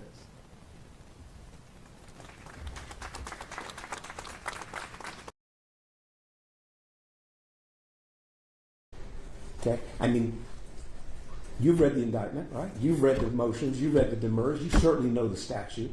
Can you imagine trying to explain to a jury how, take my clients who've never set foot in the forest, who who paid for people, who arranged for the payment, they didn't pay, arranged for payment for people for hot dogs, veggie dogs actually. That is or is not an overt act that you can use to hold them responsible, hold my clients responsible, because they're paying for food. You about to ask me a question? Or about to be frustrated? No, I was just supposed to make a Godfather reference. Marlon Brando never pulled the trigger. Marlon Brando never went on the scene. Yeah. Well, we don't know about that, but But that's kind of what Rico was originally designed for, was it not? Well, it wasn't necessarily for Marlon Brando. It was for racketeering. It was for organized crime families who have a vast array of crimes being committed by a vast array of people in various jurisdictions. And it's how to get those people that manage to keep their hands clean. Well, I don't know about that. It's always been that the ringleader is certainly subject to being prosecuted. There's nothing about Rico that makes that unusual. There's nothing about Rico that says go after the kingpin. I mean, it's the same level of proof as before Rico was enacted. But, I'm sorry, you got me off track a little bit. The fact that my clients didn't go to the forest is certainly an issue here. They're not charged with trespassing. They're not charged with... Michael didn't get in the boat with Fredo. Say it again. Michael didn't get in the boat with Fredo. I assume there's cement shoes somewhere in that, right? You've never seen The Godfather? Many times. All right. Fredo doesn't make it out of the boat. Let's just leave that one. Okay. Thank you. Okay, 1:30. Where are we? We were in this. I mean, are we? Which is the motion, Mr. Garland's argument? Not mention the elements in regard to the acts on those dates. For instance, the March 5th music festival and the damage to the construction equipment that's alleged to have occurred on that day. They don't mention the elements of arson or domestic terrorism in those counts. They don't mention the code section. They don't explain how the facts alleged in those counts satisfy those elements, Your Honor. So while Your Honor is right, saying there is some indication that those could be acts of racketeering, I don't know that. It doesn't meet the requirements that the law imposes. We're left to guess. There is a mention of assault in the indictment. It's mentioned a couple times. Nowhere in the indictment does it mention the code section. Nowhere does it set out the elements of the crime. Nowhere does it explain how the facts meet those elements of the crime. It completely fails the test of setting forth the elements and the facts required for compound crimes. If they mentioned assault, the indictment mentions assault, but how can that be enough to put us on notice of what is that it will be an act of racketeering? I think that's the Kimbrough case. It's like, okay, this crime could have occurred in 6 different ways. We don't know which one. I mean, I'm, Your Honor, preparing for this argument. I'm reading through the indictment, and I'm just saying, what fanciful argument could be made to this paragraph to claim that it alleges an act of racketeering? Because that's essentially what the state has done up here. We're left to guess because the indictment doesn't tell us. The indictment has to tell us. We have to know what the racketeering acts so we can prepare our defense. We shouldn't have to guess. In fact, we don't have to guess because the indictment must be perfect and tell us. Then there's influencing a witness. It never mentions the statute by name. It never cites the code section. It never gives a complete recitation of the necessary elements of the crime or an adequate description of how the facts satisfy those elements. All it does is it mentions some of the language from the statute in various overt acts in the indictment. Don't forget which official received. Right. It just talks about some of the elements. So it fails the test. It doesn't set forth all the essential elements. It doesn't set forth how the facts apply to those elements. And then there are, for instance, it makes no mention of the element that it must be done to persuade another person by means of corruption or an attempt to do so, or to engage in misleading conduct towards another person. Makes no mention of that element. Makes no description of how the facts would satisfy that element. Again, it's a passing reference. We are left to guess. Is this just flourish in the indictment? That for them becomes violent, right? And you cannot solve the issue of the reaction without dealing first with the violence that started the actions in the first place. In court, a judge granted bond to 2 of the 6 charged in the Saturday night protest. Police have identified 5 of the 6 as from outside of Georgia. 7 other people arrested at the training site last week were also from out of state, which is just fine with Franklin. A great deal of the people, if not the vast majority, are people in the Saturday night protest. Police have identified 5 of the 6 as from outside of Georgia. Or is this an act of racketeering? We don't know. It hasn't been identified. And then, of course, there's the official proceeding problem. The statute defines official proceeding. None of that language is in the indictment, nor is there any description of what this official proceeding that is contemplated to keep the documents from appearing at. How do we prepare for that, Your Honor? We're just left to guess, but we don't have to guess because we're entitled to a perfect indictment. They talk about obstruction. Ask the state to tell you where the elements of obstruction are shown in the indictment. They're not there.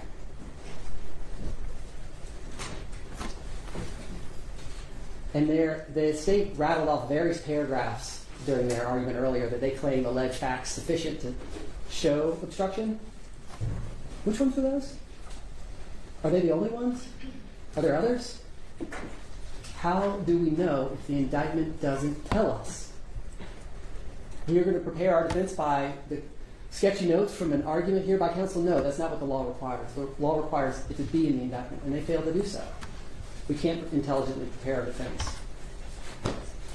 There's some talk of money laundering. But nowhere in this indictment as it stands now are the words money laundering used. The elements aren't set forth. How the facts apply to those elements isn't described.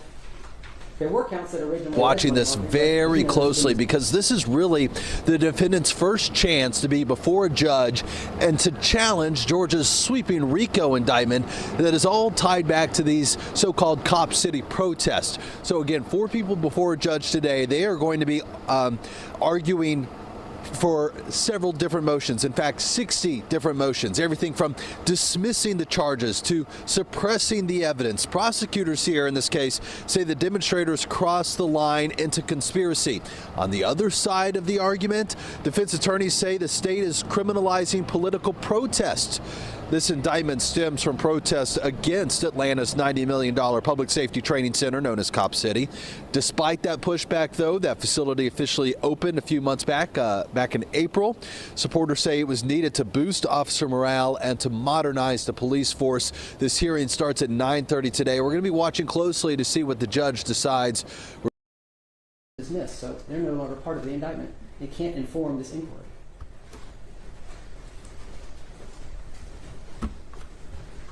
I mean, I started writing down a list of potential crimes. It's just a pointless exercise, Your Honor, because the state is limited only by the list of predicate crimes and their own creativity to argue to you what's in here. But that's not what the law requires. You got to allege the elements of those underlying crimes. You got to allege how the facts apply to those elements, and they repeatedly fail to do that. Now, it's not enough to say, like it might be for general murder. They did it once, right? They did it for the named counts in the indictment. They did it for the corresponding overt acts that can correspond to the name counts in that date. But that's not what we're addressing here with the special. We need to know every racketeering act that the state would be allowed. What up, Ali? I see you. Appreciate you joining, family. To try to prove from this indictment. And we don't know that. And then turning to any act involving murder, kidnapping, gambling, arson, robbery, theft, receipt of stolen property, bribery, extortion, obstruction of justice, dealing in narcotic or dangerous drugs, or dealing in securities, so long as those things are a felony. There's nowhere in the indictment that says this is an act involving ... We know they haven't identified any racketeering act specifically, and they certainly haven't identified them as being one of these 5B any other act types. Let's talk about obstruction and murder. What are the elements of obstruction? What are the elements of murder? Where does it show us that in the indictment? It doesn't. What are the facts supporting the existence of those acts? As the what up, TSC? Law requires. We don't know. What are the dates? Who did it? What did they do? We're left to guess. So if we're going to guess, Judge, let's guess. What about the acts described in Part 1 of the indictment? They're explicitly incorporated into Part 2, describing the overt acts, and they say all the overt acts could be acts of racketeering. Could some of those things from part 1 be the racketeering? Did the state prove at trial to a jury to support a conviction? It talks about Rayshard Brooks. Well, he was shot while pointing a taser at an officer. Is that not an act involving obstruction? Is that a racketeering act that the state can rely on to prove these defendants guilty of Rico conspiracy? It talks about the murder of George Floyd. Are we to assume that the murder of George Floyd is an act involving murder that qualifies as an act of racketeering, supporting the conviction? That we defendants must now be prepared to meet and address at trial? Judge, these examples seem absurd, but they flow directly from the state's theory and argument as to what they have to show in this indictment. They're just wrong. The law requires the state to tell us what we're defending against so we can prepare our defense. The state's theory would make it wholly impossible for us to do that. What about acts involving arson? Again, as we talked about, there are some specific numbered counts that address arson on a specific day. The state's arguments, pretty strong, setting aside the other arguments, that they've done what they need to do to identify those acts as acts of racketeering. But as we know, it goes far beyond that. How many of the alleged overt acts involved arson? The indictment doesn't tell us. Which other ones involved arson? How do the facts of those yet unidentified overt acts map onto the elements of arson? We have to guess.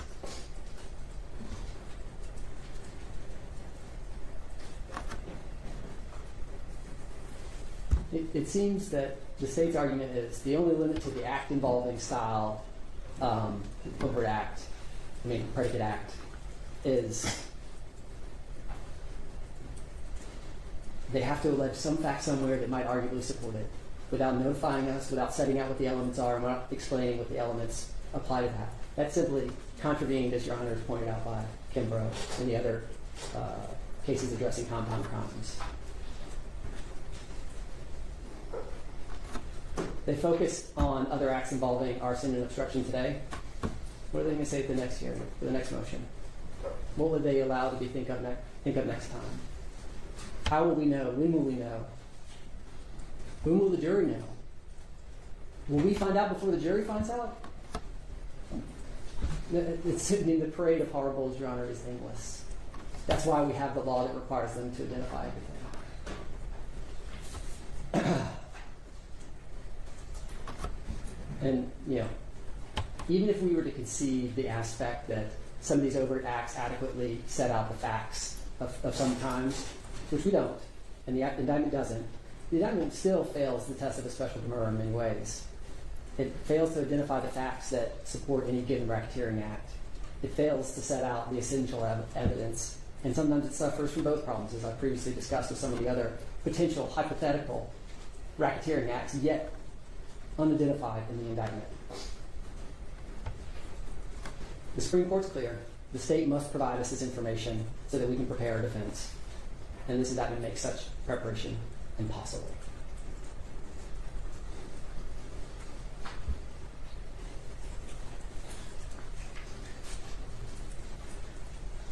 And then from there, we can zoom out beyond. My argument to this point has been focused exclusively on the acts of racketeering, those predicate acts. But we can zoom out from there because the state has to prove more. They have to prove all the elements of the Rico conspiracy itself beyond the underlying acts. And I won't bore you with going through all the elements of that. Oh, no, please, by all means, for me. So the defendants got to endeavor or conspire to violate subsection B as alleged in the indictment. So they have to be, that requires them to be associated with an Domestic enterprise. terrorism charges tonight after a confrontation at the site of a planned public safety training facility that has been nicknamed Cop City. But people protesting the facility tells 11 Alive's Doug Richards police are not being truthful about what actually happened. Police have had an escalated presence here at the site of the training facility as interactions between them and protesters have escalated. Who do you serve? Who do you protect? At midday, protesters shouted slogans at police in riot gear on property adjacent to the Public Safety Academy site southeast of the city limits. A more consequential clash took place a day earlier when police, state, and federal agents flushed 5 people out of the wooded site due to be cleared to build the facility. The 5 were then charged with domestic terrorism. They were not involved in endangering anybody. They were sitting passively in trees trying to express a political position. Leaders of a group trying to stop construction claim police are overreacting to what they describe as civil disobedience. But police say the clashes have been frequent. Last weekend, DeKalb firefighters said they were attacked while trying to put out a fire in a dumpster. People started coming out of the woods in camouflage. Rich Porter of Paulding County told us last month protesters on the site torched his pickup truck when he happened to stop to pick up some junk that appeared to have been abandoned. It seemed to me like they were trying to burn the truck with me in it. One of the protest leaders told us he can't fault acts of resistance. Obviously, you know, if people have property, it's not something that's people's first thing that we want to happen. But again, we think that property being destroyed is minimal compared to what's about to happen in this forest. Atlanta police are pretty guarded when they're asked about their actual construction timeline here, as the construction project has turned into a political flashpoint.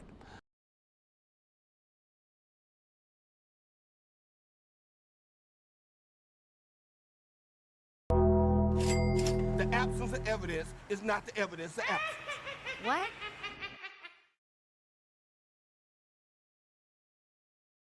Okay, real quick, before we get back to that, shout out to Jerome Street for reminding me. Actually, shout out to Survivor Speak. She actually reached out to me recently, and she going through some tough times, and I told her I would show some love. So here's me forwarding a message from Survivor Speaks. If y'all want to show some support and show her some love, here go her links in the chat, or her Cash App information. Oh shoot, you won't let me. Let me see. Okay, let me take off phenomenal. Let me take off a couple words. It says too many words. Hold on.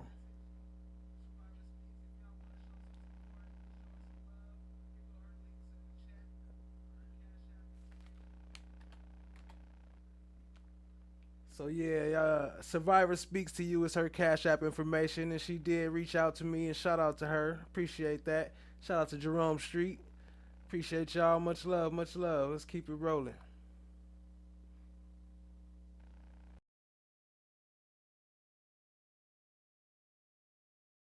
And so they've got that enterprise must exist, and that enterprise is at a minimum an association or group of individuals associated in fact. Right. Oh, you said B. There's many B's here. We're talking code section. Yeah, 1614.4. And I'm referring to the sort of start of count 1 of the code sections they refer to in the indictment. Mm-hmm. Okay.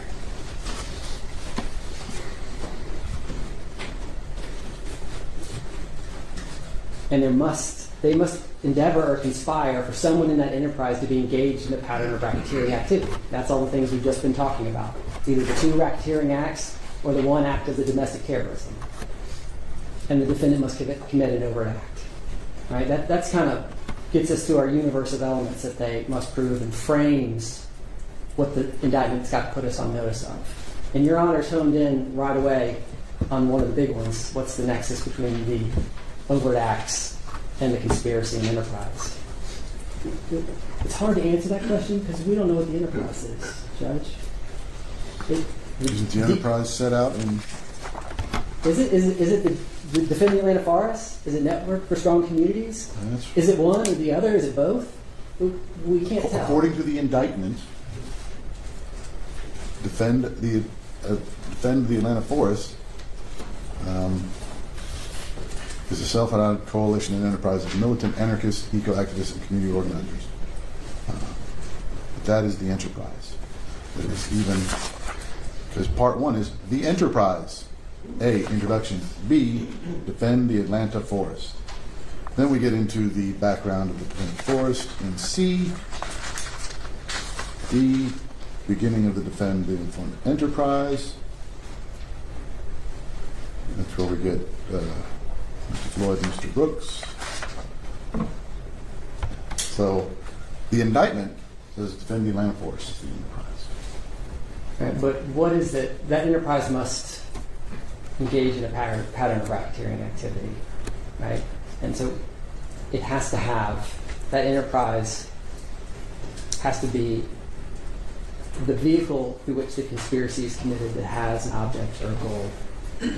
And that is what those objects and goals are so broad and ill-defined. It's unintelligible.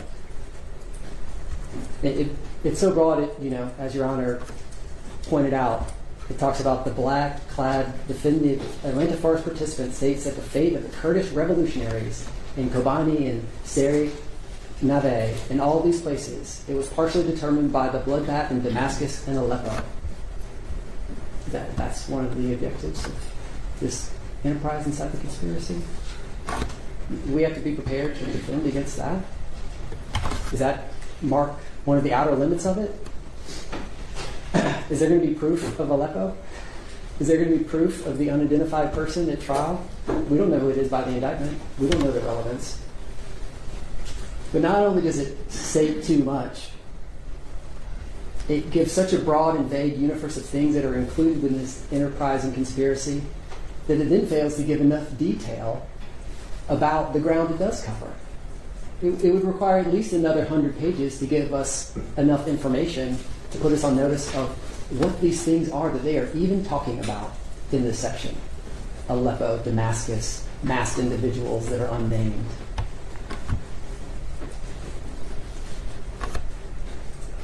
And the jury's going to have the same problem if a case like this is allowed to go to the jury as indicted.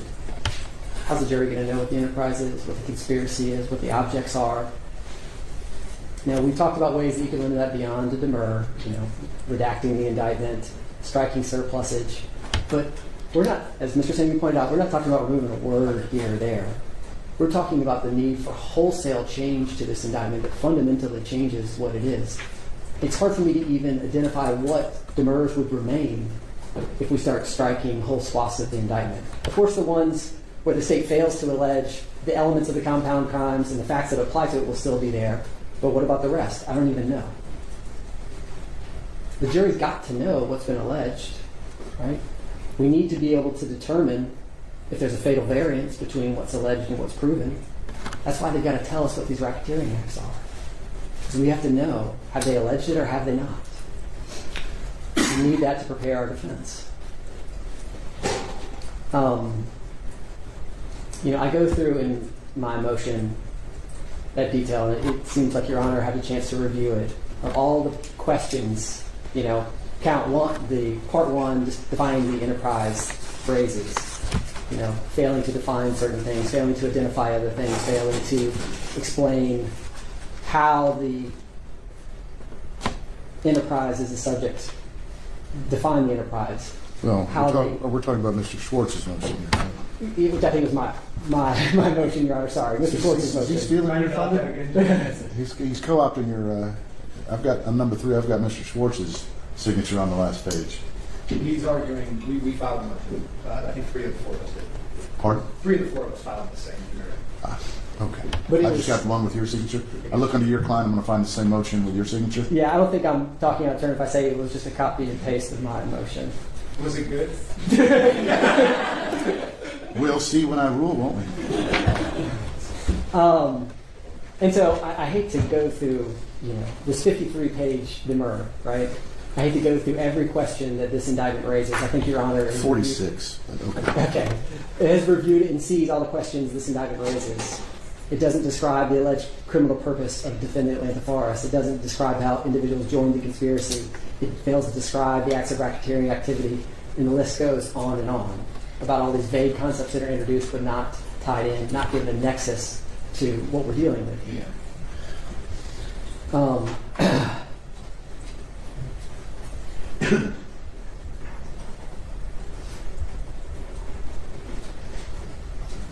All right, and then turning to part 2, which the overt acts. The indictment sort of breaks these down into various categories. Payments, the indictment. The demur breaks these down into payments, online postings, the January 21st protest, the March 23rd event, the flyers in Super Saucedo's neighborhood, the forest occupation, property destruction, and uncategorized. You're on part 2? Yeah, the indictment. Oh, the indictment. Okay. Yeah. I thought part 2 of your demur. Well, which is titled, part 2. Online postings. Yeah. Roman numeral 2. Number 2 is number 2 within Roman numeral 2. So you have to back up to get to Roman numeral 2. Payments would be 1, online postings is 2, and above that is Roman numeral 2, describing Roman numeral 2 of the indictment, which are the overt acts. Am I making sense yet, Judge? No. Okay. The indictment alleges overt acts as we've talked about. And part 2 of the Rico count, pages 49 through 100, alleges 225 overt acts. Mm-hmm. Right? And so those acts raise all kinds of special demurrer problems. So I just want to turn 225 of them, I imagine. Greater than 225 problems for the 225 alleged acts. And those are the ones that I just described, payments, online postings, and so on. They kind of break out into categories, even though they're not explicitly done that way in the indictment. I think both sides have categorized them. Yeah. And so a variety of questions keep rearing their head with these overt acts. What's the nexus between these acts, either racketeering or overt, and the alleged enterprise and conspiracy? How are the alleged acts connected to the enterprise? How did the alleged acts further the purposes of the conspiracy? How did the defendants not named in the acts conspire or endeavor to further them? For example, when you look at the January 21st protest, the so quote-unquote night of rage. Now, at some point, there's a difference between a proper indictment and adequate proof at trial. We can agree on that, right? Absolutely. They don't have to prove their case in the indictment. Absolutely. Okay, they allege the nexus, but then they're going to have to prove that nexus, right? But you're just saying the allegation needs a little better, a little more work. Yeah, I'm not sure they allege the nexus, Your Honor. In these, I'm saying they have to. They have to. That's right. And that requires answering some of these questions that we raised. Maybe not every question, Your Honor, right? It's kind of one of those things. There's a lot of questions. There's a lot of questions, but you may not have to get all of them, but you got to get some of them to put us on notice. I raised every question that could be asked. Not every question has to be answered, but somewhere, some fundamental aspect, some of those questions have to be answered to put us on notice. And I agree. They could answer some, but not all of them, and they'd meet their obligation. They haven't answered any of them, Judge. This January 21st, night of rage. How did an individual on a different date that wasn't there conspire or endeavor to have that happen? Well, we don't know. We just have to guess. And so, turning to the overt acts alleged, the category of payments, there's all kinds of these alleged payments that mostly allege Savannah Patterson, Marlon Cutts, and Adele McLean reimbursed others for various items with the funds from the Network for Strong Communities.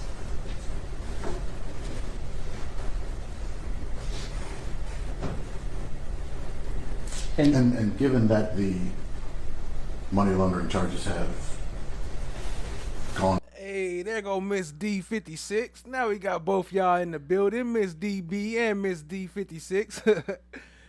What up, though? Appreciate you joining, family. Gone by the wayside. Is this a racketeering act? We don't know, Judge. We don't have to guess because the indictment has to tell us, and this indictment doesn't. And it talks about all kinds of items that were paid for. Forest monitoring equipment, you saw it in the demur. Forest monitoring tools, food, gloves, tarps, power packs, deep made tuition, glue, bins, generator, restroom support, tools. I mean, the list goes on and on and on and on and on. How did any of those things further the conspiracy? What's the nexus between a tool and the conspiracy, between a power bank and the conspiracy? I don't know. It fails to describe how each item was used to further the conspiracy. It fails to describe how the transfer of funds was made. It fails to describe how or if the act was connected to the enterprise, how they furthered the Rico conspiracy. Like I said, maybe you don't have to answer every question, but you gotta answer some. We've got to know what we're facing. Real quick, shout out to Keisha E. That's a fact. Keisha E said, I like this judge. He's paying close attention. Seems irritated, though, especially with the way the charges are set forth in the indictment. Yeah, that's a fact. That's a fact. I agree. Appreciate the input, family. And of course, as previously been identified, and who are the unidentified co-conspirators whose identities are unknown to the grand jury? Not only do we not know if it was the three named defendants, it could have been any number of people that we don't know that did these. How do we defend against that, Judge? We can't. Then we turn to the online postings. They generally allege that cops Patterson and McLean, and then again other unindicted co-conspirators, posted to scenes.noblogs.org to threaten others. We don't know how they posted the post. We don't know the content of the post. We don't know how it furthered the conspiracy. We don't know who's the target of the threats. We don't know how these posts demonstrate that they intended to cause and induce the alleged target of the threat to withhold record documents and testimony in official proceedings. Is this a witness influencing act, predicate act, act of racketeering? I mean, it mentions some of the language from the statute, but it doesn't meet the requirements of setting out all the elements and how the facts apply to them. What are the documents that they're trying to get them to withhold? What's the official proceeding? How's it connected to the enterprise? How did it further the Rico conspiracy? I mean, these questions repeat over and over and over again in this indictment. This indictment raises many more questions than information it provides to us on how to prepare our defense. Lady L in the building. What up, though? I see you. Appreciate you joining. And then we turn to the quote-unquote night of rage on January 21st, 2023. What's the night of rage, Judge? Do you know what it is after reading the indictment? I don't. How did these actors join the night of rage? It doesn't. What was the arson that was committed? How was it committed? Again, what were the elements? How did the facts apply to the elements of arson? Is this an act of racketeering, or is it not? Is it just an overt act? Does it not appear from the indictment that someone took a hammer to try and break into a building and set it on fire? Now, where the night of rage moniker came from, that's a whole other issue. I would submit that it doesn't, Your Honor. Let's go to Acts 152. I'm getting there.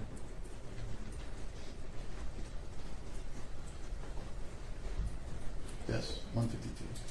The judge over there eating candy too, huh? All them Fulton County judges be eating candy. I bet you open one of them drawers. This is probably a drawer full of candy in every judge chambers or every courtroom. Referring to 156, did possess a hammer while attempting to break into 191 Peachtree Street? Well, 155, possess an accelerant while attempting to break into 191. Possess a hammer while trying to break into.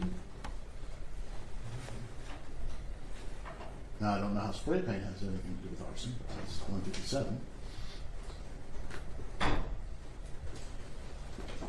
How's that connected to the night of rage? We don't know. What the night of rage is, we don't know. We don't know what the property damage might be. Maybe it's breaking a window.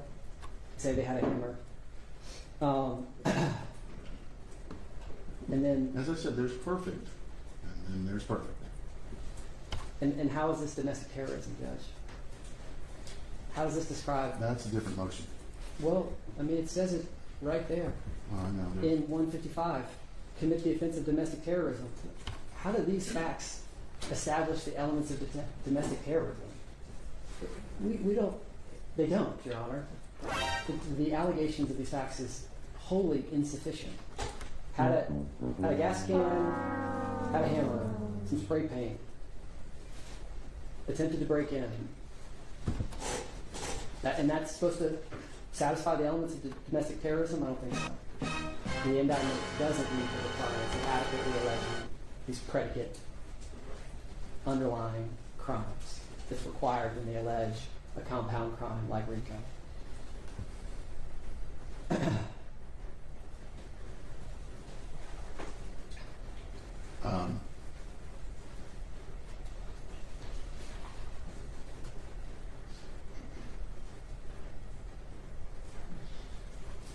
She says domestic terrorism would lean more toward arson, but okay. Is that a racketeering act that we have to be prepared to meet, Judge? Might be, but that's not enough. For me to say it might be, for you to say it might be, for them to argue, oh, it is. The indictment has to tell us. They don't get to tell us. The indictment has to tell us. And these questions repeat over and over and over again. Like I said, it doesn't have to have every fact we want to know, but it's got to give us enough to know how's this domestic terrorism, right? And let's turn to the March 5th event. This is the music festival and the damage to the construction equipment. Many questions arise here. Where did the criminal trespass occur? How were the elements of criminal trespass committed? How did the criminal trespass further the occupation of the DeKalb forest? How was it connected to the enterprise?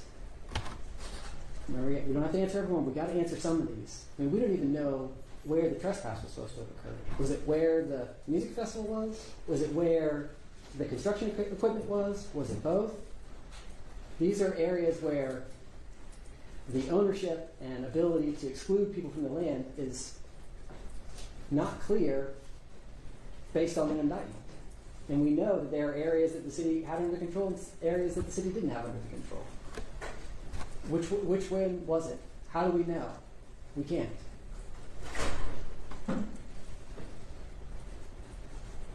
How was the mob organized? How did the mob cause property damage?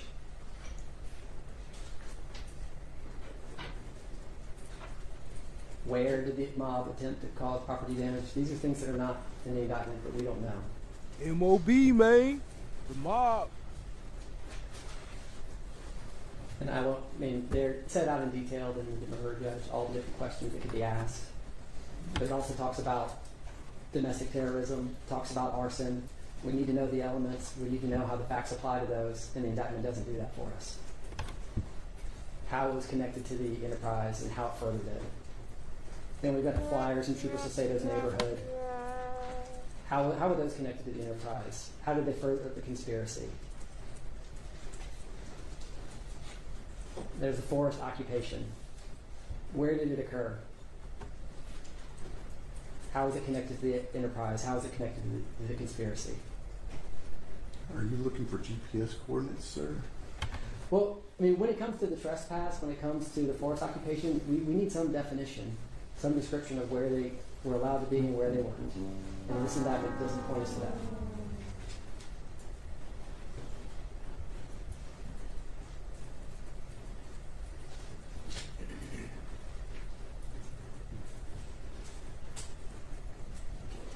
They just be like, just throw these charges together, and we'll figure out how to make them stick later. Just get them in court, get them arrested, make them take pleas. In the group of the property destruction group of acts.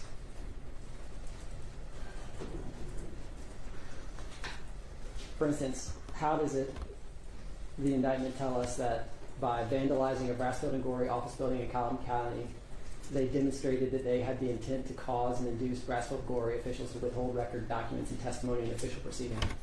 What's the nexus between those two things? What's the connection? We're left to guess. What's the official proceeding? And how do those acts connect to an effort to get them to withhold documents? For each group of acts, the same questions can be asked over and over again because they remain unanswered.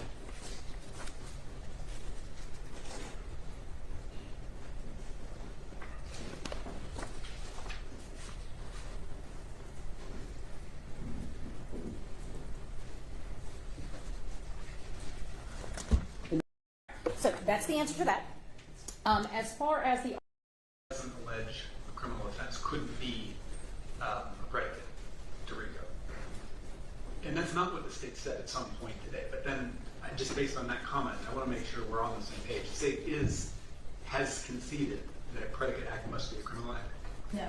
No. Okay. So, okay.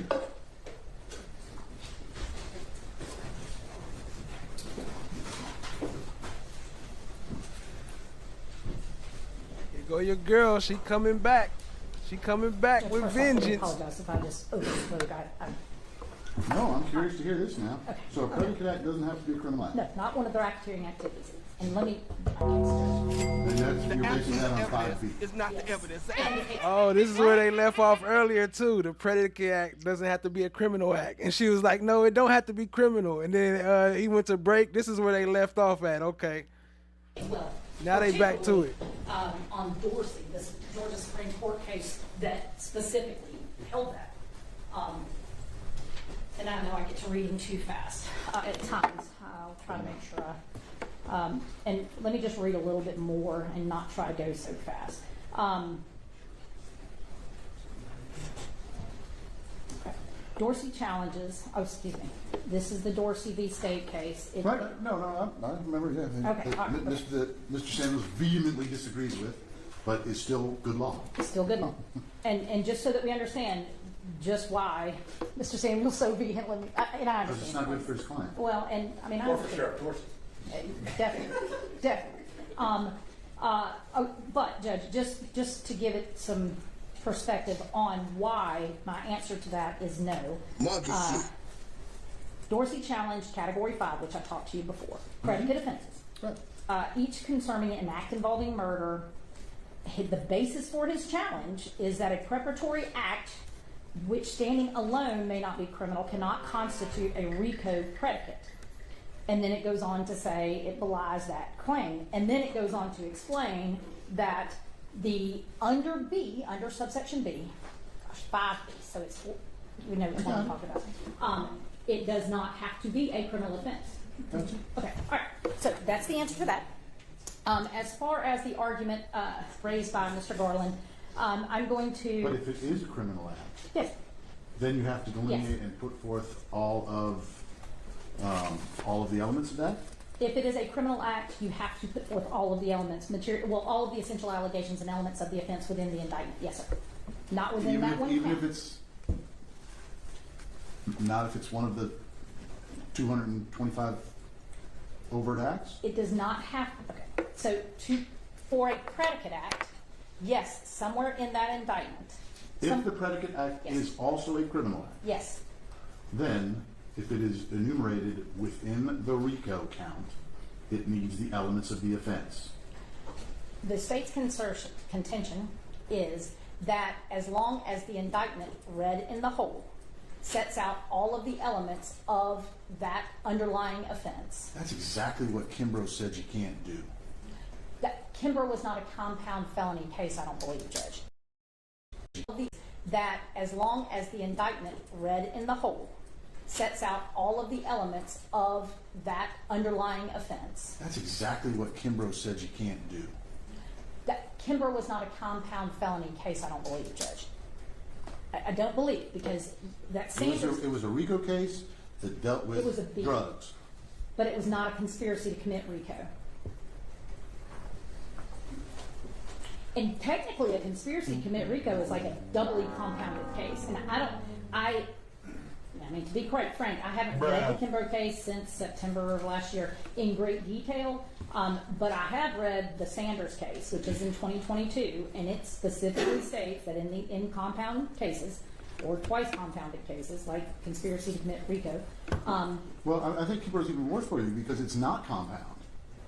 Compound, you got to do it, but Kimbrough says you got to do it in a non-compound case because in Kimbrough, because I read the Court of Appeals one first, read what they did wrong, and then go see what the Court of Appeals tells them they did wrong. And in the case at the Court of Appeals level, they said, hey, see as follows below. Not unlike... The truth is that you are a liar. Part 2 on page 49. The defendant committed overt acts to affect the object of the conspiracy, which include acts of racketeering activity as described. See below. Yes, sir. Okay. Now, this is all in one count. The problem with Kimbrough was that it was count 1, and then they enumerated the other counts. You just enumerate them as separate overt acts. Yes. But they still wanted, you couldn't read it, specifically they said it's not a read as whole kind of a thing. don't know, Judge, quite frankly. I mean, I would have to really compare, and we can do that. But what I know is... We have held that an indictment not only must state the essential elements of the offense charged, yes, but it also must allege the underlying facts with enough detail to sufficiently apprise the defendant of what he must be prepared to meet. Yes. Okay, and that's the English case also as well. Yes.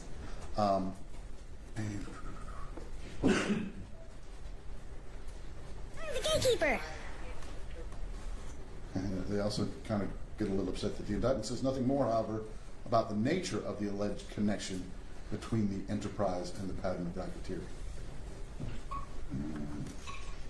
These folks are asking for greater detail about the connection by their special demurs. And this is Kimbrough on page 880. Go ahead.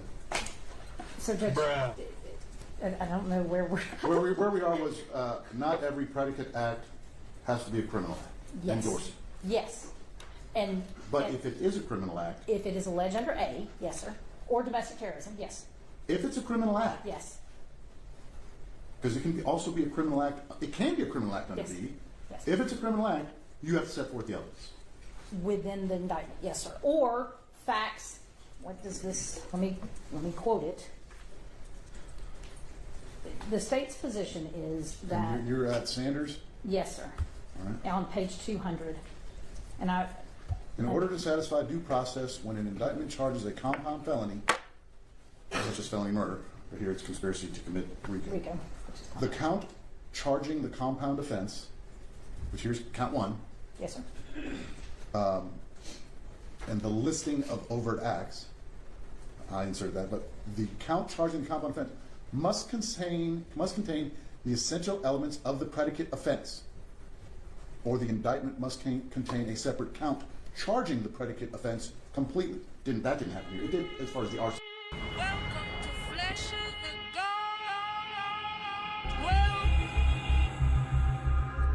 Well, isn't this a nice surprise? Yes. But the rest of the stuff, not so much. Right. Or the indictment must elsewhere allege facts showing how the compound offense was committed. Okay? Yes. So, Mr. Garland was up here saying, show me my essential elements. When you say, where there's one count where it's just, this is domestic terrorism, I'm going to hope that you will admit that that's a predicate act. Yes. Okay. So, he wants to know, where are the essential elements of that? And let's count. Which paragraph, Judge?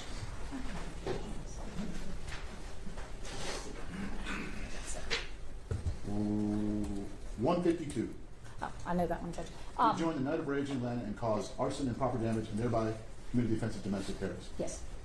So my answer to the question of where are my essential elements is count 2 of the indictment, which is allowed under Sanders. With that, you said or. So it's either in count 1 or alleges another count in the indictment, count 2, or sufficient facts to show how the compound offense was created. We're under 2 for that. So you're relying on count 2 for that? Yes. To establish the, yes, sir, for the domestic terrorism.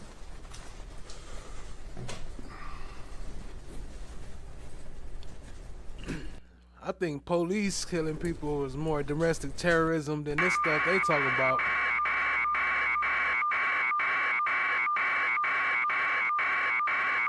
That one. They may say, yeah, my guy bought food. Yeah.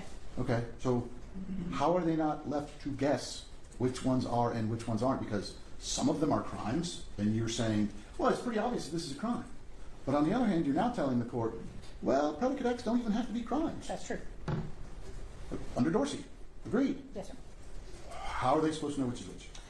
Based on the contents of the indictment and the allegations, and the statute, and how it's defined. And in fact, and I think if you would have said, hey, this is a predicate act under 5B, this is a predicate under 5A, Roman numeral, whatever, if you had identified that, instead of leaving it up to them to guess, they would know how many out of 225 are the predicate acts that they've got to marshal their resources for. I do not disagree that if we had delineated, that it would make it easier and better for the defense. How about we call it perfect? well, perfect in the sense that it's not actually required as the state's position, because they offer no authority whatsoever for the position that the state must delineate or with nomenclature. So there is, and I did look, maybe there's a case out there. If so, I'd like to see it. I have not been able to find it. But there is no authority that the state is aware of or that I have seen cited by the defense that says that to be a sufficient allegation in the indictment that a Rico count charge must delineate these are predicate acts. And, Judge, in that context, there is a case, Brown v. Friedman, 222, Georgia Appeal, Georgia App 213 on page. I'm sorry. How about just the fact that an indictment has to enable the defendants to prepare for trial, and if they don't know what predicate acts that make up one of the three counts, if they don't know which acts are going to get their clients in trouble for that one count, how are they able to prepare? They've got to guess how many out of 225. Because, like I said, if there's 5, then they got to knock out 4. If there's 200, then they got to knock out 199.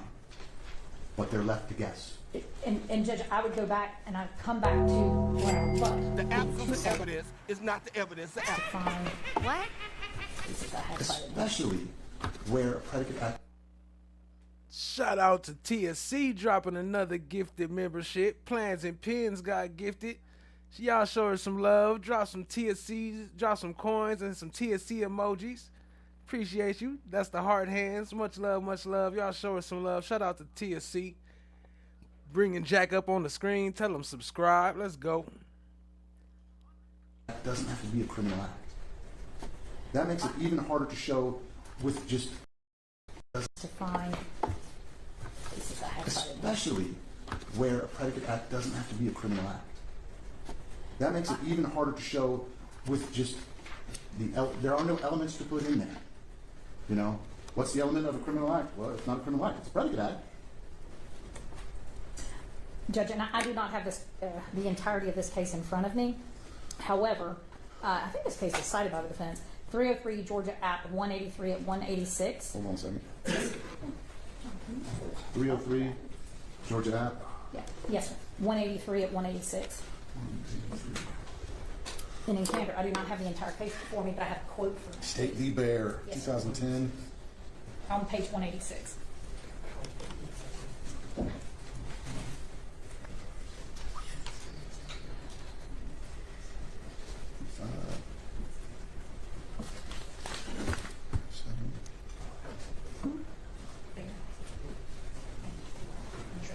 Well, you don't like the first sentence of No, 186, sir. I do not. which is the state's argument ignores important facts. Yes. That's never pleasant for a prosecutor to hear. Right.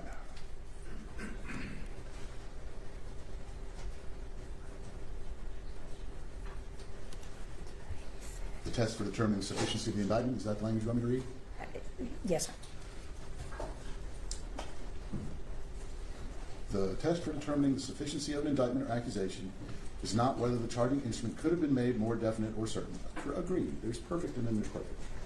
Or for that matter, perfect, but whether it contains the elements of the offense intended to be charged and sufficiently appraises the defendant of what she must be prepared to meet, and in case any other proceedings are taken to register against double jeopardy. So this is the same language we've seen. Yes, this is. Yes, sir, Judge. I'm trying to find the portion of.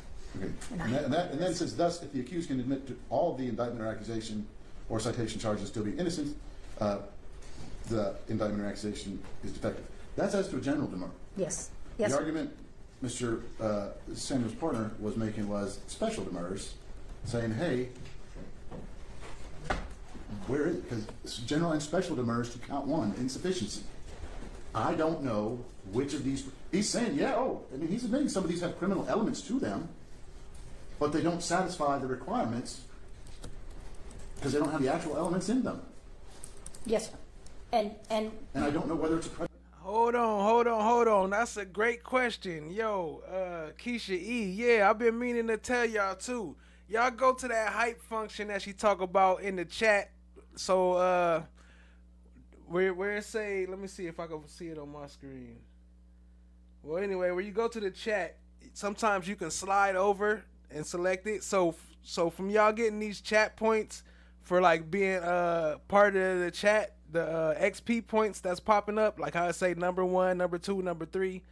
Let me see. For example, I got Jerome at number 1, No One number 2, TSC number 3, Aaron Adventuring number 5. But anyway, so y'all get points for chatting, and then y'all can use those points to hype up the live or hype up the videos. So if you go to any of the comment sections and you see that hype down there under my video, you can use some of your chat points to hype up the video, and then YouTube will share it more, so it'll help us get in the algorithm, and it don't cost you nothing, but it just costs you, you know, your chat points. So if y'all go and hit that hype when y'all see it under my videos, I will greatly appreciate that. So great question. Thanks for asking. I hope you understand that, Keisha E. So the hype is for chat points, for these XP points they giving you. Y'all can spend them to hype up your favorite videos. Predicate act or not. It's a criminal act. I don't want my guy pleading to that. But is it predicate or is it just a benign overt? So, Judge, and I'm struggling, but to locate where in that particular case it says this, but I will assert to the court that there is established Georgia case law that says in assessing the sufficiency of the indictment, that you read the indictment and the allegations contained in the indictment along with the criminal statutes. And so, for example, and this goes into... Although recitation of the statute may, in certain cases, be sufficient, though not may be a sufficient, though not desirable, method of apprising a defendant of the charges arising against him, recitation of portions of the statute is not sufficient if, reading the accusation together with the statute, a defendant is unable to determine which of his acts are alleged to be criminal in nature. So that is one of the cases. So that insert the word predicate act for criminal in nature, because you know there's a requirement of so many predicate acts, right? 2 predicate acts or 1 domestic terrorism, right? Yes, sir. Okay. So if a defendant is unable to determine which of his acts are predicate acts, or alleged to be predicate acts, yes, sir. Is that not problematic? I think it is not I'm just going to say it.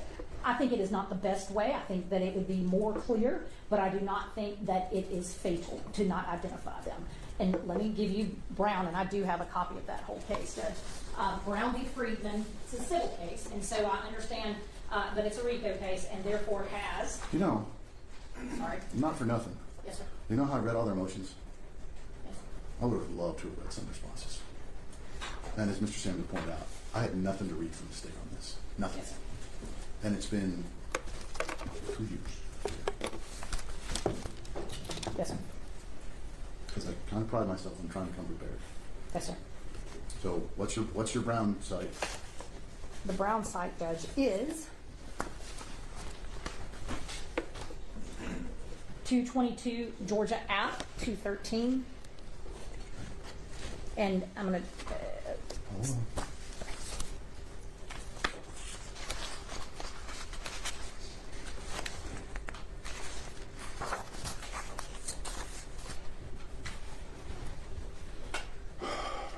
There she blows. All of these cases cited by both sides all have big yellow squares, big yellow triangles next to them. I will tell you that there was not a single one that The I cited. evidence is going to show that anything that I may have said, they exacerbated it.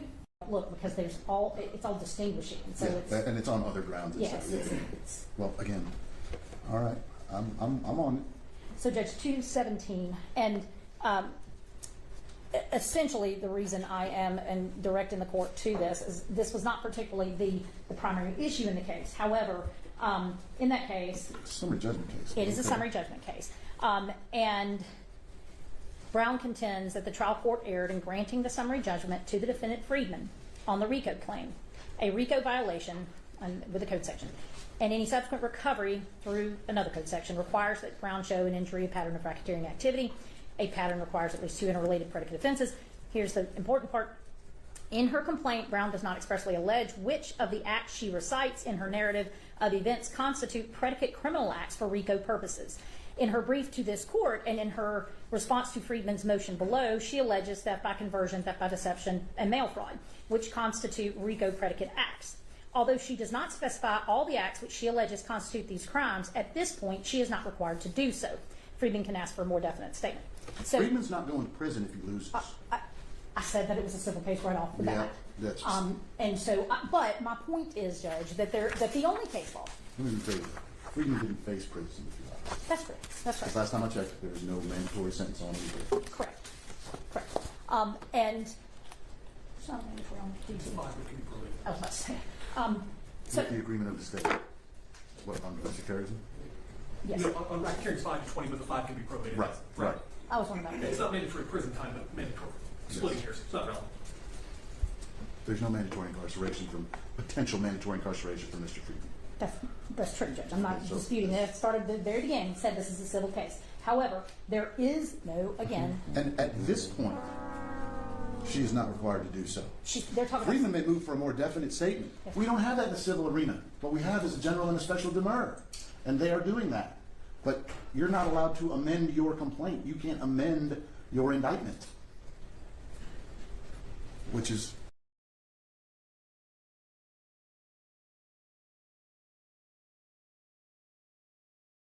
These nuts.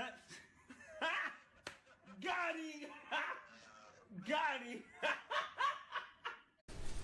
So I think that's just easily distinguished away. So I'm going to close that window. Yes, sir. Close that window. It was, and it goes back to, I looked hard, there is no case law that requires that they be delineated. I understand what your point There is. is case law that says they got to know what they're defending. Yes, and lots of. And the state's position is that when you read the statute, which is a limited number of excuse me, when these lawyers or their clients read the statutes, which defines specifically what racketeering activity is, and it defines which racketeering activity, which criminal offenses can be racketeering offenses, and then it defines in subsection B a much narrower limitation of which criminal offenses, acts, or threats involving those criminal offenses can be the basis of racketeering activity, and that from that, when the state alleges that he participated in, and I don't have one in front of me because I've just turned the page, but when there's an allegation in a paragraph in those 225 overt acts, and it says he did X, Y, and Z, facilitating an arson, or in the word arson is used, I think any rational person, a reasonable person would know that that is an activity or an action or an allegation of an act or threat involving that would be the right front, the right left, the right left side, front. Okay. Yes, I think. Okay, so then it's a criminal act, right? It would be under B. So no, sorry, we don't have to allege that. We don't have to allege an arson. We have to allege under B. We have to allege that they committed an act or a threat involving arson. And so when we say, let me find one, Judge, if you don't mind. Will you find one of the paragraphs that mention arson that don't charge arson for me, please? And Mr. Fowler's going to give me an example. Actually, 194. Hang on, I may have one.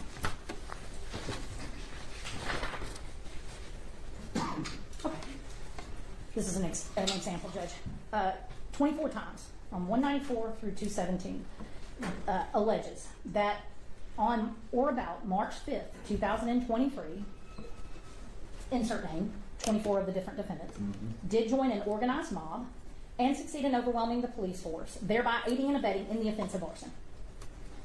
And then it's with the purpose. So, I mean, with the attempt to occupy and prevent. Any person can read that and say... Is this the arson that occurred back on January 21st? No, it's on March 5th that he did join the organized mob to attempt... So reading it says, look, these folks got together, they organized a mob, they succeeded in overwhelming police, and aided and abetted in an arson. And that was on March 5th. Because the arson that's alleged in the indictment is from January 21st. January 21st. And that is alleged in a different... there are facts... The facts supporting the overt acts and the racketeering activity is alleged for that particular arson. Abetting the offense of arson. How are they supposed to know which act of arson they're defending against? So I don't. First of all, I don't think that's where we get into. I don't think you have to allege that. It's just like that Dorsey case. Well, while I understand people may want us to have to, we don't. Is aiding and abetting arson not a crime? Aiding and abetting arson is a crime, but they are not charged with aiding and abetting an arson. But it's a predicate act that is a crime. We're not. Yes? I mean, it could technically fall under A, but that's not how we're charging it. And we don't know because you didn't say.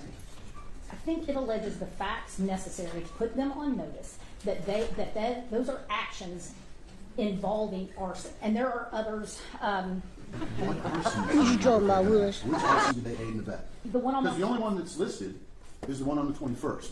That's the only separate offense of arson, Okay. but it is not the only arson that's mentioned because it specifically says on March 5th they aided and abetted an arson. Okay. They're not separately charged with that. But can you show me an overt act in the list of 225 that just talks about arson? Because I'm looking, like I said, 205 from 194 on. I don't know if it uses the word arson, Judge. 2 seconds. Is arson used elsewhere in the overt acts? Can you check? Well, again, how are they not guessing that? Your Honor, I apologize for interrupting the state earlier, but the state can talk the ears off a donkey. This continued filibustering has got to stop. I'm not trying to be flip. I'm genuinely curious. So, Judge, to the ones I'm talking about, the 24 that I'm speaking of. Starting at 194. Starting at 194. Okay. I will mention, if we look at Dorsey, I understand the court's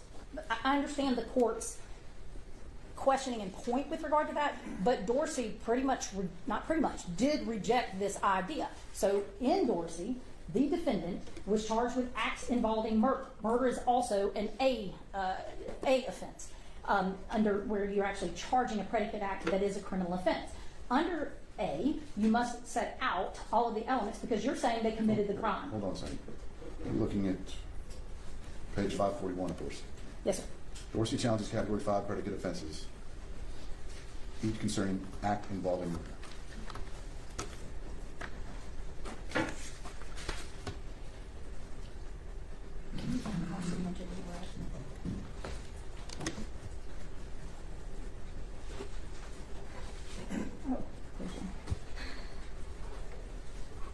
The City of Atlanta said it will not validate petitions submitted this morning to allow voters to decide on whether to build a new public safety training center. Yeah, so the city argued that because the matter is in court, the counting process must wait. 11 Alive's Doug Richards was there when they got submitted, and he has more.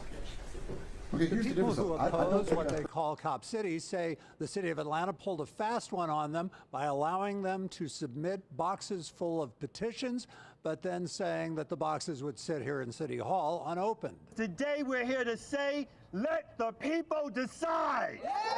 They had collected, they said, 116,000 signatures, about twice the number of valid signatures from Atlanta voters that they think they would need to put the controversial training center on a citywide ballot in November. It was a family effort. We turned our backyard into a place where volunteers could come and get trained on how to canvass and leave from my backyard out into Midtown, get people to sign the petition. Inside City Hall, they formed a daisy chain to haul 17 boxes of petitions into the city clerk's office.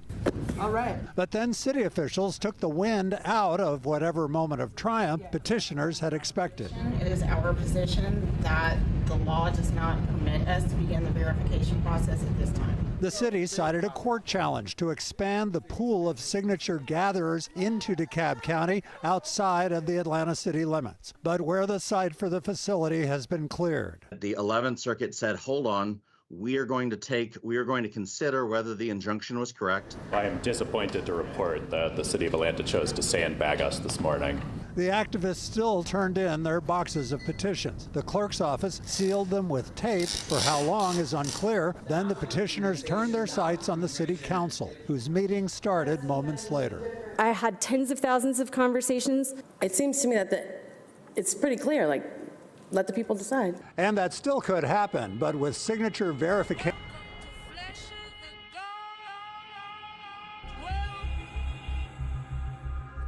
Well, isn't this a nice surprise?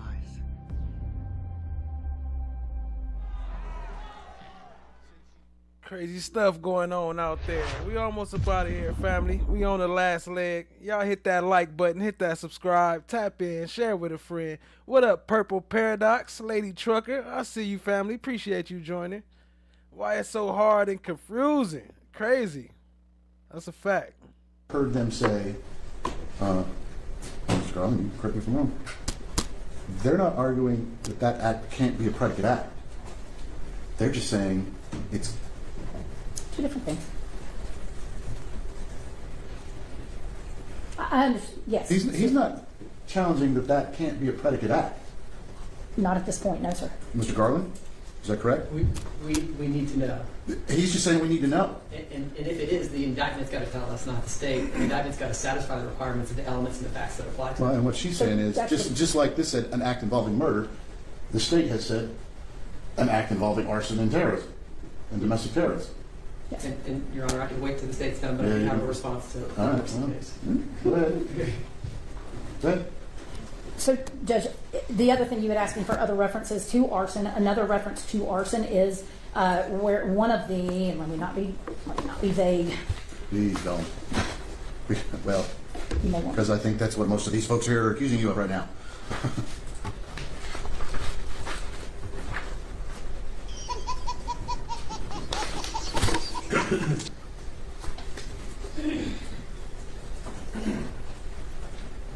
So the word arson is also mentioned in paragraph 130, which is one of the publishing a post on scenesnoblogs.org claiming for responsibility for an arson and using that as a way of threatening. So, them being in the forest and joining a mob in March is aiding and abetting an arson that occurred in Portland on January 1st? No, sir. I am confused as to what your question was. I thought you were asking me to tell you where I was in the 225. How are they supposed to know which arson you're talking about? Because the murders in Felicity, there was but one murder. There was but one murder. So an act, a predicate act involving murder. Everybody knew which murder they were talking about. We don't know, they don't know what arson you're talking about. The allegation is that they attempted the arson on March 5th. So and did acts to attempt. Dorsey's charged with a murder. Yes, sir. One body. Yes. Okay. Some of these defendants are charged with one arson that occurred on January 21st? Yes. Okay.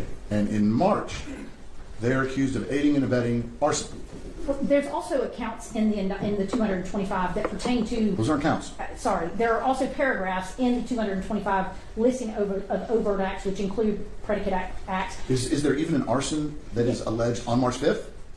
There's not a separate crime of arson on March 5th. But yet on March 5th, they aided and abetted them. Yes, because the underlying arson there is no venue for to bring in an indictment in Fulton County. We could not bring that as a separate account because this court lacks, and this county lacks venue over it as an individual or a separate offense. So we couldn't include it as a separate count. Okay. Because the fire was in DeKalb. Yes, sir. But that might be information that they would have wanted to know about. Of this thing got burned up in this place. You may be 100% correct. Can't bring it as a separate account because it didn't happen here. Yes, sir. But it puts them on notice as to what they've got to defend against. And Judge, the only thing that I can tell you is that I'm not going to sit here and argue that that more detail could be provided, that it couldn't be better or more perfect, if you will. What the state's position to the court is that there is no legal authority and there is no case law or precedent or persuasive case law that supports the position that us failing to identify which overt acts that are also included directly and specifically in our indictment as including racketeering activity, that by failing to delineate which are overt acts and predicate acts, there's no case law or authority that says that that is a demurrable flaw in the indictment. That's my Sounds position. like no matter which rule, there's about to be case law. It's possible. One of you is going to take me across the street. Completely possible. Before that. So that is my position, Judge, and I do understand what the court is saying. I understand their argument. Why are you looking at me like that? Just the brow is furrowed, that's all. Okay. I didn't know if that had said something that you were questioning.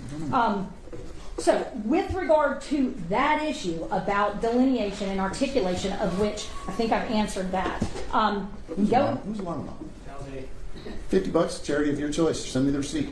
Sure. I'm supposed to take my son climbing. All these people have climbing gear. Gallows humor, y'all. Sorry about that. Go ahead. Thank you, Judge. I just need to respond to a few more things. Yeah, let me make Before sure. he has to go to Stone Summit. If it's the overlook, excuse me. I would never go Too much. I've already presented that to you. Okay, so there was arguments in the defense made that, for example, anything in claim in part one could be a predicate act, and Judge, I just quickly and bluntly, it just doesn't that lacks basis, because it's clearly delineated that it says, and the following are going to be or alleged to be overt acts in furtherance of the conspiracy, and some include. You're addressing their concern about how do they know they're going to have to defend against stuff coming in out of part one. Yes, I'm sorry if I didn't say that. But there was a lot of things said, and I'm trying to make sure I hit them without dwelling. So I'm trying to begin back at the beginning of their argument, and that is where they started, essentially.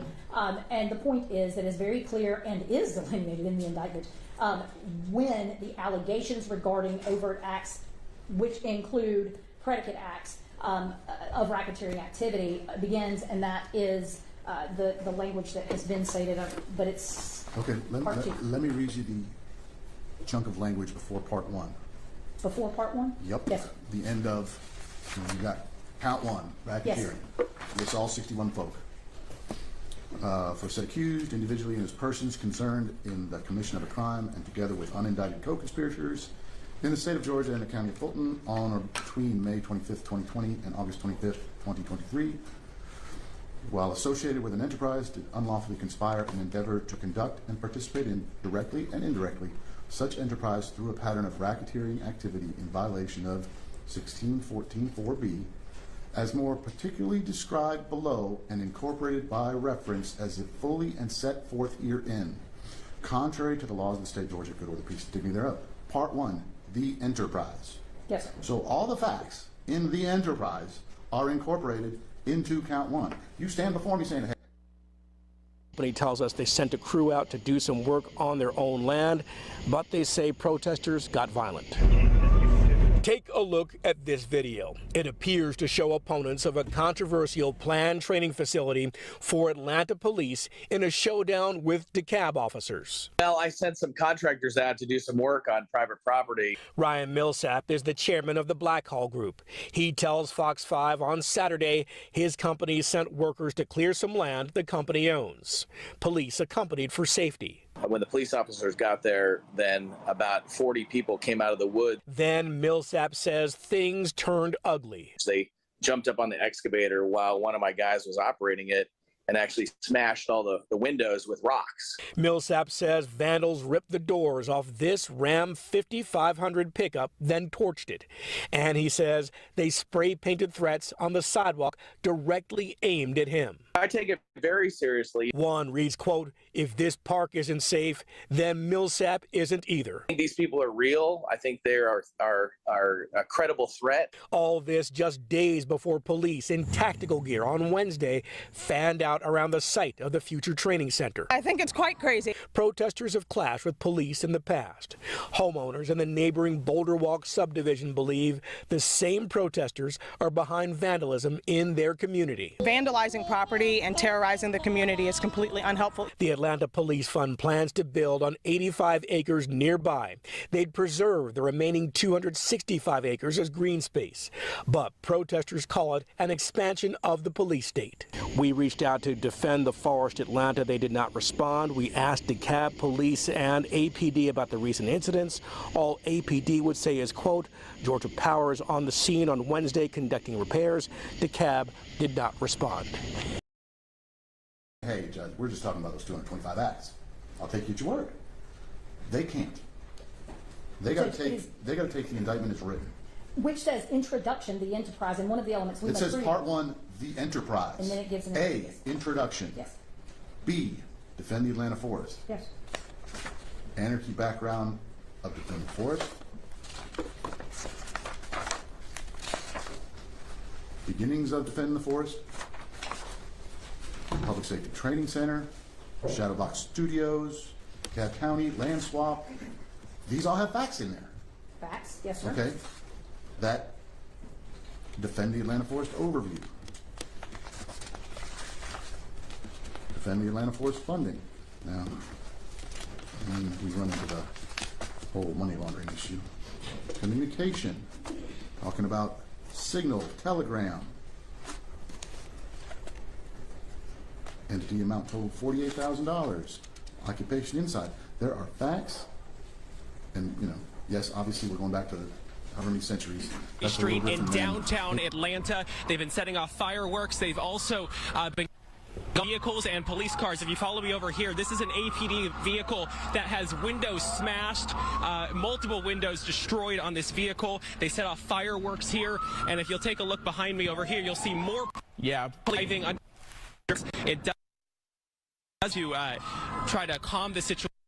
For the most part, they have let the protesters just march through the streets. They are, again, setting off more fireworks right now. This was a very largely peaceful protest at Underground Atlanta. As they started the march, that's when things started to take a little bit of a turn. And if my photographer turns to his left real quick, you'll see there's some APD officers who have helmets on as well, as they're now going to try to, I guess, end this protest. All of this, the result of what happened on Wednesday in over at the future site of the Atlanta Police Training Facility over in DeKalb County.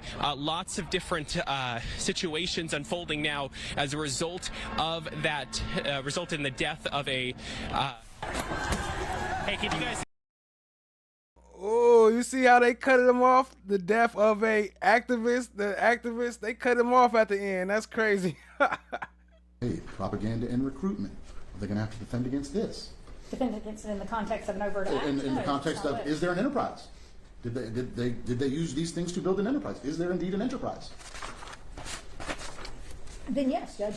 Any and all evidence we have at our disposal to establish and to show that this group of individuals were associated in fact and that they had a common purpose to commit racketeering activities, any admissible evidence to prove that, absolutely, they should be prepared to defend against it. If it's not admissible, the court will say that, they don't have to defend against it. But as far as whether there was an enterprise, 100% the defense should be prepared for every single fact that we can use to establish the association of this group of people, how they were funded, how they recruited. Sure, we have to. But none of that. Yes, Judge, it isn't a recruitment. Well, let me let you finish your sentence. Excuse me. I'm now into your 225. Well, now that's a separate issue because all of that goes to the enterprise, and the indictment clearly delineates that.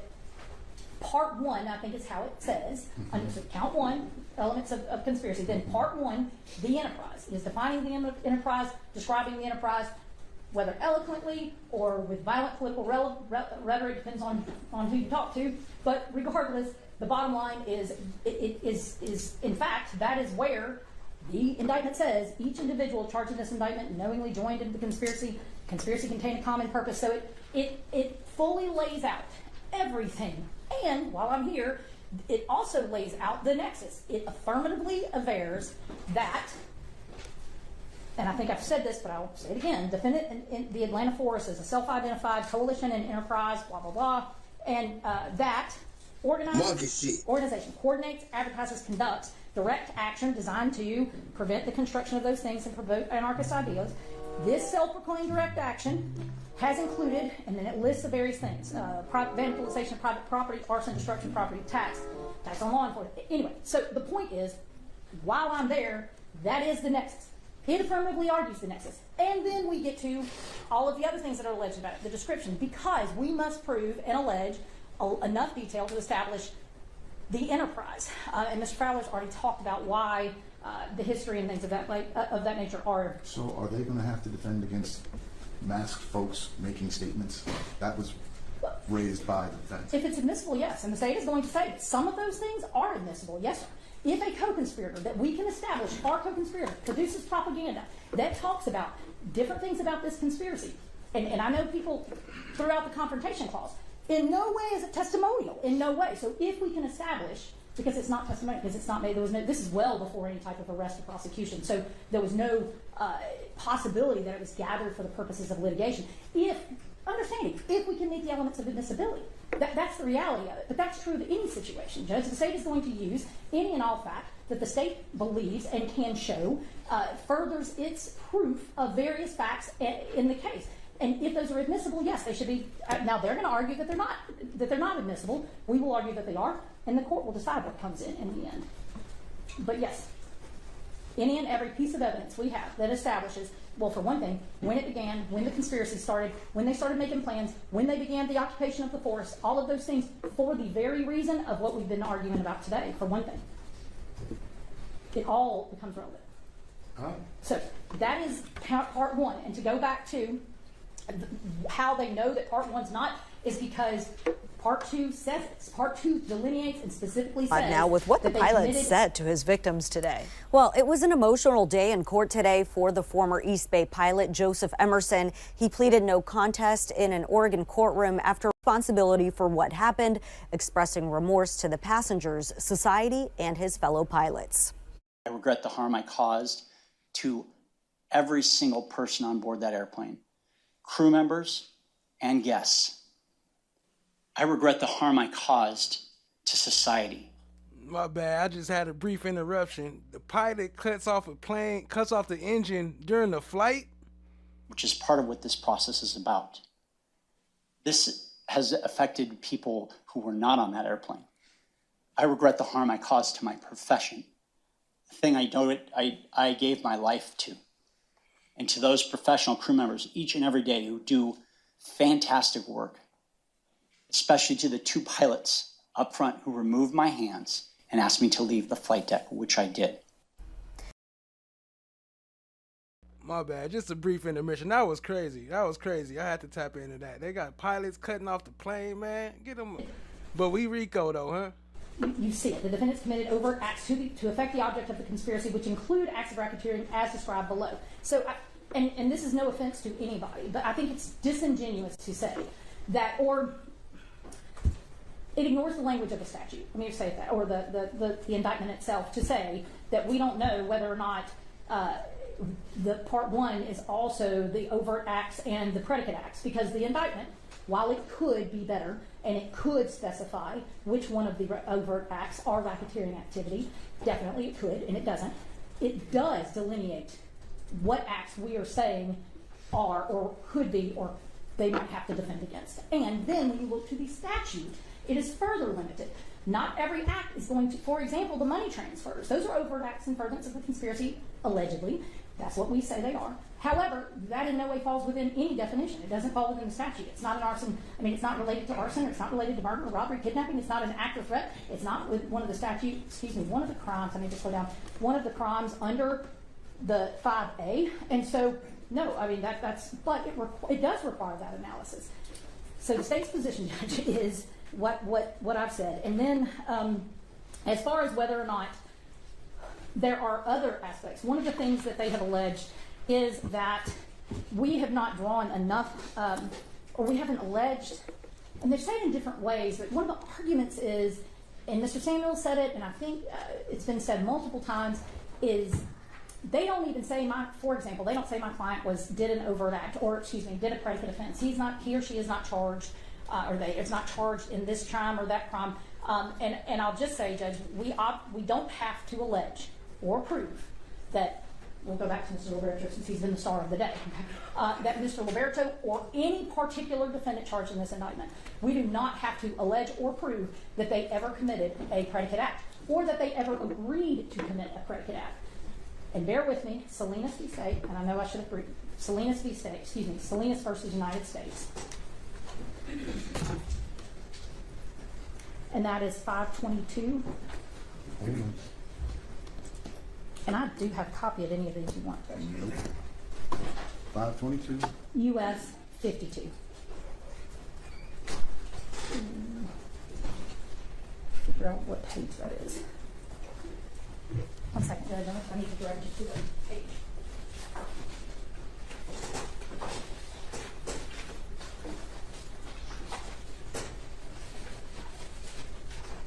Shout out to all y'all. I appreciate y'all helping us hit 3.5 thousand subs and 7,500,000 views. Appreciate y'all, family. Celebrate. It's a party, yaddy, yaddy, yaddy. Sorry, Judge, for the delay. Another yellow distinguished case. Just want to make sure I reference the correct page number.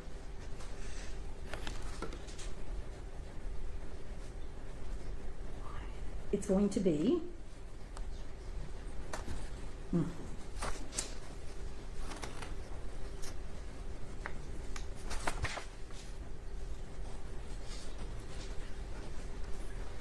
there.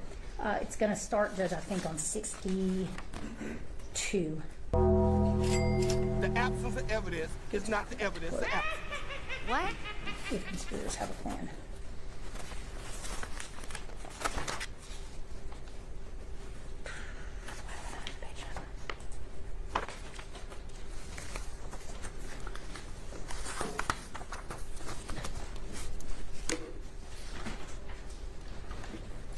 So there's a portion of it, Judge, that quotes to United States v. Holt, and that's 236 U.S. 140. And the Salinas Supreme Court says, if conspirators have a plan which calls for some conspirators to perpetrate the crime and others to provide support, the supporters are as guilty as the perpetrators. As Justice Holmes observed, plainly, a person may conspire for the commission of a crime by a third person. A person, moreover, may be liable for a conspiracy even though he was incapable, of committing the substantive offense. And that's cited to Rabinowitz. I don't see that on page 62. I may be on page. Let me find it.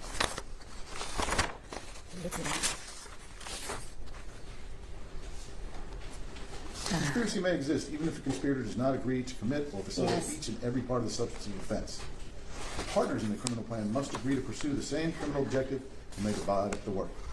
Each is responsible for the acts of the other. Yes, sir. If conspirators have a plan which calls for some conspirators to perpetrate the plan and others to provide support, the supporters are as guilty as the perpetrators. Yes. Plainly, a person may conspire for the commission of a crime by a third person. The person, moreover, may be liable for conspiracy even though he is incapable of committing the substantive offense. That's page 63 to 64, Judge. So yes, sir, I apologize. And continuing on in that same case, Judge, it rejects the concept. In fact, they argue in this case that we should have to prove that connection, that each perpetrator or each defendant, was required to have participated or intended to participate to engage in or commit racketeering activity. And the court directly rejected that. And let's see, on page 65, towards the bottom, it says a conspirator must intend to further an endeavor which, if completed, would satisfy all of the elements of a substantive criminal offense under the federal statute, which is different from ours. But it suffices that he adopt the goal of furthering or facilitating the criminal behavior. He may do so in any number of ways, short of agreeing to undertake all of the acts necessary for the crime's completion. One may be a conspirator by agreeing to facilitate only some acts leading to the substantive offense. It is elementary that the conspiracy may exist to be punished whether or not the substantive crime even ensues, because conspiracy is the distinct evil dangerous to the public. And this is where, in the state's opinion, has particular pertinence to their argument.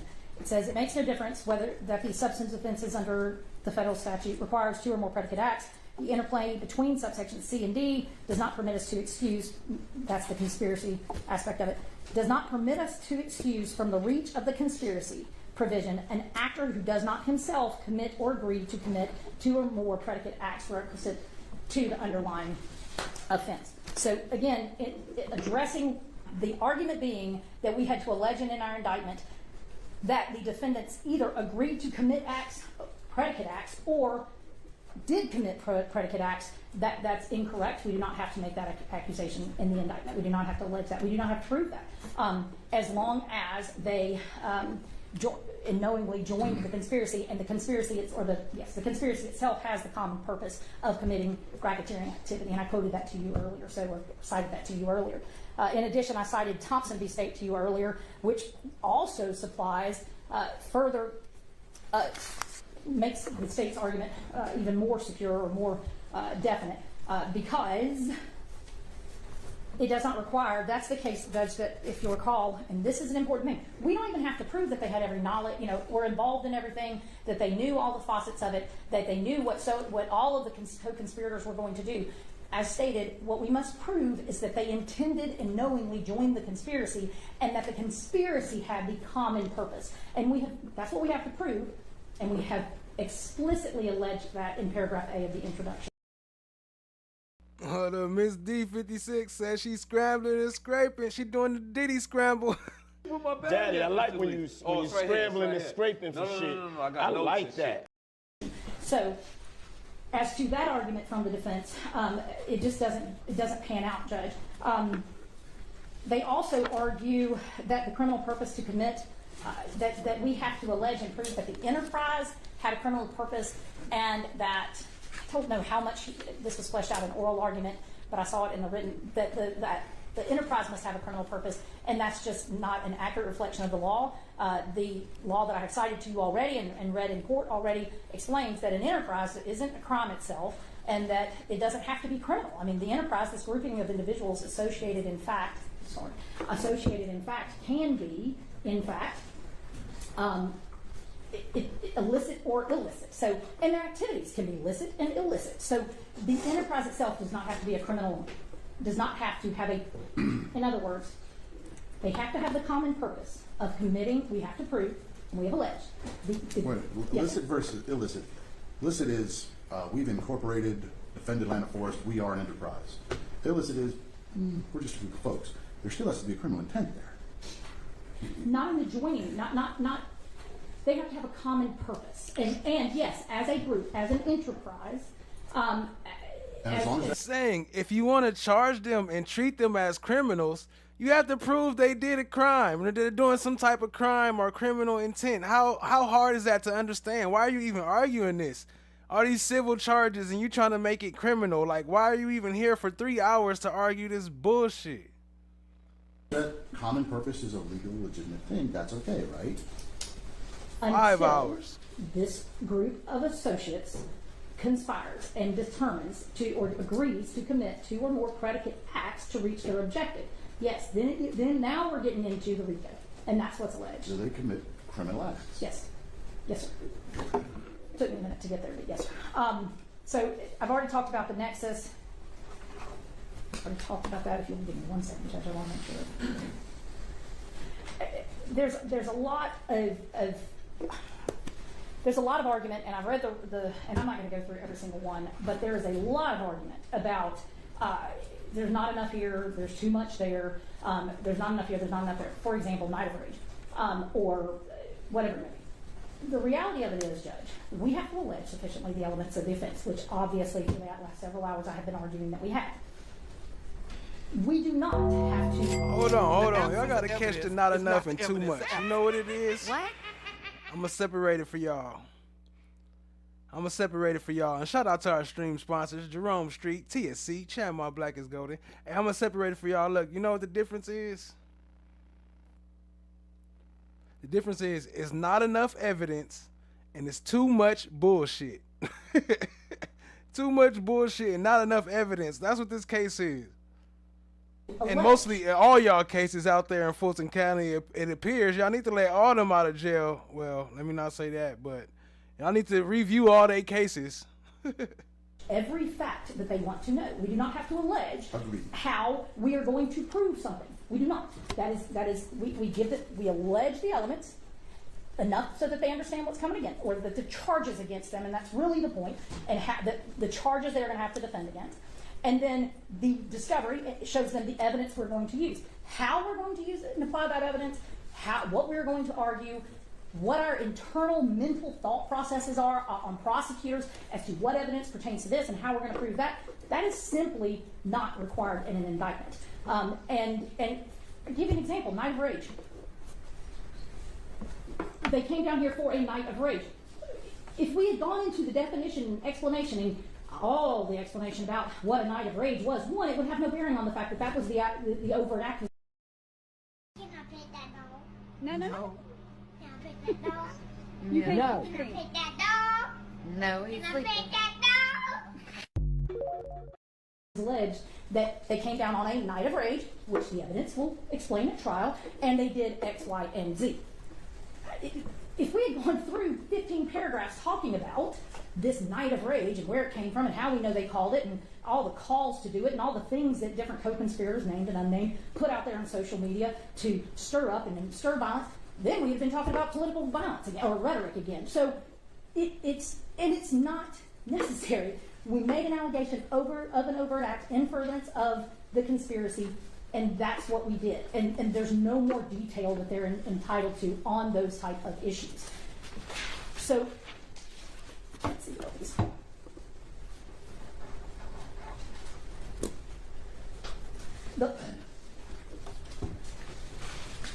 And Judge, I'll give you one last little example. I mean, I need to wrap it up, but the many things that they think they want to know are simply not required to be alleged in the indictment. I'll give you an example. Criminal trespass. The term criminal trespass. It says that so-and-so did commit a criminal trespass. And there's a lot of motions filed and people arguing about that. He's not charged with criminal trespass. It's listed as an overt act. Criminal trespass is not one of the offenses under 1614.3.5. They're saying. So, yeah, well, I mean, back up their claims. Right. Well, I mean, you know, I'll be frank about it. The police lie. They've lied, you know, time and time again. So I think, you know, we need transparency. it's not a criminal. All right, it's not a racketeering activity under B, and so it's simply a statement. Okay, now that he committed this in furtherance of, could it be more specific? Sure, but is he entitled, because we use those words, to a full recitation of the elements of the offense? The state says no, because he's not charged with the offense. If we were charging him with criminal trespass, but you couldn't charge him with the offense because it happened in DeKalb County. True, but we're not. So we have not alleged criminal trespass in our indictment as a crime, and therefore, and again, what we're talking about is what is demurrable or not, or whether the indictment is valid or not. And that is not a valid basis to invalidate the indictment in the context that he's not charged with it. So the requirements that we set forth, every element of it, just does not pertain. We generally said that he committed a criminal trespass. Now, they can argue whatever they want to the jury at that point, but that is one example. There are many others, but I think the court gets the gist of my argument, which is the details that are necessary, the right front, the details that define. Right, left, excuse me, the right, left side. Front. Okay, all right. Prove or allege, not prove, allege with sufficient particularity that the all of the elements, Mr. Garland did an excellent job of articulating those elements, that the indictment has done so, and that while it could be better, it is sufficient. I don't know what I said, but I was high every day for a whole year, and I was at anything. I was at done anything to get out of here. I was at done anything. Your motion, Mr. Garland. You're up. All right, this is the last one. We're going to wrap it up with this one right here. Let's see how he close it out. Because that was a whole lot of jibber-jabber that was going. I'm feeling tired my damn self. Yeah, she was straight babbling. I'm glad she ended it. Shout out to everybody in the chat. I was just about to hit her with the... Your Honor, I apologize for interrupting the state earlier, but the state can talk the ears off a donkey. This continued filibustering has got to stop. Shut the fuck up!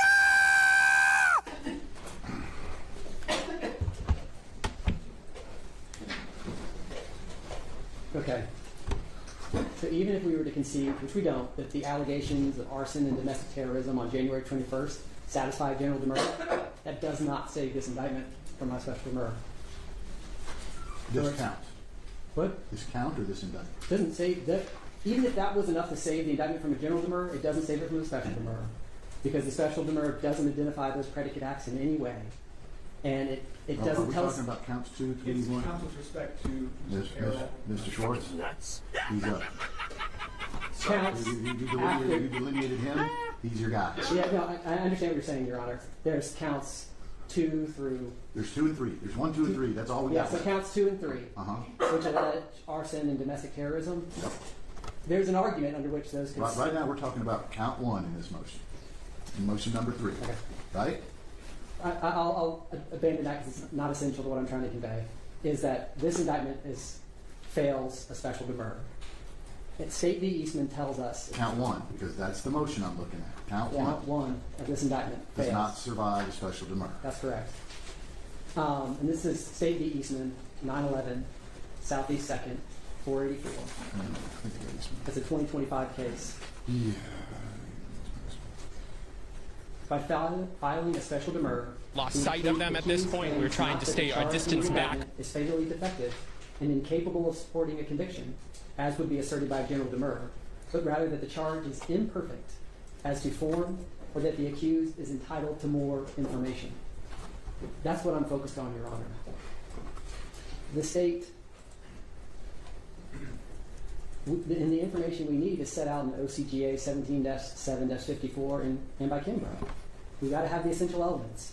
It's got to allege the underlying facts with enough detail to sufficiently apprise the defendant of what he must be prepared to meet. And it must allow the defendant to prepare her defense intelligently. So they've got to allege that. They don't necessarily have to do it as a separate count in the indictment, but they've got to do it in the indictment. They can't get up here and argue that they're somehow met. It has to be in the indictment. They've got to allege the essential elements and the facts supporting them. And they failed to do that for many of the potential predicate acts that we've discussed today. Assault, influencing a witness, obstruction, money laundering, and whatever other predicate act the state can dream up. Can you help me on the quote on the site for Eastman again? Yes. 911, Southeast 2nd. No, give me the Georgia one. Okay. 374, Georgia app. Yep. 120. Oh, I wasn't even close. Would you like me to pause, Your Honor? Yeah, just for a moment. Sorry.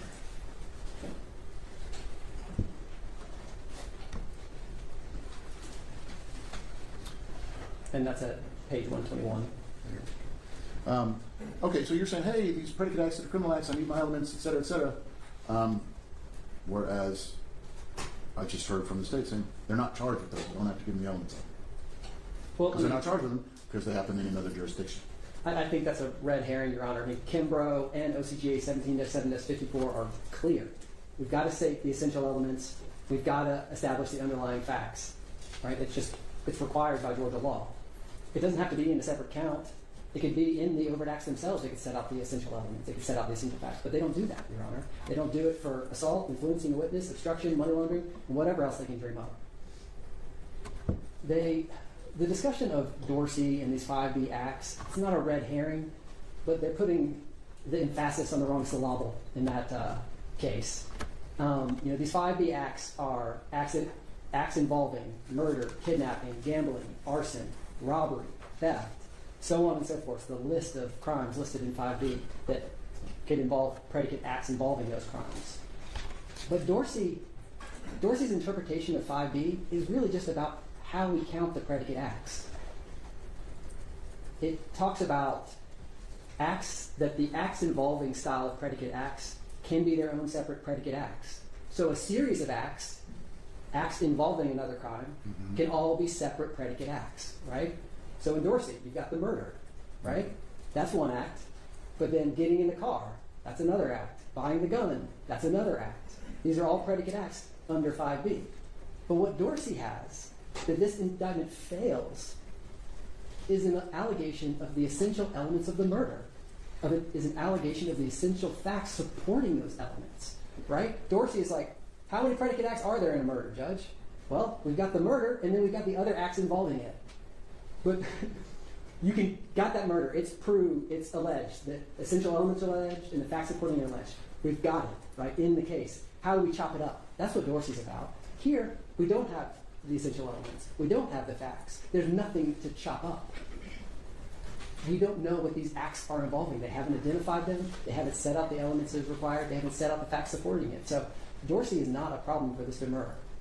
Had my complaint been there's too many predicate acts, well then Dorsey would be a problem for us. But that's not my complaint. Is that they haven't sufficiently alleged the predicate acts at all. And they clearly did that in Dorsey without a problem. They established elements. They put the elements of murder in and the facts supporting them. So it provides no problem for our special demurrer.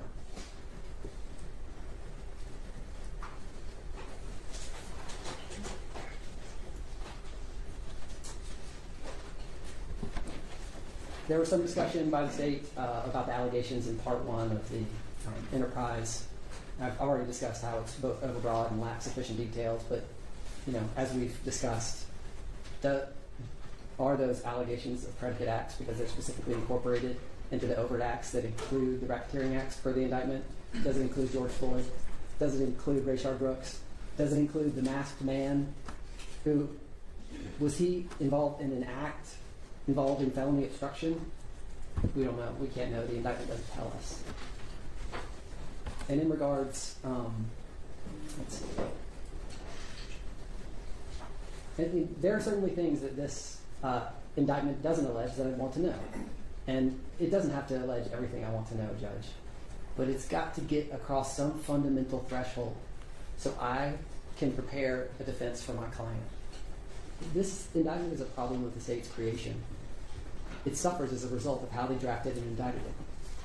Georgia law prevents my client and all the other co-defendants from having to fight for their liberty based on an unintelligible indictment. And we ask Your Honor to grant me a special order. The absence of evidence is not the evidence of absence.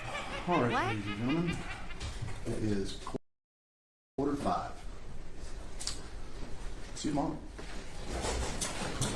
He played us. I know, Mr. Dejan, you were making some noise over there. Hold on, he played us. Talk about it's a 4:45. See you tomorrow. Shout out to Allie, dropping the gifted membership. Appreciate you, family. Y'all drop some what ups in the chat. Drop Allie some love. Drop some coins and all that. And all the stream sponsors. Let me move Jack out the way. He popped back. Oh, somebody else gifted again? Because Jack popped up. Didn't I move him? Somebody else must have gifted again.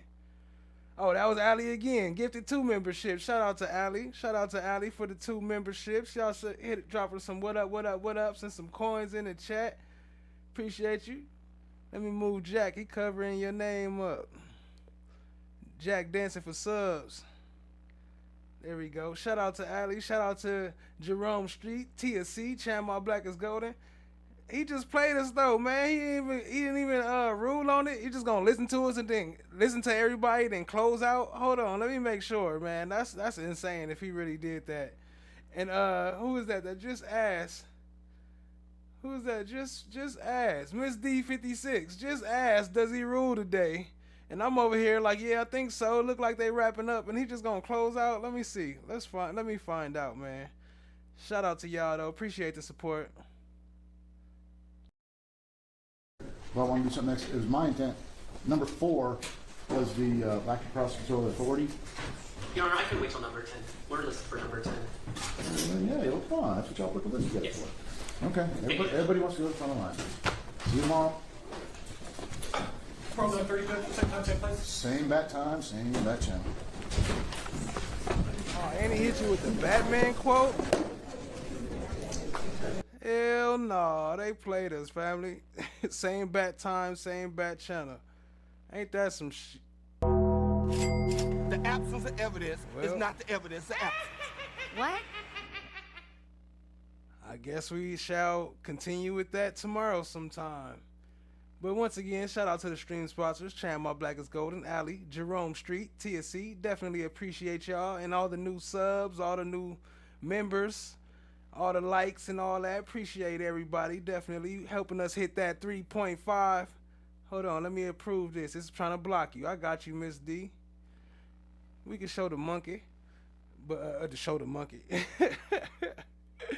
But shout out to Miss D56 in the chat. Shout out to everybody for helping us hit that 3.5K. That's 750,000 views. I mean 7,500. 750,000 views. Dun dun dun dun, Batman. Dun dun dun dun dun. Hell no.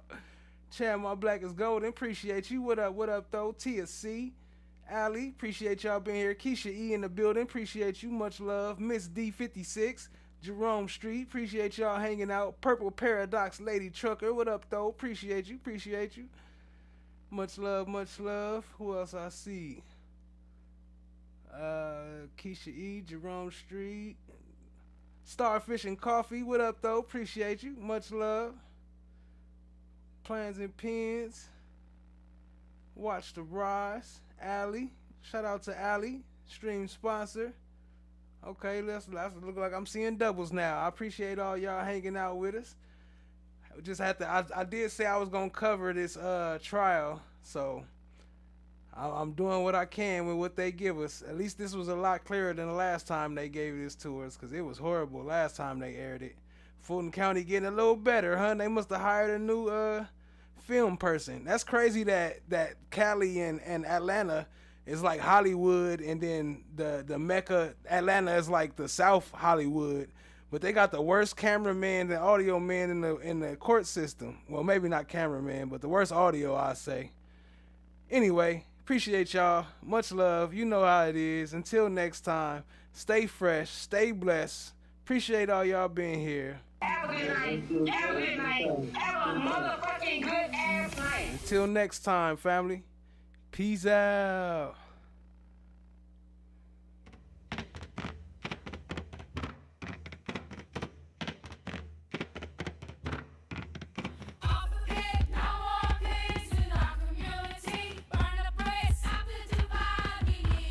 Go check out them new tracks in the link in the description right now by No One. New video by Rock Solid. Y'all go check them out. Go check it out. Go check it out. Links in the chat.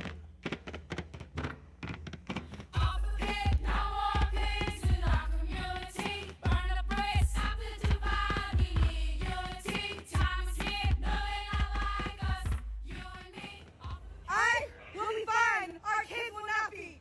Your money.